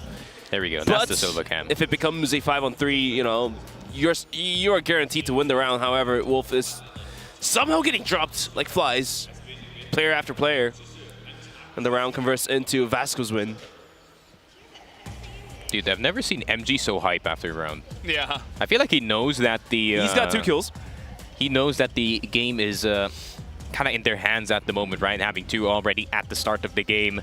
I mean, anything after this is going to be a bonus for them at this point. If they could look for a 6-3 or maybe even a 5-4 with them being 4, I think that's pretty much a fine spot to be in, especially with the way that the game's been going. And the fact that, just like how I said, I mean, Silva being back in the fray, kind of disappeared from yesterday's series, but then he kind of got back into it in today's games. So I feel like him just kind of giving this Vasco team just a bit more push maybe is pushing them over the edge. And we're going to take a look at the replay, of course, and taking a look at Silva. Yeah, he was just swinging for the hills. What a shot. Yeah. And you know what's even more intelligent about this port pick is that you know you're starting off on Blacklist side, which is going to be one of the more difficult sides to work with, but it's when you're at your most warmed up and when Wolf is at your least warmed up, right? As this is not looking great. But yeah, it just feels like the perfect timing, right? Not even because you just played it, but also because you were just playing a bunch and you got the hot hands. You just won 3-0. You have to play Blacklist side and you know Wolf is cold still. You just come out swinging. Just get a bunch of rounds all of a sudden. Their GR side looked great on port, so just win at least 2, 3, 4, 5. Line them up. White Ice Cube is just going to line that up, though. Because VNC is also low. Damn. And now they're off to yet another 4v5 start, and Wolf, they will need to hold onto the man advantage, try to translate into a win. It's not been happening the past 2 rounds, and this is the 3rd chance that they're given, and if Vasco somehow turns it around once again, then the timeout they spent is going to be gone without much of value being realized. Yeah, actually very aggressive take from Ice Cube. We needed someone to be a bit more proactive on the side of Wolf Empire, and it seems like he's going to be the one doing it. MG being out of the fray at the start of the round isn't really good news for Vasco. as kind of need the sniper, especially if you're trying to take that top A. And you can see Action trying to draw some attention in this B site, and if he does so successfully, this is going to be a lot easier. Shady's going to go down, and it's only going to be Ice Cube here, man. Yeah, and Silva got that kill through mid. So all of a sudden now 7-0, and I feel like that Action poke in a B, it's very predictable now that it's just him, you know, because he's done this many times where he's just over there, he's lurking, he's putting on pressure. They know it's just him, and they're not going to over-rotate. But that pick in mid is huge. It makes it 4v4. Yes, they're low on VNC, but you still have some pressure. You have the ability to get a very nice hit. 25 seconds left, though. They want to go B and mid to B. And Rambo's just going to take his head off. Action goes down already. In they go to B, but Lucas able to trade it back. This B site, though, is open. Chance here to trade it. Through mid they go, but Rambo's just holding down mid so well. Silva looking for 2 more kills of his own. Seemingly a 1v2, but why does it feel that Vasco has so much energy in them? Looking to get a swing in. Silva checking every corners. The timing might be a little off. Wolf is somehow closing, inching into the bomb site. Silva only to find the first one. There it is. And the sprint transfer is absolutely insane from Silva. This guy is absolutely cracked out of his mind. Finding the 10th kill and the clutch, and Vasco's going to find round number 3 for themselves. 10-0. I mean, the crowd woke up because of that, and they're like, what? I guess Silva's untouchable. He's just an untouchable man today. 10-0, 3-0 start on port. Nothing he can ask for that could be better. That was rifling masterclass. Just transferring your spray right next to the player. And now to make things even worse, Ice Cube gets completely donked down, and yep, yeah, this round is done too.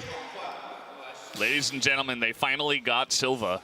He is now 11-1, though, no. So I don't think he cares. He's already done so much work. He already was able to net Vasco 3 rounds. And now there's only one guy here on the B site.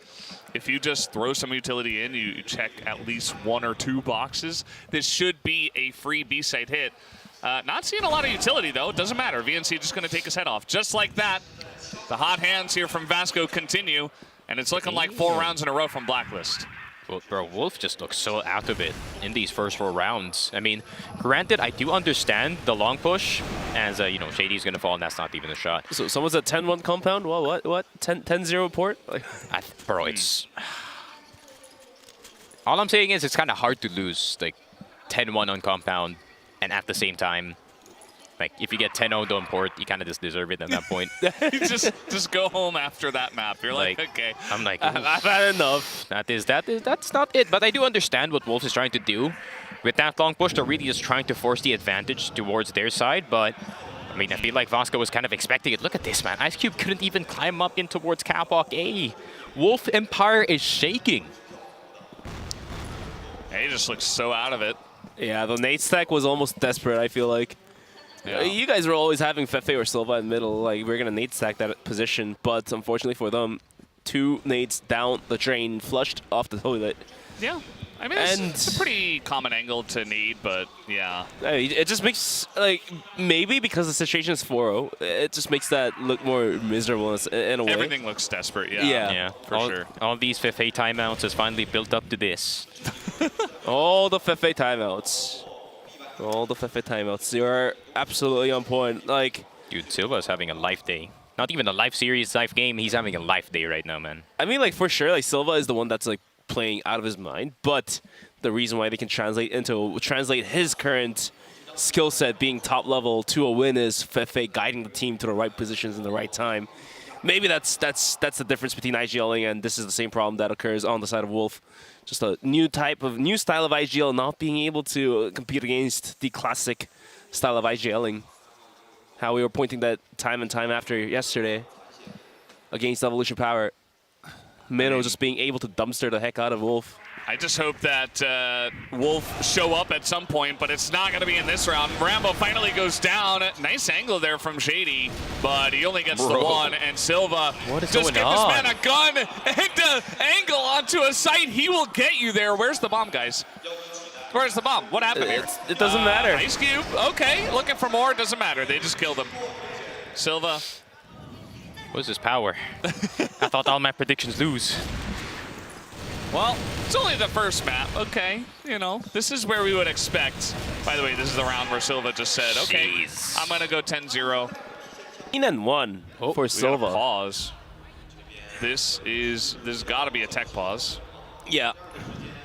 Or maybe, yeah, it's a tech pause. Yep, I can see because Wolf Dola already called their pause. I can see Dola trying to fix some issues, have an admin behind I know him as that well. app. I know that app. Tell us a little bit more about that his app. voice chat. Oh, so it's an issue with the voice chat. Yeah, we've had that happen before. It's one of the more minor problems that does get solved pretty quickly. So yep. Yeah. Whilst all this downtime, I kind of want to ask this question to you guys. Like, coming into this series, we expected Wolf to kind of come out on top, but we kind of agreed upon that it's not going to be a 3-0. Like, at least Vasco will take a map or two, so it's going to be 3-2, 3-1. But now, coming into port, Vasco is completely taking Wolf out of the driver's seat. They're driving the car right now, 5-0. Like, now with this turn of things, after if Vasco just closes out map 1, whether it be 10-0 or 10-5 or whatever, going to sub base, like, sure, Vasco haven't had their best sub base in the current tournament, but with this current form, like, what's your take on the score of sub base? I think Vasco will win it, honestly. I was not impressed by Wolf's sub-base so far here in the playoffs. But yeah. What do you think, Shady? Shady. Shady. What? Slim You're Shady. Not Shady. What? Shady's there. He's on the game. Wait, let me put down my Shady face. Shady Frog. So, I think it's going to be a 10-4, brother. Not going to lie. 10 for who? Being the 10-4 for Vasco. I think with Vasco being the second best team in sub-base in this tournament, it's pretty good. Pretty good from them. Who's the best team? You already know. Who's the best team? Q9. An 100% win rate, Ubek Maniac GT. Okay. No one's close. I should have known. I should have known. Where is Ubek? Sir, in sub base. Yeah, I swear I could have. They're chilling in sub base right now as we're talking. Still practicing. I didn't say they were the best team. I said they were the best sub base team. True. Fair. He did say that. 100% win rate. But now we are back live. 5-0 is the scoreline currently, and Vasco's looking for their 6th. They're going to go for the 8 take, maybe. The nade is going to find some value. Not a whole bunch. Venus, he took a whole lot of damage as Shady swung out. However, now Action trying to get into the faces down towards B as well. It looks like the connector players are going to swing towards B connector once again, and that might work out like that. MG, what in the world was that shot? Rambo had nothing to do about that. Headshot is crazy. With a sniper through the wall? Yeah, that got the crowd talking. They were like, hold up, is MG the real deal? Who is this guy? He takes off his mask, and it's actually Xiao. Oh no, that makes so much sense. No. Oh my god! VNC, this is just everybody on the side of Vasco having a moment. And he's able to get it done. Action's able to pick up a 3K of his own. Action for 3, MG, and VNC for 1. It is just, it's making Port look like the blacklist-sided dream. But it's not. It's just not that map. It just looks like the Vasco dream right now. Wolf are just nowhere to be seen. Easy for Vasco, isn't it? Just making blacklist side on Port very easy. 6-0, and like, I've lost the words in a sense. Wolf is just not. This should not happen on Wolf board. is desperate. I can tell in their movements. I can tell in their positions. But whatever they're trying is getting completely punished. Like, I don't even want to say punished, but they are actually getting punished for their rotations, for their positioning. You saw that wall bang. You saw that wall bang. Yeah. MG headshot through the wall. I think he was on the stack of boxes that you can kind of stand on and get the heady angle. Yeah. Just insane map knowledge though from MG that he actually hit that shot. Crazy. Absolutely crazy. He's very reliable. I feel like he's really developed as a player as well. Oof. Action gets another. Where is Dola? Well, he's dead. Yeah, rhetoric. Action just, this is what he does, the long-range one-taps. He's been so good at it this entire tournament. I feel like the whole team of Wolf in general is just not being able to pick up any sort of pace. Sniper not being able to pick up pace, and now they're trying to get into the faces of MG. Works out. Wow. But 3 players down towards A, and the C4 now rotating in towards B with 3 other players of Vasco. Can Rambo hold this one down? Look at mid. Oh, Look at Lucas going for the big flank. Gets 1, gets 2, but gets traded out, and now down to a 2v3. There's still a minute left on the clock. They have plenty of time to work with. They do have a bunch of smokes and flashes to work with as well. 13-1 on this guy. Fefe going for the pot shot's not going to hit. Silva goes down. Fefe put to the real test here. Can he make magic happen? Does a bit more damage. Rambo is spotted with nade in his hand, and Fefe has to rotate out from this current angle. He does have the C4 to make things a little bit better. 18 bullets in the chamber, 8 magazine. Let's see if he can find the frag onto Rambo. The drop will be enough for the opener. He has now 10 down bullets to left. a 1v2. He can always change the gun. And Also has for the a court. He's going to post for the plant, get the C4 planted. He's going to use the smoke. He needs to as find a nade. gun. Yeah, I mean, there's a gun right to the left. Shady now it's being challenged. Oh. Ooh, the headshot will come through before he goes down. And finally, Wolf will put out 1 round on the board, but that took a lot of time for them to do so. Yeah, even in that round, it looked like a struggle to just try and get it over the hump. There were so many things that they had to do. They had to push long in order to get MG out. And even then, I feel like the way that they killed MG from that position was just pure timing off of that scope. Yeah. So, yeah, Wolf, they do get 1, but still not a good half by them, honestly. Yeah, it took a while, didn't it? And even if they do end up picking up 3 rounds in this first half, 6-3 going into Blacklist, ooh, that's not the easiest job to be done and delivered. Yeah, I mean, the map's already cooked for Wolf. Even if they win 3 dominant rounds, I'm not convinced. But at least they're beginning to wake up, which is nice that we do have them in the server. Traded out by Lucas, who's got his own arm. He's going to back away, says, okay, there's another guy here on long. But Straight kills are fine. Yeah, Vasco looking to rotate quickly into connector. Ooh, imagine VNC pop flashes Fefe out and Fefe headshots. What? Ooh, innovation? Is this new meta? He did not see anything. I think he was just trying to spot if Lucas was actually standing on the boxes. You would have seen that, but he's just spamming control in top A at the moment, of course. Well, Rambo's going to hear this. There's plenty of time. Oh, they're going to take it back to A. I mean, this is Lucas. It's not Rambo or Ice Cube, so... Oh, they saw him. Oh, guys, my bad. I got spotted in long. Let's re-go B. My bad. I'm spotted in mid. just go... What's connector to A? Even I'm confused. Go mid, I guess? I don't just advise run you. mid. Parkour time. No one's in curve. Oh, no. This could be a problem. You let Fefe lose. That kill down towards middle is going to open up the bomb site, actually. No one was looking where Fefe was. All Fefe needs to do is hold his position. Oh! Switches to the AWM. Gotta be Fefe. careful. Look at this guy.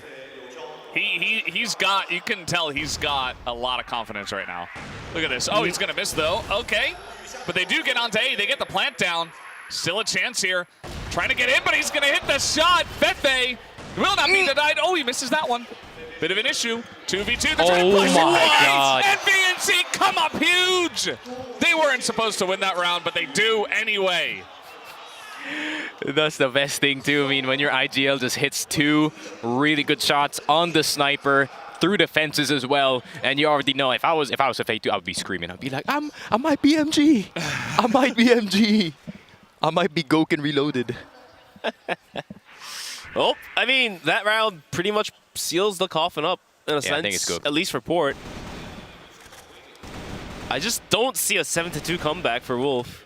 Especially Wolf being one of the teams that really does rely on momentum a little bit. Like, when they're hot, they're really hot. They can take down top Chinese teams. But when they're slow, that's when the real deal kind of, becomes an issue for a newer team like Wolf. Just not being able to pick up the pace back up. Action. He's been so good at tapping on the heads. There is tons of pressure coming in here, and he is alone, of course. This is where he thrives. Mm-hmm. I don't think you need to go through that smoke there, though. Actually, calm down. Brother, you have an AK. The tracers, bro, you can see them. brother needs to chill because he got killed the exact same way earlier. Imagine Shady peeks out a little bit wide and he gets wallbanged. The guy next to him has an M4, so he has to be careful about it. Fans are like, shoot through the wall. He's right there. Well, Fefe's like, y'all hear something? Sometimes you do spam that angle, so it can be risky. From time to time, yeah. Oh, the flash is so good, Wow. and he doesn't miss. Action does not miss, and look at that, the spam through the wall.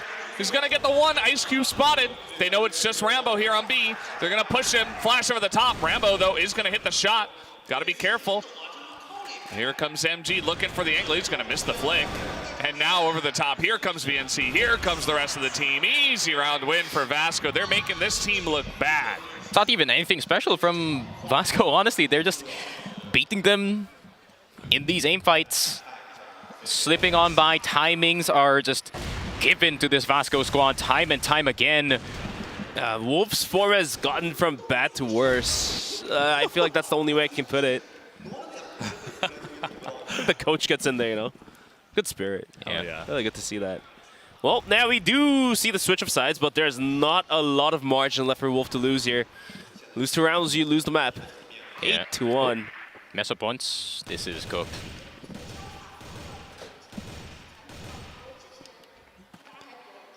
Yeah, Dola with 2 kills, Shady with 3. Rest somewhat putting out the numbers, but Vasco's playing out of their minds. 14 kills on Silva, 11 on the second guy, 9 kills on the third guy.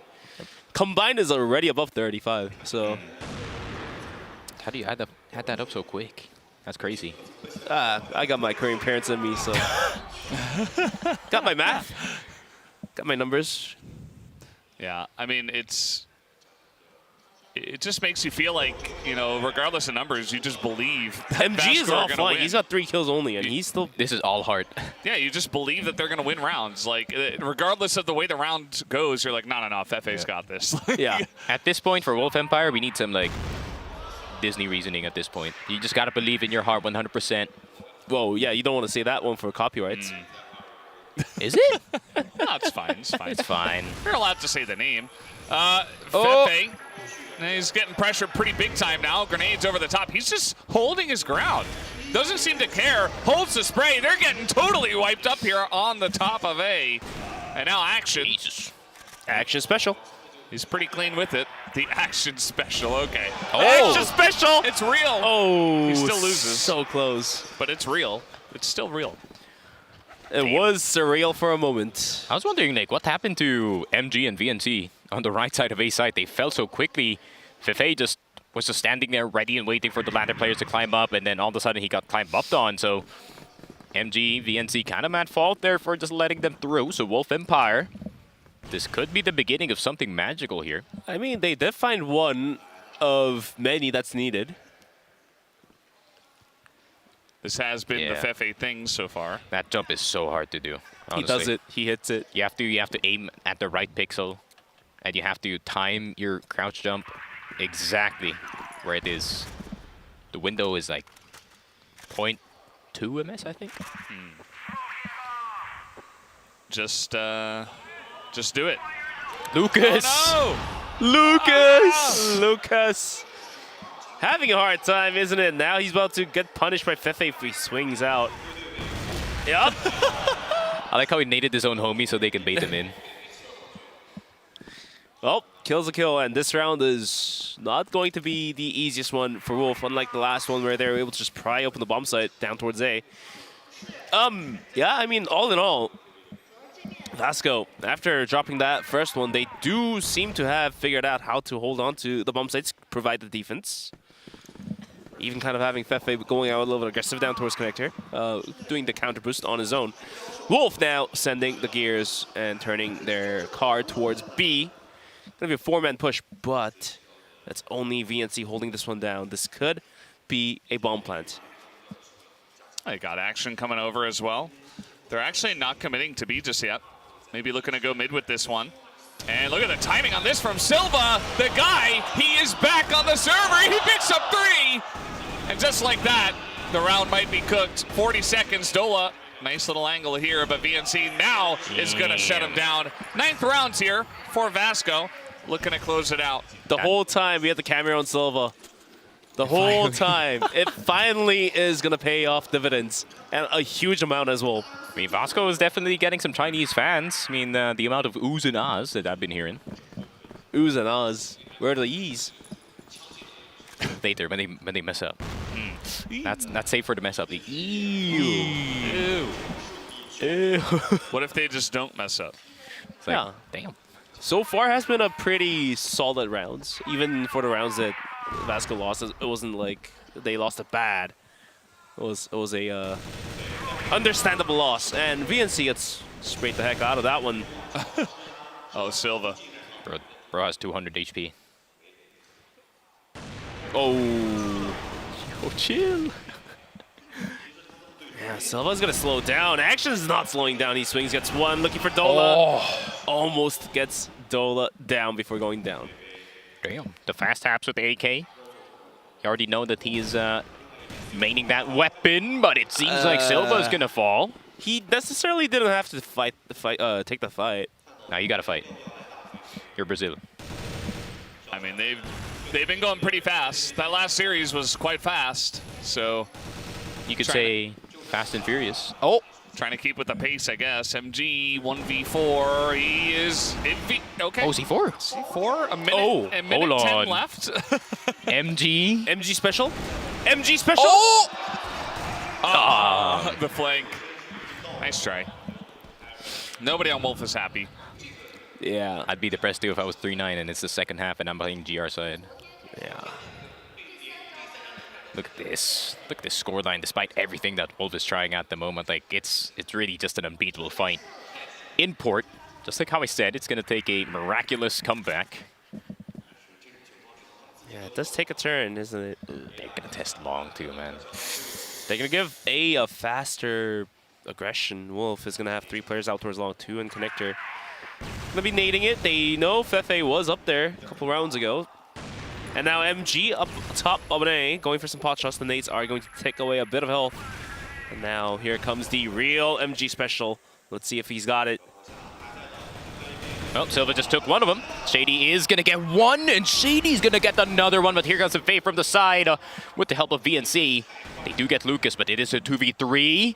Fefe once again making his presence known on the side, and Silva at the top side does get Ice Cube, and all of a sudden the entirety of Wolf Empire turns into a singular puppy, and it's all on Dola versus Action, but Dola seems like he's not done and over with in port. Still not happy, but he'll take a round win. You got to get 5 more from Blacklist side. That was scary. That was an interesting round, too. I mean, Wolf kind of just sent it through long and really challenged them straight up. I don't think it's a very high EV strategy in general, but they were able to make it work. Dola, at least, is going to get above 1 KD. So he's done that.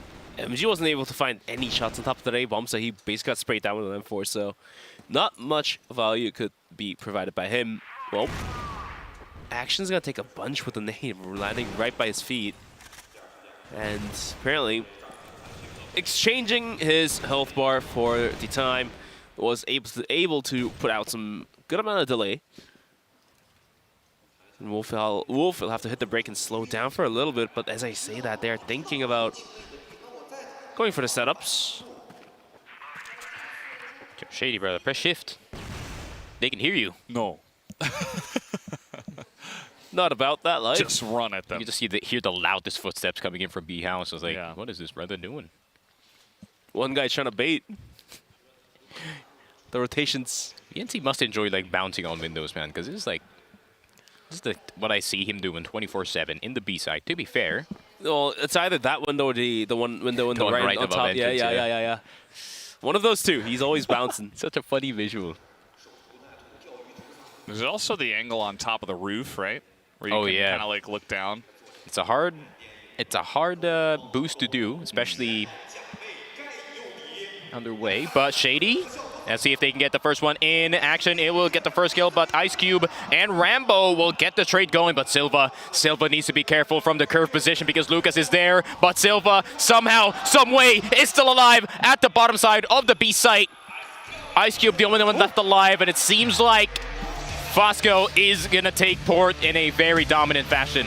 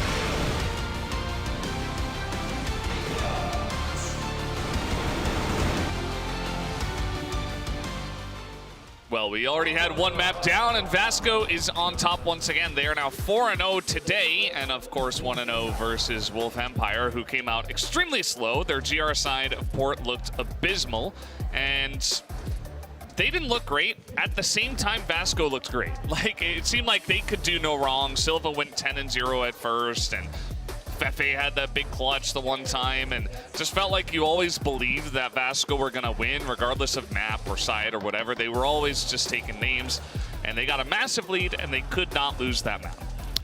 Yeah, Silva absolutely popped out of his mind.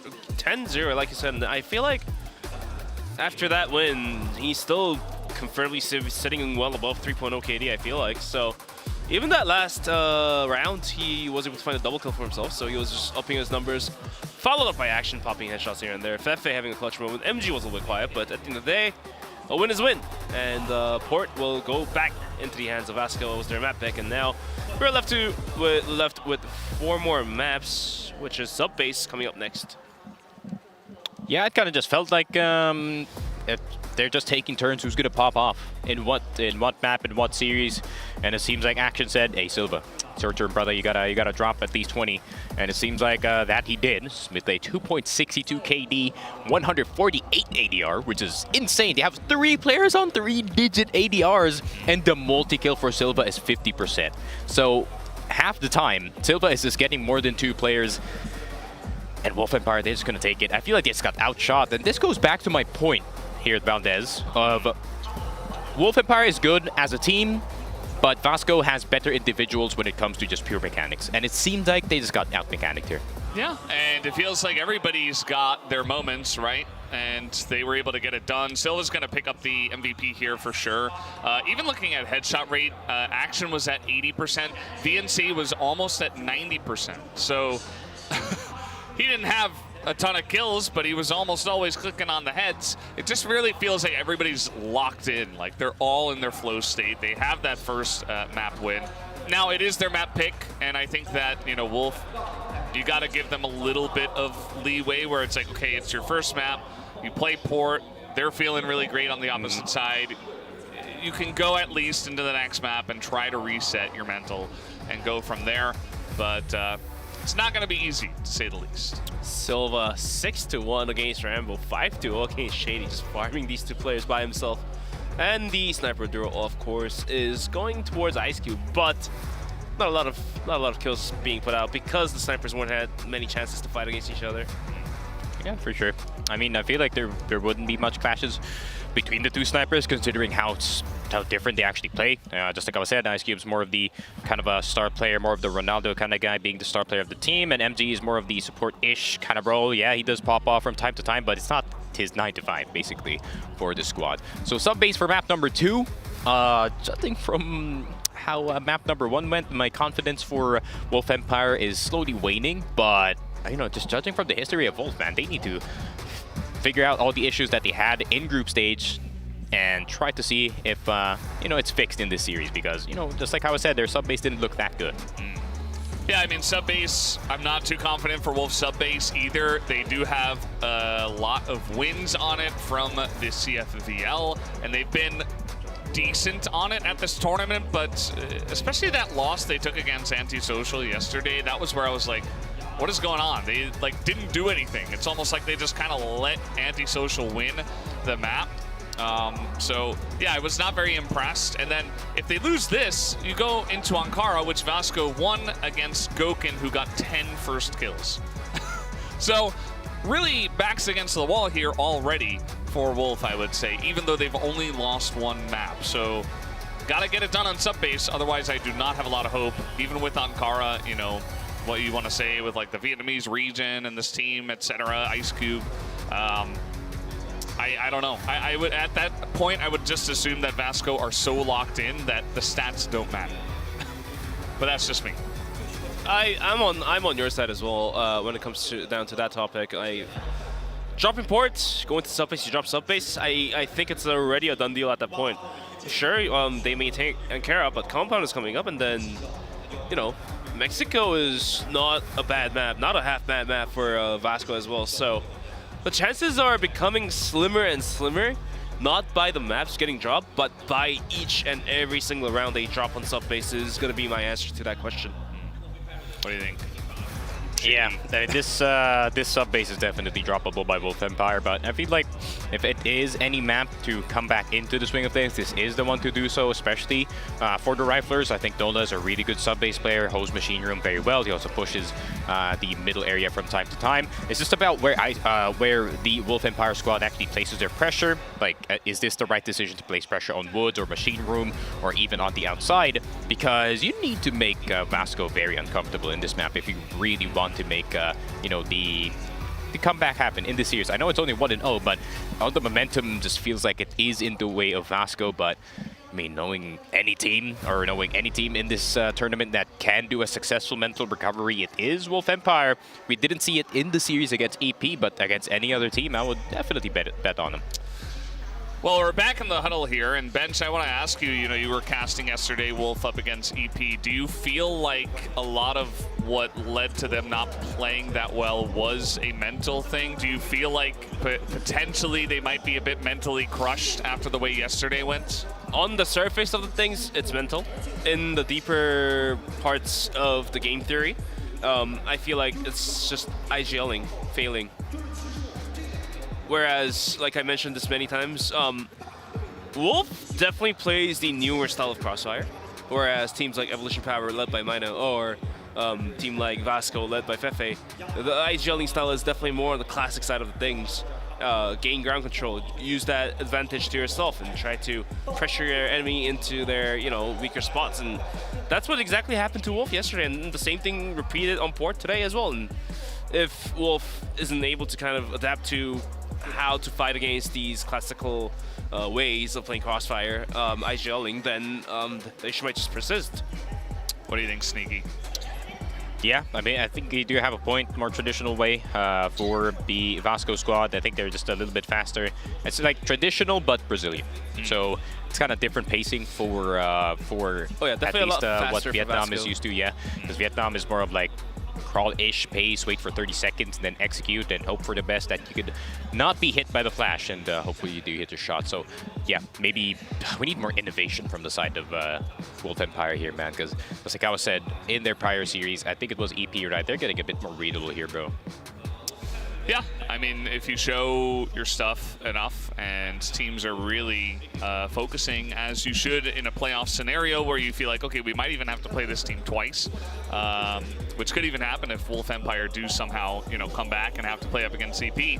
It's good to really put in that extra bit of study. And if you're very predictable and you don't change it up enough, it doesn't matter how angry Shady looks in the booth or how much he tries to pump everybody up.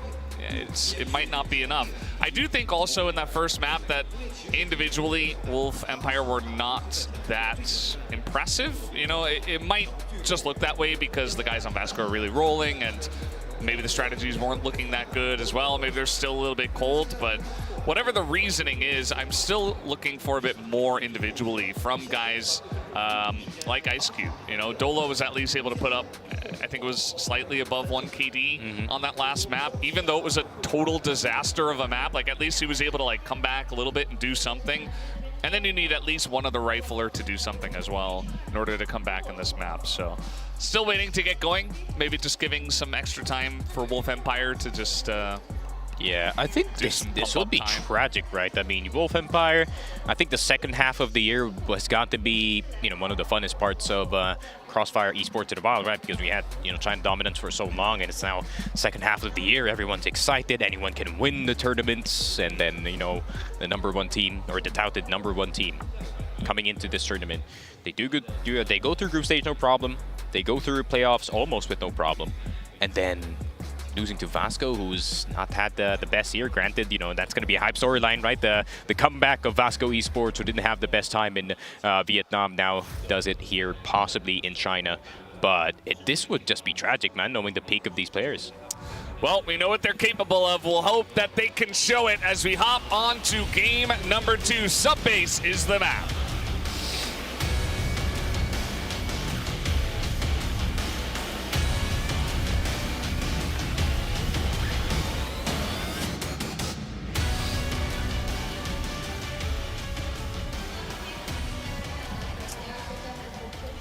Let's see what these teams have ready for map number 2 of Subbase. Vasco has looked great on this one. Wolf Empire having their moments on this, and it is their first choice of map. We got to see them step it up right here, right now. Just touching upon the stuff you were talking about earlier,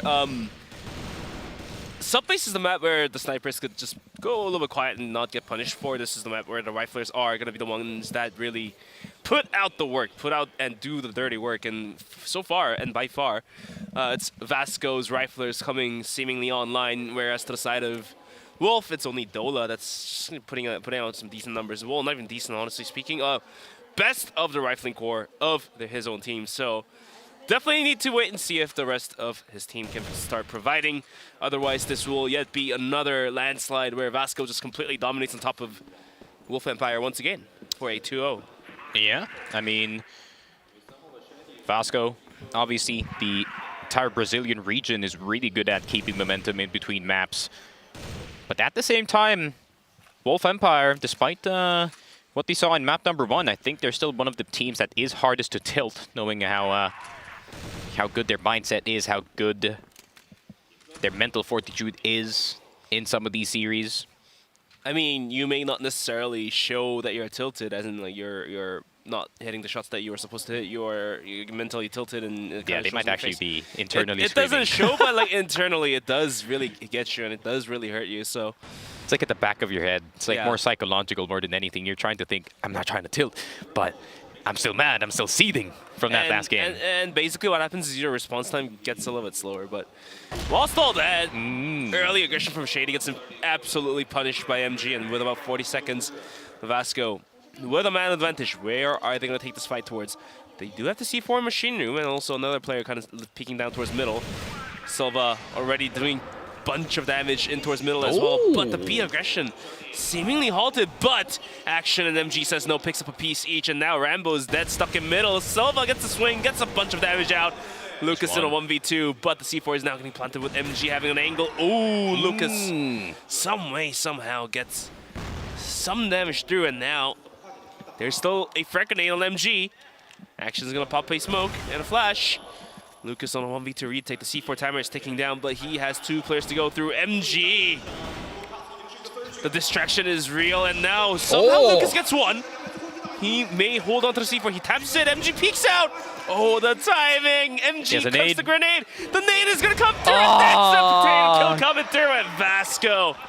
Not only picks up the round, but the emotional damage has been done to Lucas. You can see Lucas, he's like, please be a smoke, please be a smoke, please be a smoke. But it was a nade. It was an HE, man. And I feel like Lucas didn't have time to get off of it. That was just prime definition of emotional damage. And it just just continues on. Silva with a wall, but he's going to take Rambo down, and Dola in Machine Room tries to recoup what he can get. But already the rest of Vasquez fell out from Machine Room, is looking right down towards middle. Or are they going to swing it back down towards Machine? However, we do have a decent setup from Wolf. We do have 2 players, which is Shady and Dola, setting up the Crossfire, the name of the game, of course. Yes. You know, generally a good idea. That's why it was such a good and revolutionary title. Revolutionary. Just absolutely beautiful. You could say iconic. Viva la revolución. Absolutely. So Vasco start off great. Yeah. Close round from what I could tell with the nade and stuff. Now, trying to push once again. Vasco, at least they do get to start from this blacklist side and set the tone again. Feels like another, you know, just benefit for them from this pick ban of maps. I feel like the port was genius starting off from blacklist side. You've got the momentum. Now you go into sub base, which is the choice for Wolf, but I feel like I don't even really like that choice from them. Especially because blacklist side is the start here for Vasco, and they have so much momentum behind them. Now they're trying to push through second mid. They're into jail. We do have Shady in the corner. He is, oh man, he died so quickly. We barely even got to see him. Dola gets traded out. This is, again, another fantastic entry here from the side of Vasco. They get in. It's only Ice Cube. He's got 1 kill, and he's dead. That's it. 2-0. Yeah, and ironically, this what we expect from Wolf on their BL side. We're just like, all right, we're going to punish aggression at the start of the round, figure out the way to get into one of these sites, get second mid, do the 50-50, and just swing on through. But I feel like Vasco is just doing the Wolf style way better, and it seems like they're doing a bit of tweaks from time to time, but it seems like Wolf... double counter boost. They might have innovated something, but it seems like Vasco made it better. Double counter boost? You're investing 2 players to look in that way? I'm not entirely sure. Do they know? Do they know the spin? they gotta do the spin, man. It went viral on TikTok, by the way. The problem is, okay, now there's only a single player in events, but if they do end up investing 2 players into events, they have to start pushing out aggressively. Otherwise, you lose a lot of map control. Like if Vasco swings 1 bump site as a 5-man player, you have 2 players stuck in vents, not being able to make a fast rotation because they have to crouch walk. That's just not the best showing, but at the end of the day, Vasco is going to start swinging in towards Machine Room. Ooh, could be tough. We do have Dola on the watch with Ice Cube somewhat lingering in this alt mid. Let's see the timing from Rambo if he wants to push out here. There's certainly a lot of time bought by Vasco, just, you know, hanging out, waiting. Nobody on the side of Wolf is going to pull the trigger just yet. You know how I would describe Vasco's game style? They're like the annoying little brother. Beautiful. They flick your ear, and then they run as fast as possible to the other direction of the room. Yeah. That's the start of the Vasco play here. And Wolf, they can't do nothing about it because, just like how I said, the little brother, he's already in another room. He's already dashed. He's already went out the way. He has evaded any retaliation. Let's just say his pathing was insane. Well, that's going to be a miss. So we do have Dola up here. He's trying to lock it down. He can't get it. Oh, just gets shot in the back. Doesn't do anything, but the rest of the team is here for the side of Wolf Empire. They're locking it down. 4K for Shady, just doesn't miss. Comes in from the hallway and locks it down. Not enough time here for MG, who's just talking to Fefe. MG's like, y'all dead? Damn. Can MG unlock the future? No. Well, maybe. Yeah, he's unlocking the next round, that's for sure. But not, he's not going to unlock a win for the team. Yeah, so. wasn't there. Definitely wasn't there. Well, finally, Wolf Empire get on the board here. Takes just a heroic effort from Shady. Hopefully the guys can get a bit of inspiration from the IGL, who did put up the big numbers in that round. I was just wondering where the flash came from, because everyone was blind on site. That was 100% a team flash, I think.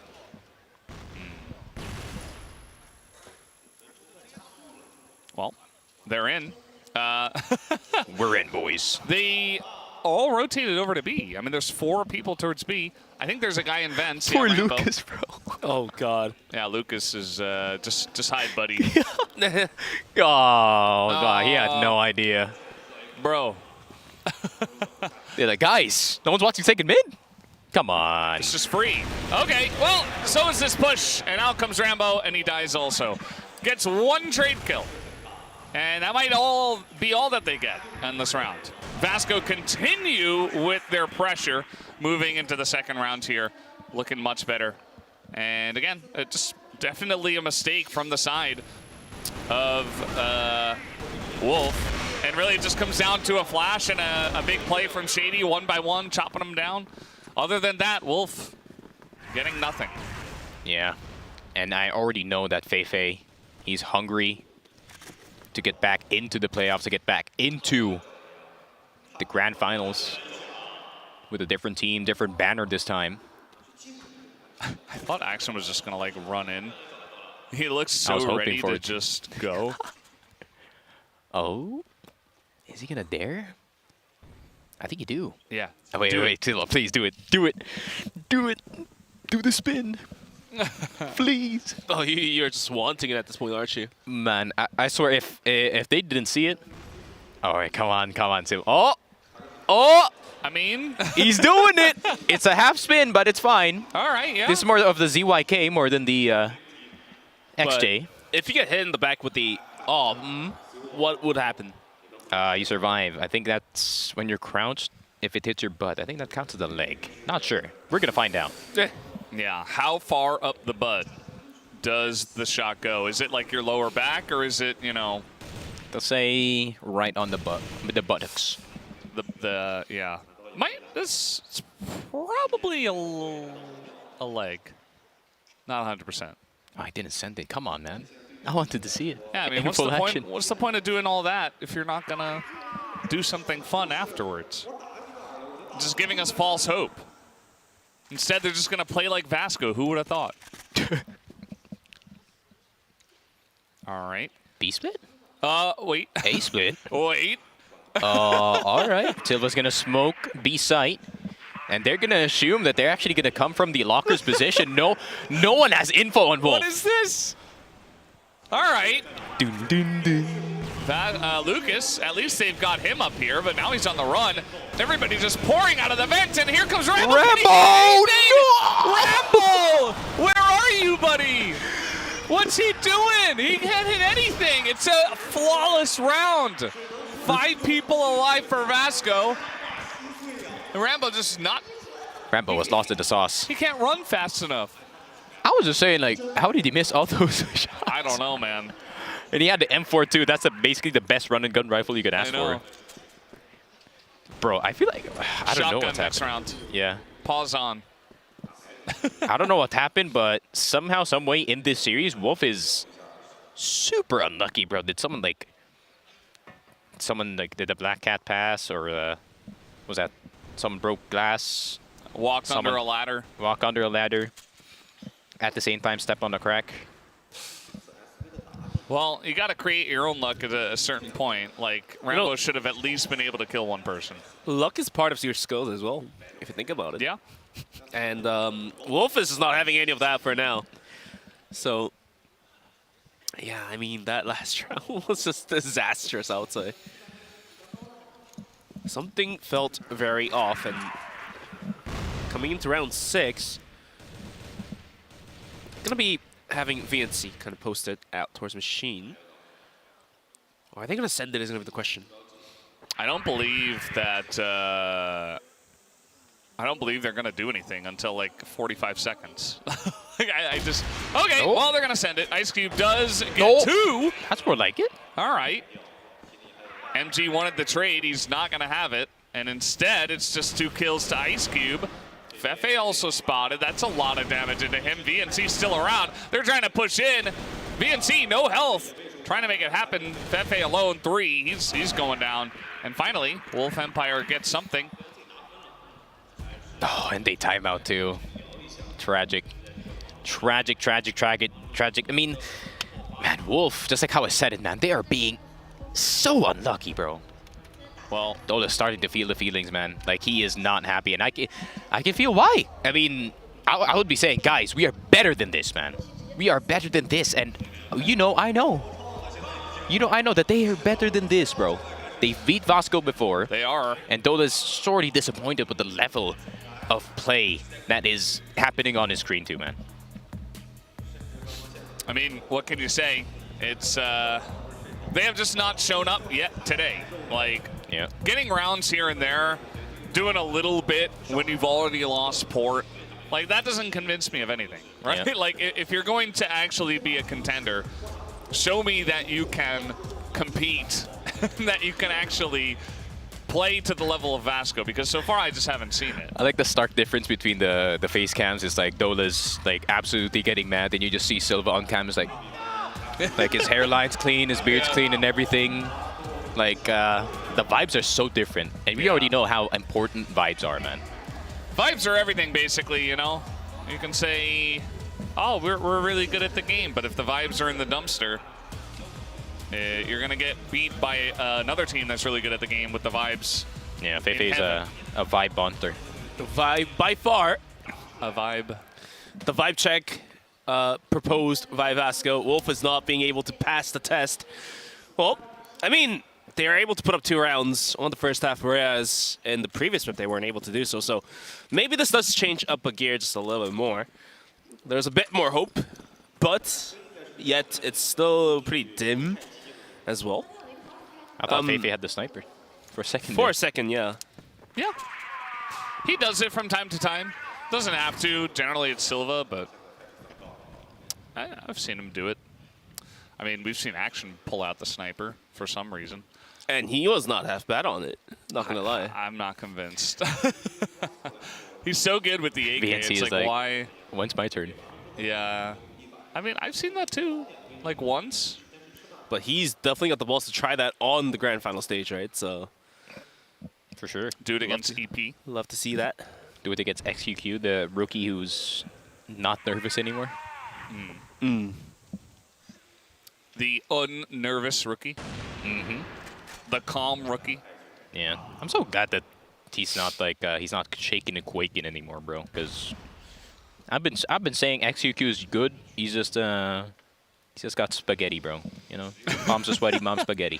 Ooh. Yeah, that's fair. Slim Shady. I played one LAN, and I was a nervous wreck. I don't know how I don't know how pros can do it. Like it's insane. But I guess if you do it enough, eventually even XQQ can calm down. We're looking at second mid here again. Nobody's watching. We're just running in. Dola's here. Good Dola gets completely flashed. Oh, but what? he just holds How does the he hold spray. it? He just holds the spray, and he stops them entirely. Mouse 1 for the win. Oh, wait. Swing is good from Action, but we'll find a refrag. Down to MG. Now 1v3. 24 seconds. The C4 is deepens out mid. Now he's getting flanked from the backside towards Machine. 2 players as well. MG special. Are we looking for one? I think they need to do these earlier, man. I feel like putting 30 seconds on the head of MG kind of, you know, just cancels out the attempt of him going for the clutch. Maybe that can kind of offset what Wolf is used to. Because at the moment, they're just executing again and again. Granted, it worked for 4 rounds, but if you get 5 or 6 in the first half, this would be a great start to sub-base for Vasco. Yeah. Dola is so alone on his team right now. He has 130 ADR. Next guy's got like 70, and then after that, everybody's like 30 and 20. Like, they have kills, but it's just here and there. It's not consistent. Dola would spice them up. Deserve for 4 AK on sub-base. That's criminal. That's criminal, bro. Why? Why? 4 AKs on sub-base. They need to talk to Ubek. My eyes. What would Ubek do? They would run 4 M4s. Tanks would be like, if anyone questions it, Tanks would be like, no. What would SGJ Efficiency. do? What would SGJ do? I want to make a joke, but I'm homies with them. But they would run 4 M4s, honestly, except for KSA, because, you know, Entry's got an AK, brother. I was waiting for the joke to pop out. I know, but they're still here, so. They're going to give it a go down towards the Nook. Flash out. Lucas on the first response is not going to be able to find the frag. He's still going to linger around. Window is completely smoked down towards heaven. Lucas gets one. Silva! Like from Silva! Gets one, but eventually he's taken out. And now trying to contest is going to be Fefe as well. Wow! Swing it. It is good for a double kill. And now Ice Cube dead stuck in no man's land. We'll have to find a rotation down towards the Nook as well. 1v3. MG waiting. Okay. MG down. That's the beginning. Now needs to find 2 more. Uh-oh. Ice Cube. Does he do it? I think he just chased. If you're action here. Just run after him. Oh, Ice Cube's setting up for it. Oh. He says, I dare you. I dare you to push me. Oh. Oh, he missed it. Oh, the timing. Oh my God. Just run away. He's so Brazilian. Oh! That's the ego too. The ego 1v1, man. Oh, So Ice Cube is spicy. gonna feel so horrible for losing that. Challenge accepted. Absolutely. Well. Oh, Bro, Dola Shady is not tried to happy. rotate as he's looking at Dola's screen. He looked angry at the end of that, too. I would be too, honestly. I don't know if he was celebrating, but it's like he's calling for people, I mean, and if he's I'm just alone. the only one putting 140 ADR, it's not gonna be the happiest one. Okay. All right, Wolf getting angry. That's what I was talking about, man. They just need to put the pressure at the right side of the map, and it seems like pressure has been made. Because you got AKs. You got to take the direct fights. You can't just stand around and hope for wall bangs. Yeah, I was going to say at the end of that last round, like, hey, the M4 is looking pretty good. Like, the 2 M4 players, Silva and Fefe, just putting up huge damage. But this round is going to go the way of Wolf. Nice pressure into Woods. And honestly, I mean, at the end of this tumultuous ride of the first half, the score looks pretty normal. Vasco does really stand a chance to just close it out from this point on. 5-4 is not half bad. It's not really bad. And Wolf just was able to pick up a bit of breathing room and a bit of pace. There we go. Satisfying. Oh, yes. It's not satisfying. It is. It's 1-1. It is. What? It is to me, not to them, It's but the you know, it is same to number. Yeah, I want more lopsided numbers for more story me. Oh, to you're be that kind of unfolded. guy. You're Yeah. more of a median mode. One of those. My man. Where's your joke at SGJ? I need to hear this now. I don't want to hear it, bro. I'm trying not to pull it out. So now, Wolf still running 4 AKs. So on the blacklist side, do you think it's valid? No. It's never valid to have 4 AKs in this map, bro. We only have 1 M4 on the side of Fefe. Vasco, double double AK. To be fair, though, VNC and Action are big AK players. Like, those For two sure. guys are like, we're playing AKs every game. I think it's reasonable because both of them play more of the aggressive entry role. But Yeah. if you are like standing back, playing support, you got to run either the M4 or the sniper. Double sniper is actually really good in this. What do you say X7 just run into vents? Yeah. Yeah, good Yeah. work. But that's like the only spot that you can use it in. You can hop out of the vents as well. Yeah, second mid, it could happen. But as soon as you shoot with the XM, and if you don't kill anyone, and the enemy team knows, you're dead in the water, bro. But at least you get one. They should do it once, like 1 round. You know, I'm one, just thinking one if- round per game. You always keep you guessing, like, oh, that's the guy that does it 1 round per game. I'm just thinking, like, did they even have the bags for it? Like, did they haven't even set it in? But Silva, all right, he's gonna reboost. Nice. Nah. This is getting awkward. Oh, they came through. And, oh, VNC. That's why he's playing with the. That's why he's playing with the AK. But Lucas shoots him down. Fefe trying to spray into them. He's doing so much damage, man. Fefe is having the time of his life today. He wants more. Dude. MG wins a Colt battle as well. And Ice Cube is kind of dead in the water here. He's so low on health. Down he goes. And Vasco in the lead. Do you guys see how immaculate Feifei's spray control is? I It's feel like amazing. that could be a factor because they've been playing right after the last series. Yeah. It's a 3-0, and Feifei is just perfect, bro. He's just literally running at the enemy with his M4, fully spraying, slightly dragging down into the left, as you should. Damn. That's the perks of having to play a series right before. And not for long as well. It was a clean 3-0. not a lot of energy to be drained out of that one. So maybe Wolf didn't spend enough time in the warm-up zone, brother. I feel like that would be the peak time too, right? Because the beginning isn't great, and I would assume the end is where you start to get a little bit fatigued. So like right in the middle of your day is where you're going to perform best. So like map 3 of the first series, map 1 of the last or the second series. It's true. It's like the question: are you a morning person? Are you a night person? There's somewhat of a middle of the day An person. afternoon person. Yeah. Don't talk to me after my nap. Type person. I gotta have my cup of coffee. Cup of coffee. And then I'm ready to go. I got my cup of coffee. Got a cup of Do coffee? You? Oh, you do? Yeah. I didn't. I had some tea today. One for the black tea. Oh, good stuff. I thought that someone was gonna swing for the hills there, but I forgot Wolf is on BL now, so they're gonna slightly inch on it, and then if they don't like the feeling, they're gonna back off immediately. Almost relying on gut feelings in a sense. It was valid. MG was looking right at it, so there was no valid reason to swing out that wide. Well, now with less than a minute, Wolf is either gonna hit A or take it down towards out mid. Either or. There's 2 players holding it down, and this is not gonna be the easiest push of all times. Lucas has a smoke ready, but Fefe, he had some masculine spray control. This one comes through as well. Gets a double kill and a bunch of damage onto Rambo before going down, and Silva drops some vents with the Colt. Gets the kill and done. This is done. This is done deal. This is fully cooked straight out from the D-Flyer. And it seems like the gut feeling isn't working. Ice Cube, the only one left alive, and he's gonna fall down as well. It seems like Wolf Empire might be needing some probiotics. Because the stomach, it ain't feeling good, brother. Yeah.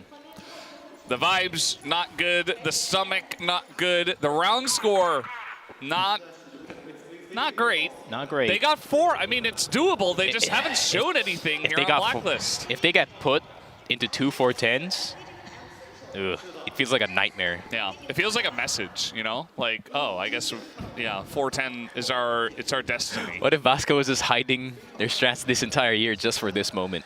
I mean, Vasco is clearly trying to send us a message, and to Wolf as well. Yeah. That Maybe they're is still the hiding best strats. They're saving them for EP. So this is not the final form of Vasco. That's the scary part. Yep. They just keep getting better, though. Every day we see them, they're better. If they play like this, bro, imagine what the grand finals is going to be like. That one's going to be a good one. Like, I would reckon that would be 5 games. But then again, we still have potentially 3 more maps to go through after Subbase. So let's see if the vibes can keep wait up. And see. We'll have to wait and see if Vasco can put themselves ahead of Wolf and ahead enough to actually win the series. There's still a lot of stuff to be asked and a lot of stuff to be answered. A lot of questions as well.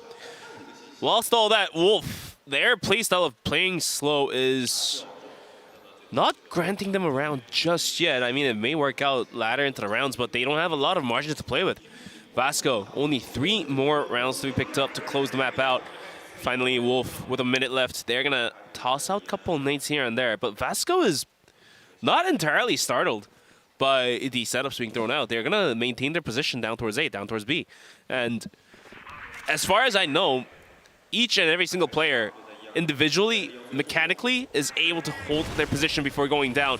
Here comes Silva swinging out. The flash is going to completely blind him. He goes down. Fefe on top of Raptors is good for 1. Make that a double. How is he hitting these, man? How is he hitting these shots down very low? But the shots from MG are now starting to help him out. And Lucas and Rambo is definitely stuck in out mid. Nothing to do about that. And VNC comes swinging from the corner. Gets a double kill, and the round is granted for the side of Vasco Esports. Is that Imperial Fefe? My word. It's kind of a bit of a blast to the past. Which is ironic because even VNC it's is unlocked the future. getting hot too. And that's the scary part. I mean, the whole team is playing so well. Like, Action and Silva had their moments. MG is like the one guy that, I mean, he's doing well. He's late to the party, but he's showed up anyways. You know what I mean? It's all about family, right? It's all about Brazil showing up at That's the what right Vin Diesel time. said. Family. Yes. Brazil. I mean, it's all I coming forgot together. the line after that. It's all coming together. Room. Well, Wolf, 3 rounds in a row, nothing really. I mean, they've been shut down pretty hard 3 times. So it just feels like they don't have an angle. Where is the angle for them? Is it just run down the stairs into A and hope that you don't get flashed and hope you have a good entry? They haven't done that for a while, so could give it a shot. I mean, they're cooking one up for sure to take it down towards A. There's a bunch of flashes and stuff thrown at the stairs. There's nobody there yet. Here they go. Can VNC hold on to the aggression? The pressure is on. Oh. Ooh, Shady almost going down. Lucas gets in close, but he gets trapped out from the lobby. Looking for more. It's going to be VNC on the bomb site. Good for 2. Triple kill and a quadra kill for this guy. Was seemingly quiet, but now this guy starts screaming out loud to the fans in the Gongshu Sports Arena Park. Man, VNC in group stage versus VNC in the best of 5. Such a stark difference. And it seems like Wolf Empire, the hunter, is now the hunted in sub-base. I'm just in disbelief, Valdez. I mean, I've been watching this the entire 2024 CFS. I thought the second half of the year was going to be in the hands of Wolf Empire. I thought that they were just going to dominate, especially in this series. But it seems like Vasco, for FaZe revenge, he wants that trophy. I don't feel a comeback. I do not see a comeback happen on sub-base. At least on sub-base. The vibes. And now Action spotted the players coming in. MG comes in for the support. Quick shot, not gonna hit. Did he jump over that? Ooh, yeah, he basically dodged the bullets by jumping. Uh-oh. And meanwhile, we got to play in second mid. That's going to go heavily in favor of Vasco. So the secondary push totally shut down, and they know where the rest of the team is. They're all in lockers. So now you're stuck back against the wall. I mean, there's a smoke here, actually, from both teams. But, I mean, they just don't really have a great chance here. Somebody's got to go huge. And you still have to win 5 rounds in a row. Not looking very likely for Wolf. But they're going to try. They're going to try their best. And they'll have to try their luck on Ankara at this point. And that, when vibes are down, trying to force a win on Ankara, I don't like the sound of that. Rambo trying to just push in, see what he can see, goes in alone, dies. We do have Shady, though, in the hallway. MG gonna miss another shot, but there is so much backup, doesn't seem to matter, as Wolf will make their way into the B site. What? How do you hit that? He hit that too! VNC just completely destroys Wolf Empire by entirety by himself. Jesus. What was that shot? Who is this guy? VNC. Lord. VNC, the man, the myth, the legend, will stand up high, and set 2 will go to the side of Vasco Esports.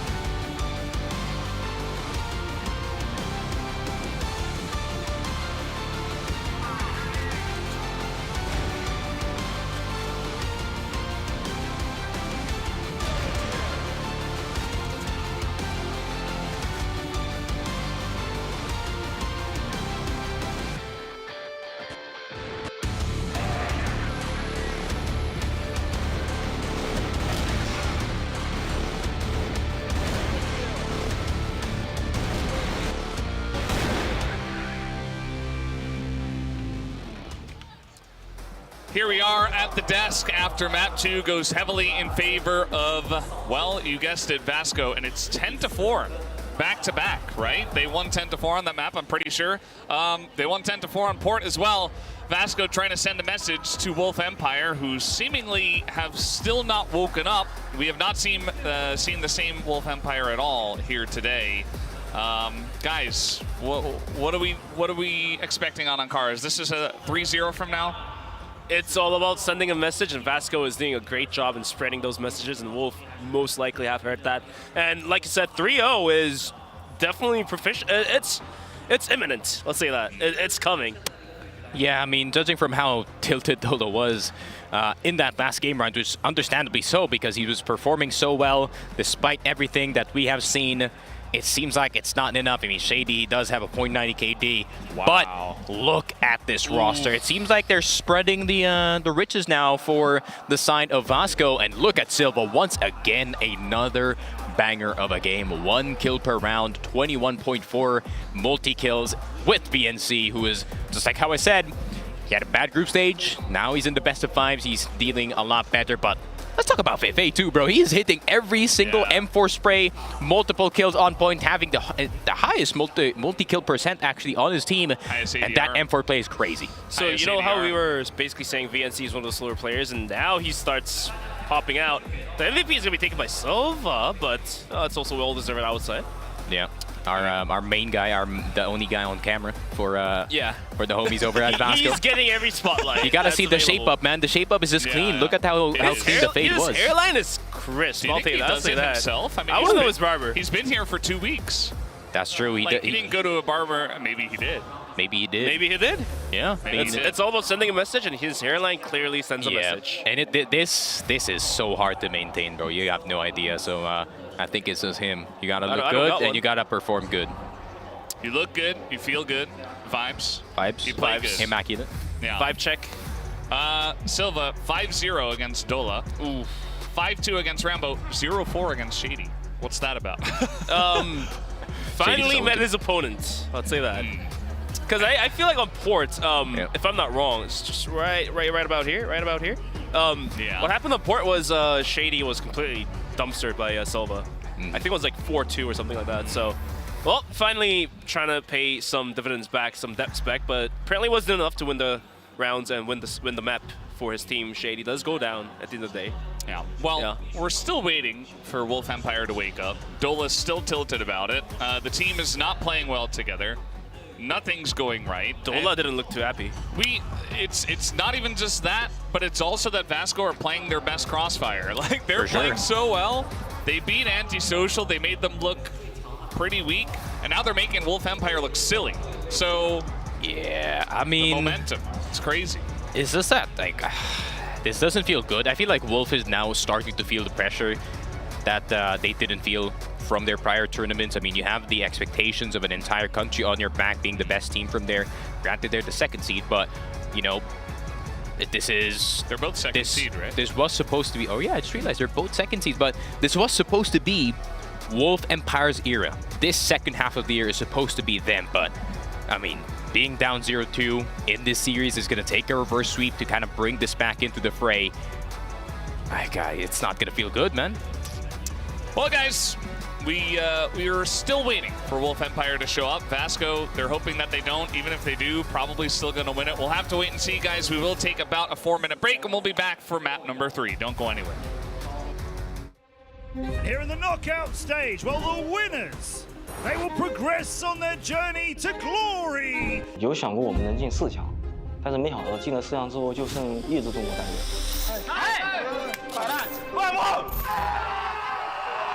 Eu me sinto muito feliz em começar com a vitória. A gente sabia que o oponente era muito difícil, então a gente manteve muita concentração para que essa vitória viesse na nossa primeira disputa de estreia do campeonato.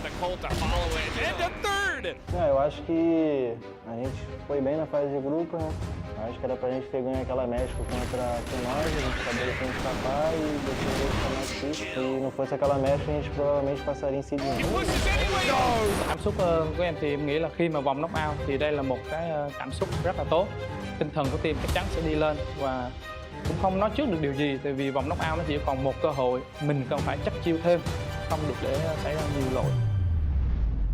There are no second chances, you have to win. Em nghĩ là đội ES khá là mạnh, từ vị trí Luka và cũng như là vị trí của Hoken. Nói chung là bọn em nghĩ là bọn em sẽ cố gắng hết sức thôi. Còn đến đâu thì đến, bọn em không có nói trước vấn đề gì cả.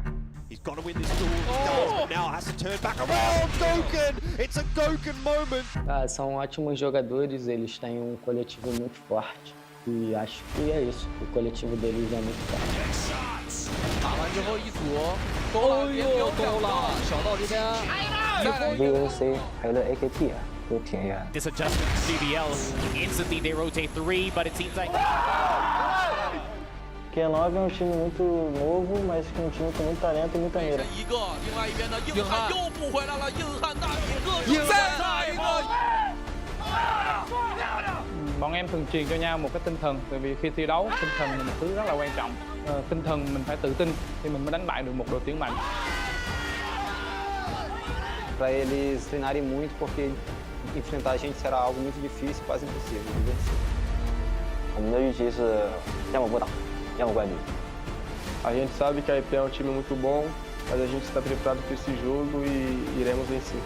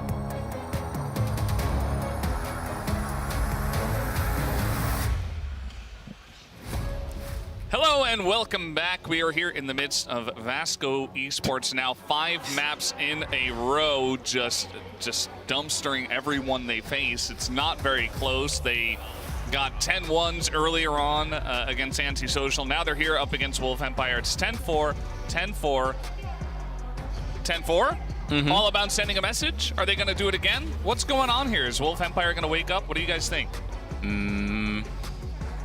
I think this is still the nightmare going on for Wolf Empire. I'm not gonna lie, because I mean, being down 2-0, sub base, usually one of your better maps. Port, I can give that to Vasco, but going into this map number 3, I mean, your Vietnamese team, biggest target on your back, best Vietnamese team in the world, and this is their map. So I feel like Feifei might have done a little studying about this. The problem is, this is supposed to be Wolf's map, but if they end up losing it against Vasco, and Vasco just completely dumpsters them once again 10-4, then it's not only about losing the map. You lose the series, and you lose a lot of dignity as a region, as the representative of your region. It's your best map of your region. You lose that.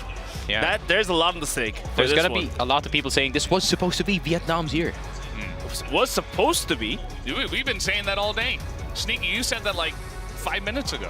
Yeah. You're jinxing Vietnam at this point almost. What do you mean, bro? They're the homies. No. I mean, they're jinxing themselves. Like, what is this? 10-4, 10-4? This is the match before the grand final last day. The finals. Yes.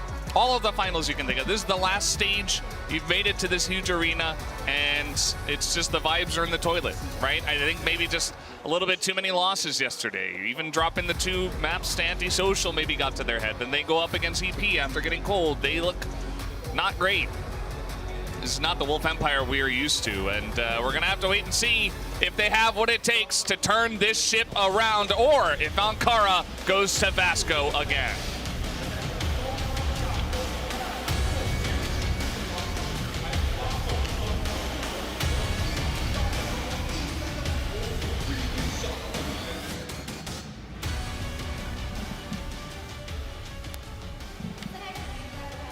Here we go, Ankara. One last battlegrounds, potentially. Or is Wolf Empire going to keep the dignity of the Vietnamese region alive? As Bench put it. Dignity is such a heavy Bench's word. words, not mine. I mean, it's harsh, but it's true. Vasco now getting aggressive. Oh! Somehow it's going to take down Ice Cube, and nades are flying left and right. Everything is going wrong for the side. Oh, all right, pack it up. Yep, we've had enough of a Fei timeout. Let's see what the Fei read can do, and it seems like the Fei read worked. I like how Valdez basically says on the second kill, pack it up. It's over. Pack it up, son. It's done. I mean, it's so true though, because the vibe diff is really palpable, and I think also that Fefe makes the right call. You know, get aggressive, win a big round, just to really keep the current. You know, the current status quo. Atmosphere, yeah. You just want to come in and be like, no, we're better than you. I feel like that first round was a shout out to Viana. That's a Viana round. Sure, carrying this is getting Brazil cooked. torch. This is absolutely getting cooked right now. I mean, at this point, I don't think there's anybody really that believes in Wolf Empire. Like, they need to make us believers. The onus is not on us. They're getting cooked like 18 dumplings. Yeah, delicious. Delicious. How Yummy. true. How true. Oh, I mean, they're definitely going to need to put out a bit more effort to start convincing us that they actually have the caliber in them to take some rounds and even a map. So we'll have to wait and see if they can provide. Minute 30 onto the clock, and already 4 players of Wolf making their way in towards middle, but Action and Silva was waiting. Silva does go down to a quick headshot provided from Dola, and now they're going to switch up their gears. Coming towards Office, coming towards Underpass. They might just send it down towards B. Flashes and smokes out. MG completely blind, but he swings, gets the shot down, and now he is able to position himself behind boxes once again, provide more line of defense. But look at the rotation from Vasco as well. Dola comes up and over and gets a good double kill somehow. How does he even hit that? Looking for the third. Not going to happen. VNC goes down before going down. He does find one frag. Fefe on a huge flank. This is his moment. This is his moment. Not his moment anymore. Will finally puts out 1 round on the board. Yeah, I like that from Dola, though. He's like, I stopped caring about roles, man. I'm entering. I'm putting matters into my own hands, because he's so angry. He's mad. I would be mad too. Of course. He's gotta force a win for his squad, and Wolf, they just gotta follow suit, right? Usually it is shady when he starts fragging. They're gonna get inspired, and they're like, all right, let's start fragging. But Dola, man, like maybe it's his turn to try and raise the flag for the homies here. He's been doing that. Just, this is the 3rd time he's raising his flag. Yeah. The thing is, you know, one guy can do it. It's really about getting the vibes back in tow. Like, I witnessed Gokun getting 10 first kills on this map and losing. Yeah. Against this team, right? There's a couple. If Ice Cube gets hyped up because Dola's playing well, that's a different story. If everybody's getting back on board here for Wolf, that's great. That's what we want to see. As someone who has been on the receiving end of a sweep, you kind of get cynical at a point. Yeah. You're just like, ah, damn. You're like, of course. Of course, yeah. Of course, everything. Like, of course, the way it is. But at the same time, if you're playing with 0 expectations, that's kind of a dangerous team to go up against, because you really don't know what they're thinking. They could just be throwing the entire kitchen table at you, and you wouldn't know. Kitchen table. Oof, that would be tough. Here's the setup out towards middle, not being entirely launched by Vasco. They can make an easy rotation. Action. Oh, it's going to be on the arm. Not the action arm. Not the action arm, indeed. But what if he just gets a triple kill? He's blind. What if he just gets... Oh, he did it. He got Dola, too. That's not good news for Wolf Empire. Ice Cube gonna get shot on his side, but it seems like the B side is only occupied by a single member, and it is gonna be MG. But I like this for MG, though. He can actually slip on by back in tunnels after he gets his kill. Oh. There it is, and he slips on by, but why are you all the way outside, brother? Gotta hold the corner. Yeah, he was stuck on the ledge, wasn't able to find the hiding spot. He was stuck by the ledge and couldn't turn the corners. But look at VNC's position. Waiting to swing out, gets the first one. Needs to find 2 more. He's the done this C4 not before. planted. Time is on his side, gets the second, but the swing. Wolf Empire will find 1 more round, but that round as well had to come down to the wire. And look at the disappointment for VNC. Like, you're not entitled to win that round. Why are you feeling disappointed? Hey man, he did it before. Yeah. So he's cool like, I could have hit that last shot. Exactly. How cool would it have been if he actually did it, you know? That would have tilted We were Wolf. already getting hyped, like, we believed. We believed. As did he. I've been believing. We believe that's all. Exactly. So, I mean, yeah, good start here for Wolf. I mean, a couple of round wins under your belt. Forget about the first round. That didn't happen. It's like the Man in Black, the Flash. I mean, that's kind of the... You have to have that ability if you're a pro gamer sometimes. That is true. You just kind of have to be like, well, okay, it didn't happen. I'm still really good at the game. They were testing the beehive right down towards the middle. Look at the pause shot from Action. Just burning his magazine down. Oh, they're chasing. Yeah. You guys were wondering why FFA had 10 bullets earlier. Because they just keep banging them walls. Yeah. Drilling, we say? Yep. As Neo would say. Drillers. Definitely my drillers. Yes. Shout out to Neo. But with some smokes up and over, they might give it a go down towards underpass. It's going to be Action horrendous. holding it too, not even an arm. So, oh, this one might be spicy. MG, okay, nice kill coming on in, but the spray is good from Action. Picks up 2. MG. He's going to go to the AK. He says, nope. I'm flanking. You guys, you coming through spawn. I've got the flank. MG special? Oh, this could just be a tunnel B. Why are you trying to nerf him, man? Hotel play. I like this split, though. I feel like Ice Cube and Dola are going to be put in very bad positions if they do go for the flank from the slope side. No one's checking! No one's checking from the side of Wolf! But Dola, can you save this? You've been the hero. But sometimes heroes do fall. And 2-2, Vasco. They're doing it. MG AK on the AK. Hits the headshot onto nothing but Dola. So this is the replay from VNC last round. Almost clutching it. Need to see the reaction. Gets 1 more. But the swing just came in the right timing. The reaction. Just like me, every time that you miss a clutch, you're just going to scream, I'm so bad, and lock in immediately back in the game. I'm terrible. And then just win. Oh, okay, here comes Fefe. He wants more. Oh, we got Silva in mid. Man. Oh, wow, this is look a at the triple pressure. man aggression. It's everybody. This is not going to be good for Wolf. Just watch. Just you watch. Silva gets 1. Now here's a swing from VNC. Any moment soon. Gets 1 more. 2 more.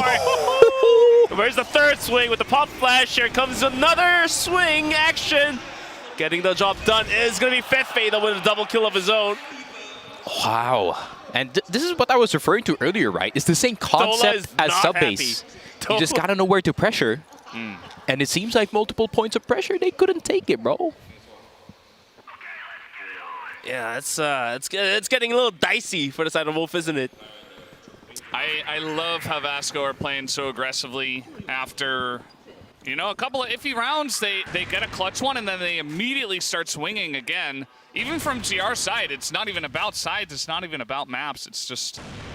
And as you can see on the minimap, Wolf is now, like, put to a corner where they can't really start throwing punches. They are holding by the spawn area. They're holding by the back sides of all things. They cannot overextend anymore. Bro, look at this. It's the mental pressure. Yeah. And the fact that they switched the defense so drastically, it's not even... Like, it's not even a push once again. It's not even the same positions. They're just like, all right, let's stay as far back as possible. Wolf expecting something. Look at how far back they are, man. It's like they're forcing Wolf to play their default style of punishing the players that are going forward. But what if they don't? Yeah. Oh, and they're going to run into a 4-stack. It's a little cheeky 4-stack. Dola. Dola. Dola? Dola. Oh. MG. Dola. MG. This is the way to cast. Silva? Silva? Just say Silva? Silva. Oh, Silva. Oh, Silva. Silva. Silva. Oh, Fefe. oh, Ice Cube. Okay, okay. Ice Cube. Ice Cube. And now, I mean, you have a lot of pressure from A. You've got Lucas over there lurking. You can just try to rotate all the way over. That was the easiest minute of my life casting. Hell yeah. Well, now you know what it's like to cast in Korean. Is it like that? Just yell names and say, you know. Oh, the say timing. names. Lucas gets It's up all on the about bomb vibes. side It's to all see if about it vibes. rotates him, but MG has a huge flank with an AK as well. Ooh. Could be tough. They are gonna let out a smoke towards spawn to Oh, he's hold already it going to down. be here, though. All right, he's going pretty fast. Yeah, right, and vent goes MG. Oh, they're so focused on exit. Oh, no. Oh, Lucas. Oh, Lucas. Oh. Lucas. Lucas? Lucas? MG. MG? MG. Oh, MG! Huge jump. And Lucas alone, 1v2. Wow. And VNC not going to miss that. Not going to miss that. VNC hits that 10 out of 10 times every day. GA even got the wall down. Wow. Whoa. Whoa, MG. That was easy. I mean, Vasco is just... They're owning him. I mean, like, at this point, I think it's very safe to say that Vasco is the dominant team. Oh, yeah. In this matchup. I think we could have said that halfway through Port. Not even halfway, probably the first 3 rounds. we And go. now here comes another aggression. Wow! How do you even hit that action? Action. Action. VNC gets one as well. Now Fefe out from Vents, going for more kills. Oh. No. Don't even peek him. Don't even peek him. Just run away. Just run away. This is a tragedy, and look at the crowd. I mean, this aggressive play is literally gaining them fans in China. Yep. Wolf is getting manhandled by Hands off Vasco. the keyboard Yeah. for a moment there. And you know why? Because back in the day, Story time. probably Valdez was there, but Story back in the time, day, It was probably China, alive, yeah. the best teams were very, very aggressive. Yeah. And it seems like the nostalgia goggles, sorry, Filipino pronunciation, are on, and it's like a blast from the past. And just like how I said, it's ironic because it's unlock the future that is the catchphrase. The pause just comes in now, but it might be a couple maps too late. For the side of Wolf, it's already 5-2. I just don't see the world where the probability is higher than 5% for them to make a comeback. Take us to map 4. They're going to have to, they don't have to just turn the ship around. They need to, like, deconstruct the ship and make a new Rebuild ship. it. Yeah, they need to, like, go on land for, like, 3 months and rebuild the ship and Can then they go the do other it? way. Can they do it in the next 5 rounds, They though? got to open the crafting table. Yeah. 6 wood planks. Well, you know, there's a decent amount of wood here that you can break down from Ankara, so maybe they can do that. We do have a bit of a push coming in from Wolf. MG has held this angle at times. Smoke over the top. How many go down is the question. The flash is good. Flash is good, but look at this. Silva coming on in. Gonna make it 1-for-1. MG's not spotted. MG now gets spotted. Now they know. Oh, that was a little bit anticlimactic, but now Got spawned. Fefe looking for a swing. Lucas will get the better of him. Down to 2v4. VNC in action. The 2 rifler core. Oh! And somehow VNC hits a double headshot, and all of a sudden things C4 are stock. looking not so great. I mean, Action's going to have like an early clue of an A take, so the C4 is not going to be down anytime soon. But let's take a look at Action. He's full sending it. He's not scared. He already crossed the smoke. He hears. He's looking. He's looking. There's nobody on the left. They're both right. Ice Cube. Oh! Flash in hand. Tons of damage. Oh, Action. Oh! In the corner. 7 health. Can he do it? 1 tap and a dream. Dream! Action. Action does it time after time. Clutches up the round, and that's going to be round number 6 getting picked up by Vasco. And Wolf is getting dissected in Ankara. They're getting absolutely mauled in this series, and it seems like Brazil. I don't even know if that timeout's going to be valid. That's It's not gonna help you at all. Like it's cooked. It's cooked. It's well cooked in the pot. There's nothing to do about it. I think it's cooked. You know, I think it's good. I actually feel like this timeout hurts more than helps at this point. It's like letting them wallow in their There we go. in their cynicism. You know, it's like. Damn, we are getting cooked. That's what they're saying probably in the comms. Is like, when is the part that you just stop caring? Does anyone like? It's the coach's job here. He knows it, so he's gonna try to do his job. But there's only so much he can do, right? He's not playing. This is where the speech comes through. He's like, guys. I mean, Shady looks like he's. If you think we are good. But on the side of Vasco, things are looking great. Everyone's smiling. Just the Silva was a little bit disappointed for that he wasn't able to find a double kill. But yeah, for Vasco's success, for their vast success, definitely a lot of help coming out from their Sony in-zone headphones to provide the clear and the best sounds to their ears. And of course, the Morphling L50 chairs with the lumbar support. Yeah. For sure, man. For sure. Definitely helping them game at the highest level. I looked up on Amazon, and the in-zone headphones are only $200. I bet I should get one. There you go. Pretty good deal. Yeah, the replays are just adding insult to injury at this point. It's adding salt. You're doing that little chef salt thing, you know? Yes, sir. And we didn't even get to see the action 1v2 yet. And guess who's coming out of A once again? This time, MG's gonna hit the shot, but there's so many members here of Wolf, it doesn't matter. Oh, the shot though, gonna miss here. Fefe's got his own and he will be traded out. 2 for 2. They wanna keep fighting. Look at the action, bro. Wait, but Rambo's waiting for it. Rambo waiting. He's a nowhere. He's a knower. This guy, he has unlocked the future. Did he unlock the future? Oh, but the C4. Look at where the C4 Oh, the is. C4. Oh, MG. MG spotted, but it's fine. Wow. Because it's MG. Lucas could be up next, but he's also crouching in mini terrors, but it doesn't matter. He just climbs up, creates his own angle. But Rambo, the only one left alive. You can pick up the sniper, bring back the years, but against MG and Silva, this is going to be very tough. And look at MG. He doesn't care if anyone's on the other side of the smoke. He is going to peek. He is the sniper, but Rambo is going to spot him, but that's the 1v1. Silva, the highest rated player so far on Vasco against Rambo, the OG of Vietnam. I like Rambo just sitting in the corner. He knows that the aggression will come in, and he can wait for the rotations. There's no way for Silva to know exactly where Rambo is. Swing and a miss, and this might be a costly mistake by Rambo. Silva gets the headshot, and Vasco is going to shut out the first half, as if taking a cake away from a kid. 7-2. Oh my God. I can't, not gonna lie. Swing and a miss. Swing and a miss. It doesn't work like that. When I woke up today, and I was saying, this is gonna be a best of 5 that's gonna go the distance. This is gonna be my last best of 5 that I'm casting. This is gonna be one of the closer ones. Apparently, it's opposite day today. Yeah. You did not unlock the future. Yeah, the future was not unlocked. Yeah, we went into a different one. We had a different future that got unlocked. And now it's Vasco on Blacklist. He's going to say, okay, well, there's a guy on A. That's free info. Generally a guy on A. But, yeah, you did it for free. And now MG might just be able to come in and get a leg shot or something, or throw an 8 into him, you know? That's pretty nice. Jesus. They're just shelling him. They're like, yep. What up, Shady? How's it going? It's almost like a shell shock is being just put into the minds of Wolf at this point. Yeah.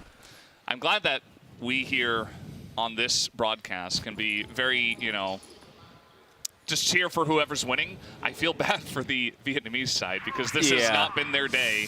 And wasn't their day yesterday either. They were the favorites prediction-wide, right? Now, this is the question. Has Wolf Empire been figured out? It seems like yes is the answer. A bit, sure. I mean, they're definitely getting manhandled. And Rambo, in that slight angle, wasn't able to hit that shot to make things a little bit worse. I mean, not like by far margin. It's already pretty bad. It's rot at this point. 50 seconds left on the clock. Not much time for Vasco to execute They did that multiple times back in sub-base, and they did drop those 4 rounds. But let's see, Shady going to be the one defending against Action, who usually does come into that spawn side, and VNC is going to be the first one to peek, and it is going to be a blind Shady, a blind Lucas. Where are they going? It seems like the B side is going to be the target, and it seems like Rambo not going to be safe. Ice Cube melted in Ankara.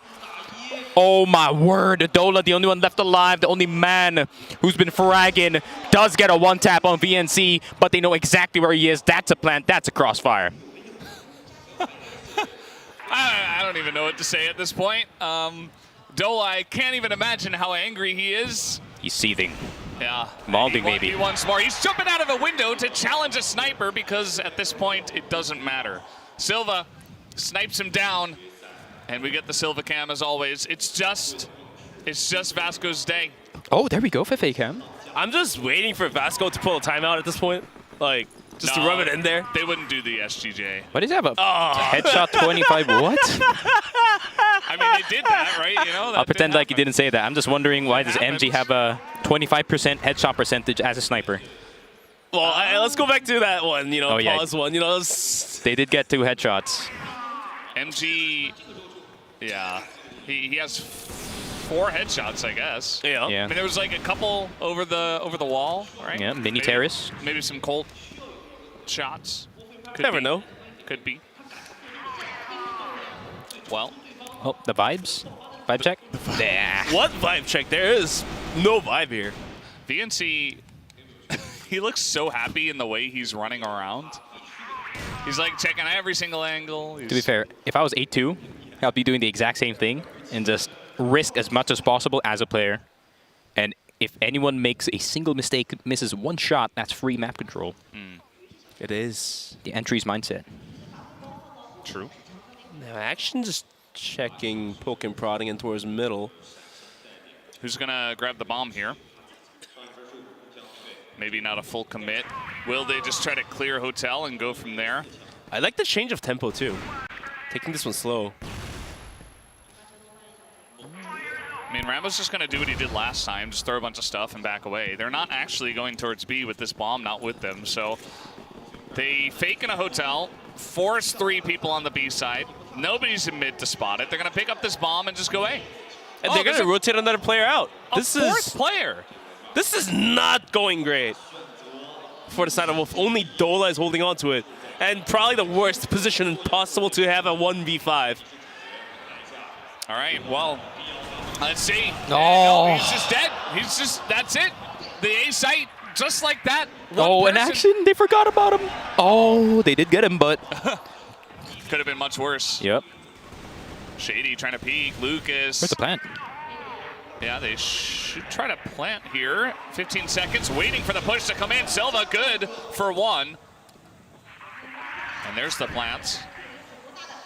I feel like Silva saw them all before the death cam did kind of fade out. Wolf is in a bit of a hurry. MG, I don't like that you're standing right there, brother, but it seems like you're confident enough with your sniper. 2 players coming in from the vent side. Shady going to be setting up this flash. And it's only going to fully blind the players on top A, so MG's going to be not blinded whatsoever. Hits the first shot, gets the Colt out, hits Shady as well! Pulls out the knife, but it seems like he's just asking his teammates to clean up the rest of them. 9-2, Wolf Empire. The Empire is crumbling, my friend. Yeah, you know, every empire comes to an end, I guess. And I think we're seeing the downfall of the Wolf Empire. The Empire did not strike back, brother. See you next year as Wolf Tribe. Oh, no. that was bench. That was sneaky. Bench said that. Oh! And MG said that. He said, sit down. We're taking the win tonight. It was foretold as they unlock the future. And, yeah, 10-4, 10-4. I wanted to see another 10-4. Vasco have other ideas. Cheeky 10-2.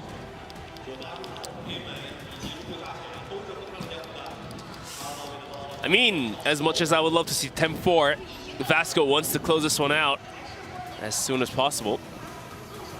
They don't want to give chance, virtually, to the side of Wolf. Yeah. That's what you got to do. Rambo off angle. It does get checked, and now the spray comes in. He just goes and gets killed through the wall. Dola now, the next. Oh, look at the action, bro. Yeah, action's already in there. This is such an action special. Oh, Dola. Oh, God. Oh, nice try. This is not working out for Wolf. It's all down to the ends of one player. Not going to happen. Vasco cleanly and single-handedly shuts down Wolf Empire in a clean 3-0 in the series.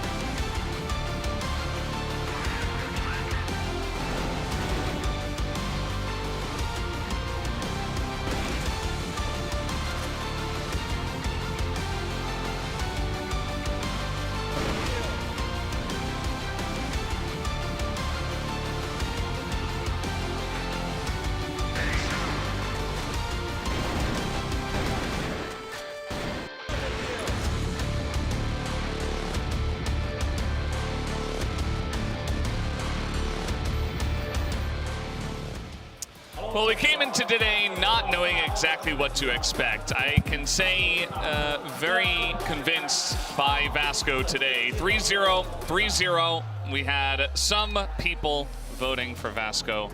There's one of them right here. Alongside of all of the Portuguese I like how you're doing this. Language cast, which makes a lot of sense.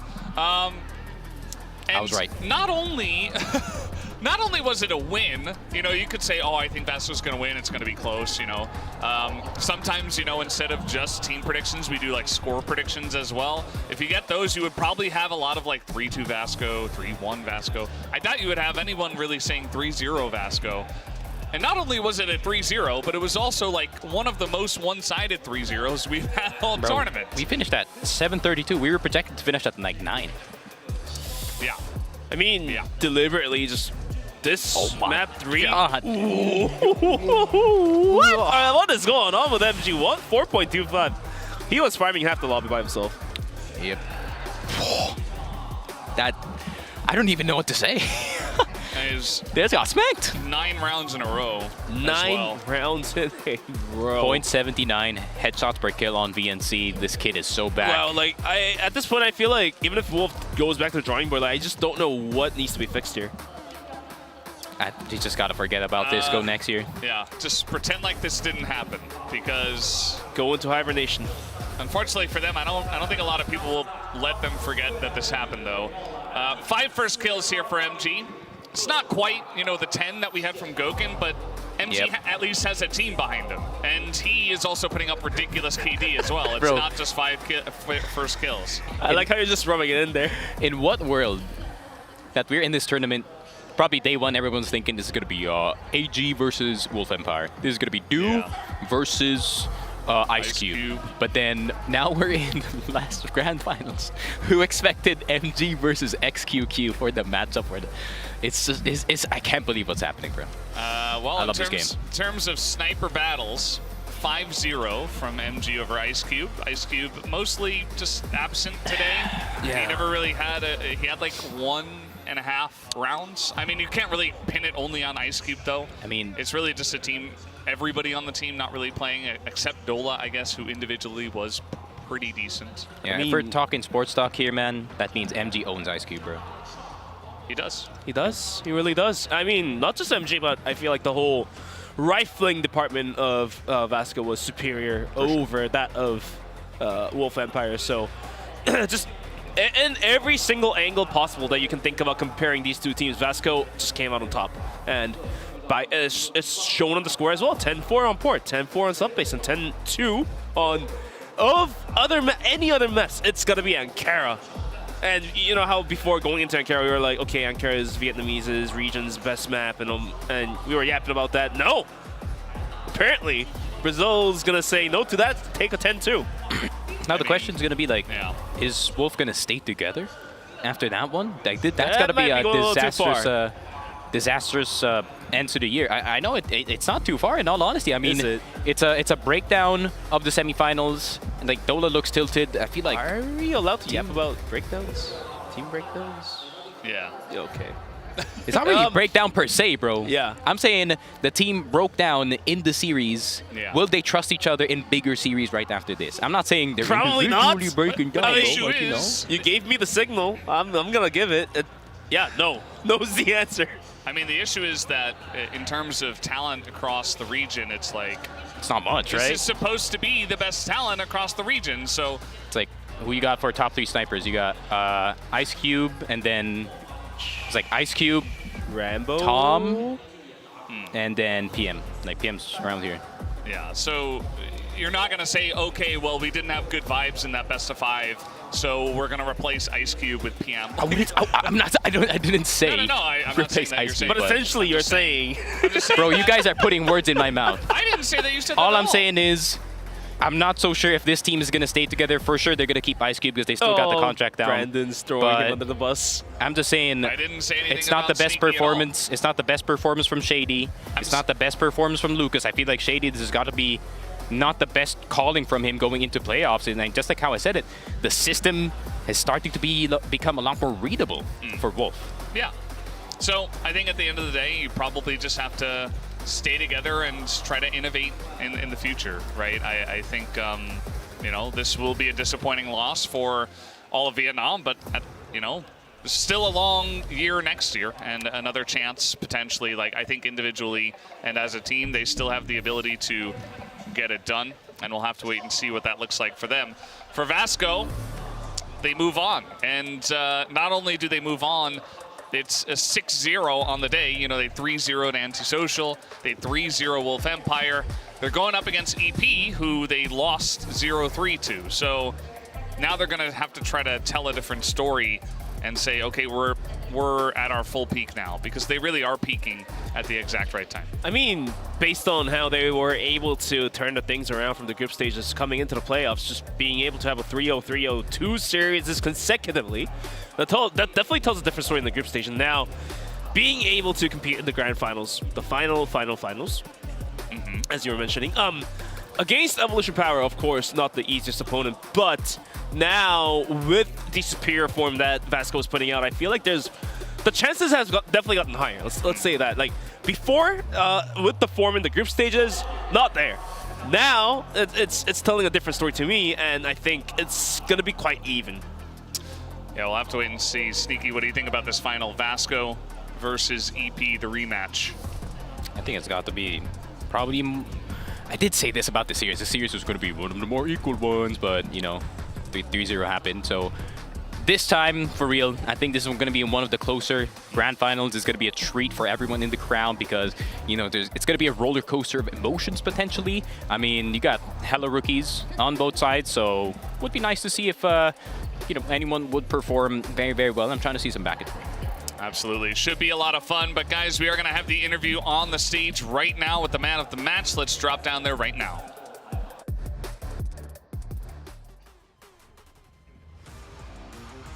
We have our other grand finalists. Vasco Esports, and Silver here, our MVP. Congratulations, Silver. When I spoke to AKT earlier on, he said he didn't think this game would be easy. He said, I don't think it will be 3-0.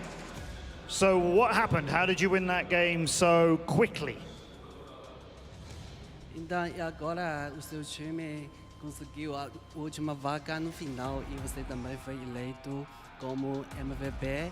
E na entrevista com Action, ele disse que não tinha imaginado, não imaginava que poderiam vencer hoje por 3-0, mas vocês conseguiram. Então, o que vocês fizeram para isso? A gente analisou nossos erros do jogo de ontem e viemos preparados para os confrontos de hoje e conseguimos a vitória dos dois times, mas eu também não esperava que seria por 3-0. So according to the player in the previous match, yesterday we have studied the match footage, and in today's match we bring out our best and then we secure the victory. Honestly speaking, the 3-0 was also out of my expectation. Yeah, okay. You have played recently EP, which you lost 3-0. And back in the group stage, you played another Chinese team, you played Q9. They beat you 2-0.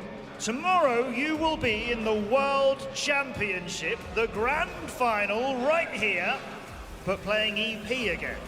So how are you going to take the World Championship title over EP and win it for Brazil? Então, ontem o seu time foi derrotado por EP por 0-3 e na fase de grupos você também foram derrotados por outro time chinês por 0-2. E amanhã o seu time vai confrontar de novo contra a IP. Então, quais são as vossas estratégias para conquistar a vitória? A gente sabe que as duas derrotas para as equipes chinesas foram bastante no detalhe, então creio que se a gente acertar esses erros, a gente sai com a vitória amanhã.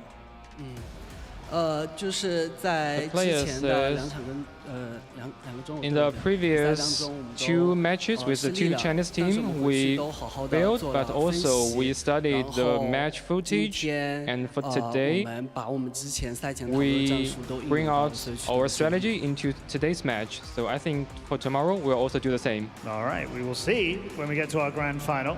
There are some Brazilian players, Silver, who are known very well here in China. Viana, Gokun has a lot of fans as well, of course.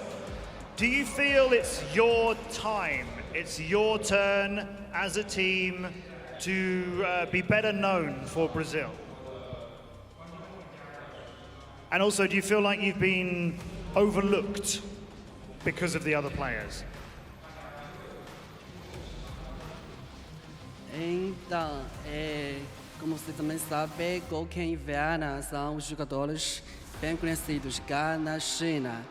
E agora, então, o seu time também jogou muito bem neste campeonato.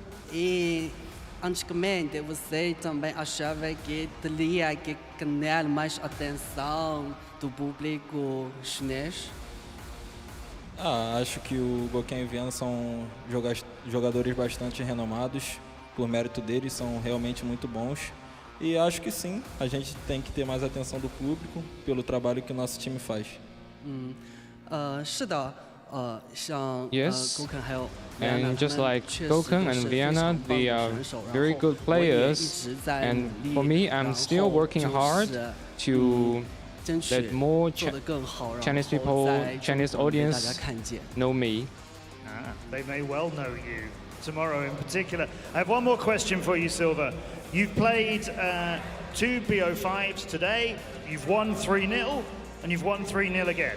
If you could choose, would you play EP right now and keep going, or would you take a rest and play them tomorrow if you had the option? Para as duas jogadas hoje, então Vocês venceram ambos por 3-0, então vocês querem continuar ao final já agora para manter a sensação de tiros ou então vai ficar para amanhã só? Se a gente pudesse escolher, com certeza a gente ia escolher para jogar hoje, porque a gente está num dia muito bom, muito confiante. Todos os 5 jogadores estão bem e se pudesse escolher ia ser hoje a final. The plan is, if we have choice, we are ready to unlock the future now with EP because we can give it our best shot now, and all of the players are fully warmed up. I like it. You would unlock the future now. I like that. But we will have to wait, I'm afraid, as it is going to be tomorrow. The CFS 2024 Grand Final, our World Championship title. It's between China and Brazil. China, you have Evolution Power Gaming in tomorrow's Grand Final. And against them, it's Brazil's Vasco Esports Silver. And the guys, obrigado, my friend. Congratulations as well. They are into the grand final. Let's go back to our casters and wrap up our second day here in the stadium. The grand final will have to wait until tomorrow.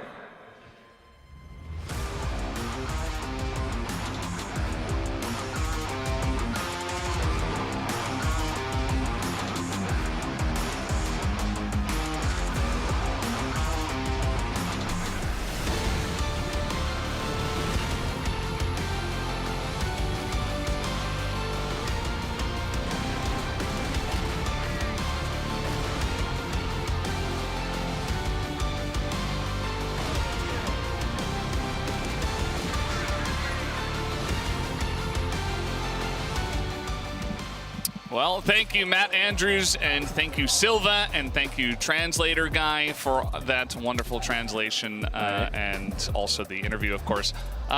Good stuff. You know, we're just going to have to wait until tomorrow, though, to see the true matchup between Vasco and Evolution Power Gaming. I doubt anyone could have predicted this. Yeah, I mean, it was a long turn of tournaments, starting from the group stages, coming into the semifinals, and then seeing these two teams compete at the grand finals, definitely the least expected, but well-deserved for sure. Evolution Power Gaming versus Vasco Esports of the grand finale happening tomorrow, right here, at the same time. Yeah, going to be very excited for that one. I mean, expect the unexpected, and the future is unexpected in this one. So, yeah, going to be a very exciting one. It's going to be filled tomorrow here for sure, man. It's going to be a Sunday. You know, everyone's going to be out. Everyone's going to be ready and roaring to watch some CROSSFIRE, man. Yeah, it's going to be very exciting. Any thoughts on this tournament from you guys? Just, you know, before we do get into the final day tomorrow? 3 takeaways. A, Brazil is the second region in the world. B, when it comes to aggressive plays, make sure you full send it. You don't go halfway through, because teams that kind of take that, you know, hybrid play style, they all failed to advance into the finals from the group stages. And C, Sony in-zone headphones and Morphling L50 chairs are the best for your backs and your gameplay. Yeah. Also, Smelling Intensive for making this tournament happen. Thank you, Bench. That was beautiful. Sneaky, any thoughts from you on this tournament? It's been a very wild conclusion to an already wild 2024. So, you know, it's kind of fitting that we're going to have the last-minute plot twist here, Ben. Last-minute plot twist. Yeah, I do feel like, though, if you would have predicted these two teams at the beginning of the tournament, you would just be wrong. For sure. Even if you're like, oh, no, I got it right. It's like, no, you were wrong. That's why we always say, it always feels like a cop-out or a cliche to say, like, oh, no, it just depends on the form of the day, or like, oh, it depends on how these teams practice. And so it really does, because that's, especially in CROSSFIRE, that's really what it comes down to, is who's playing better at this tournament, not at, you know, Summer Champs, not at, you know, their second season of their, you know, not at regional finals. It really just depends on who's feeling the best in China, which, funnily enough, it wasn't two of our Chinese teams. It was Evolution Power, who I think should be the favorites in this matchup tomorrow. So will be a blast to see.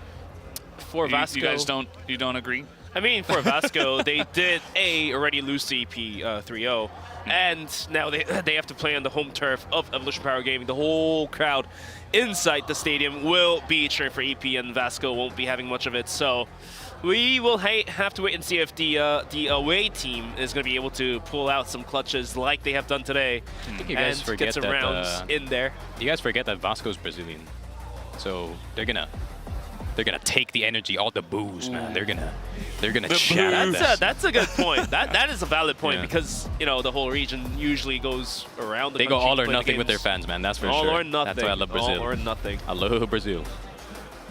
I mean, that's fair.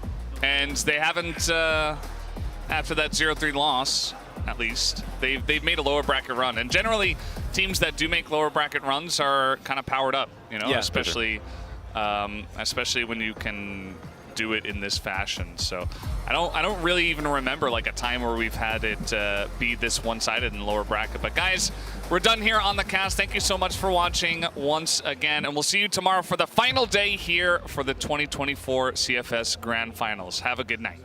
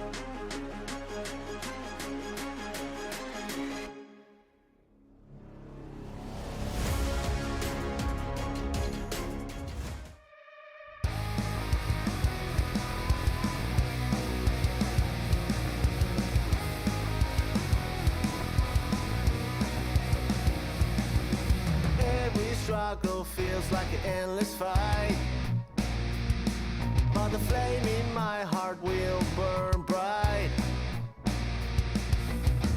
In this fight, we'll rise. No fear, no retreat, no back way. Stay together, locked and loaded. Be the enemy inside. I love the future. We're on the front line. 你修补了成败。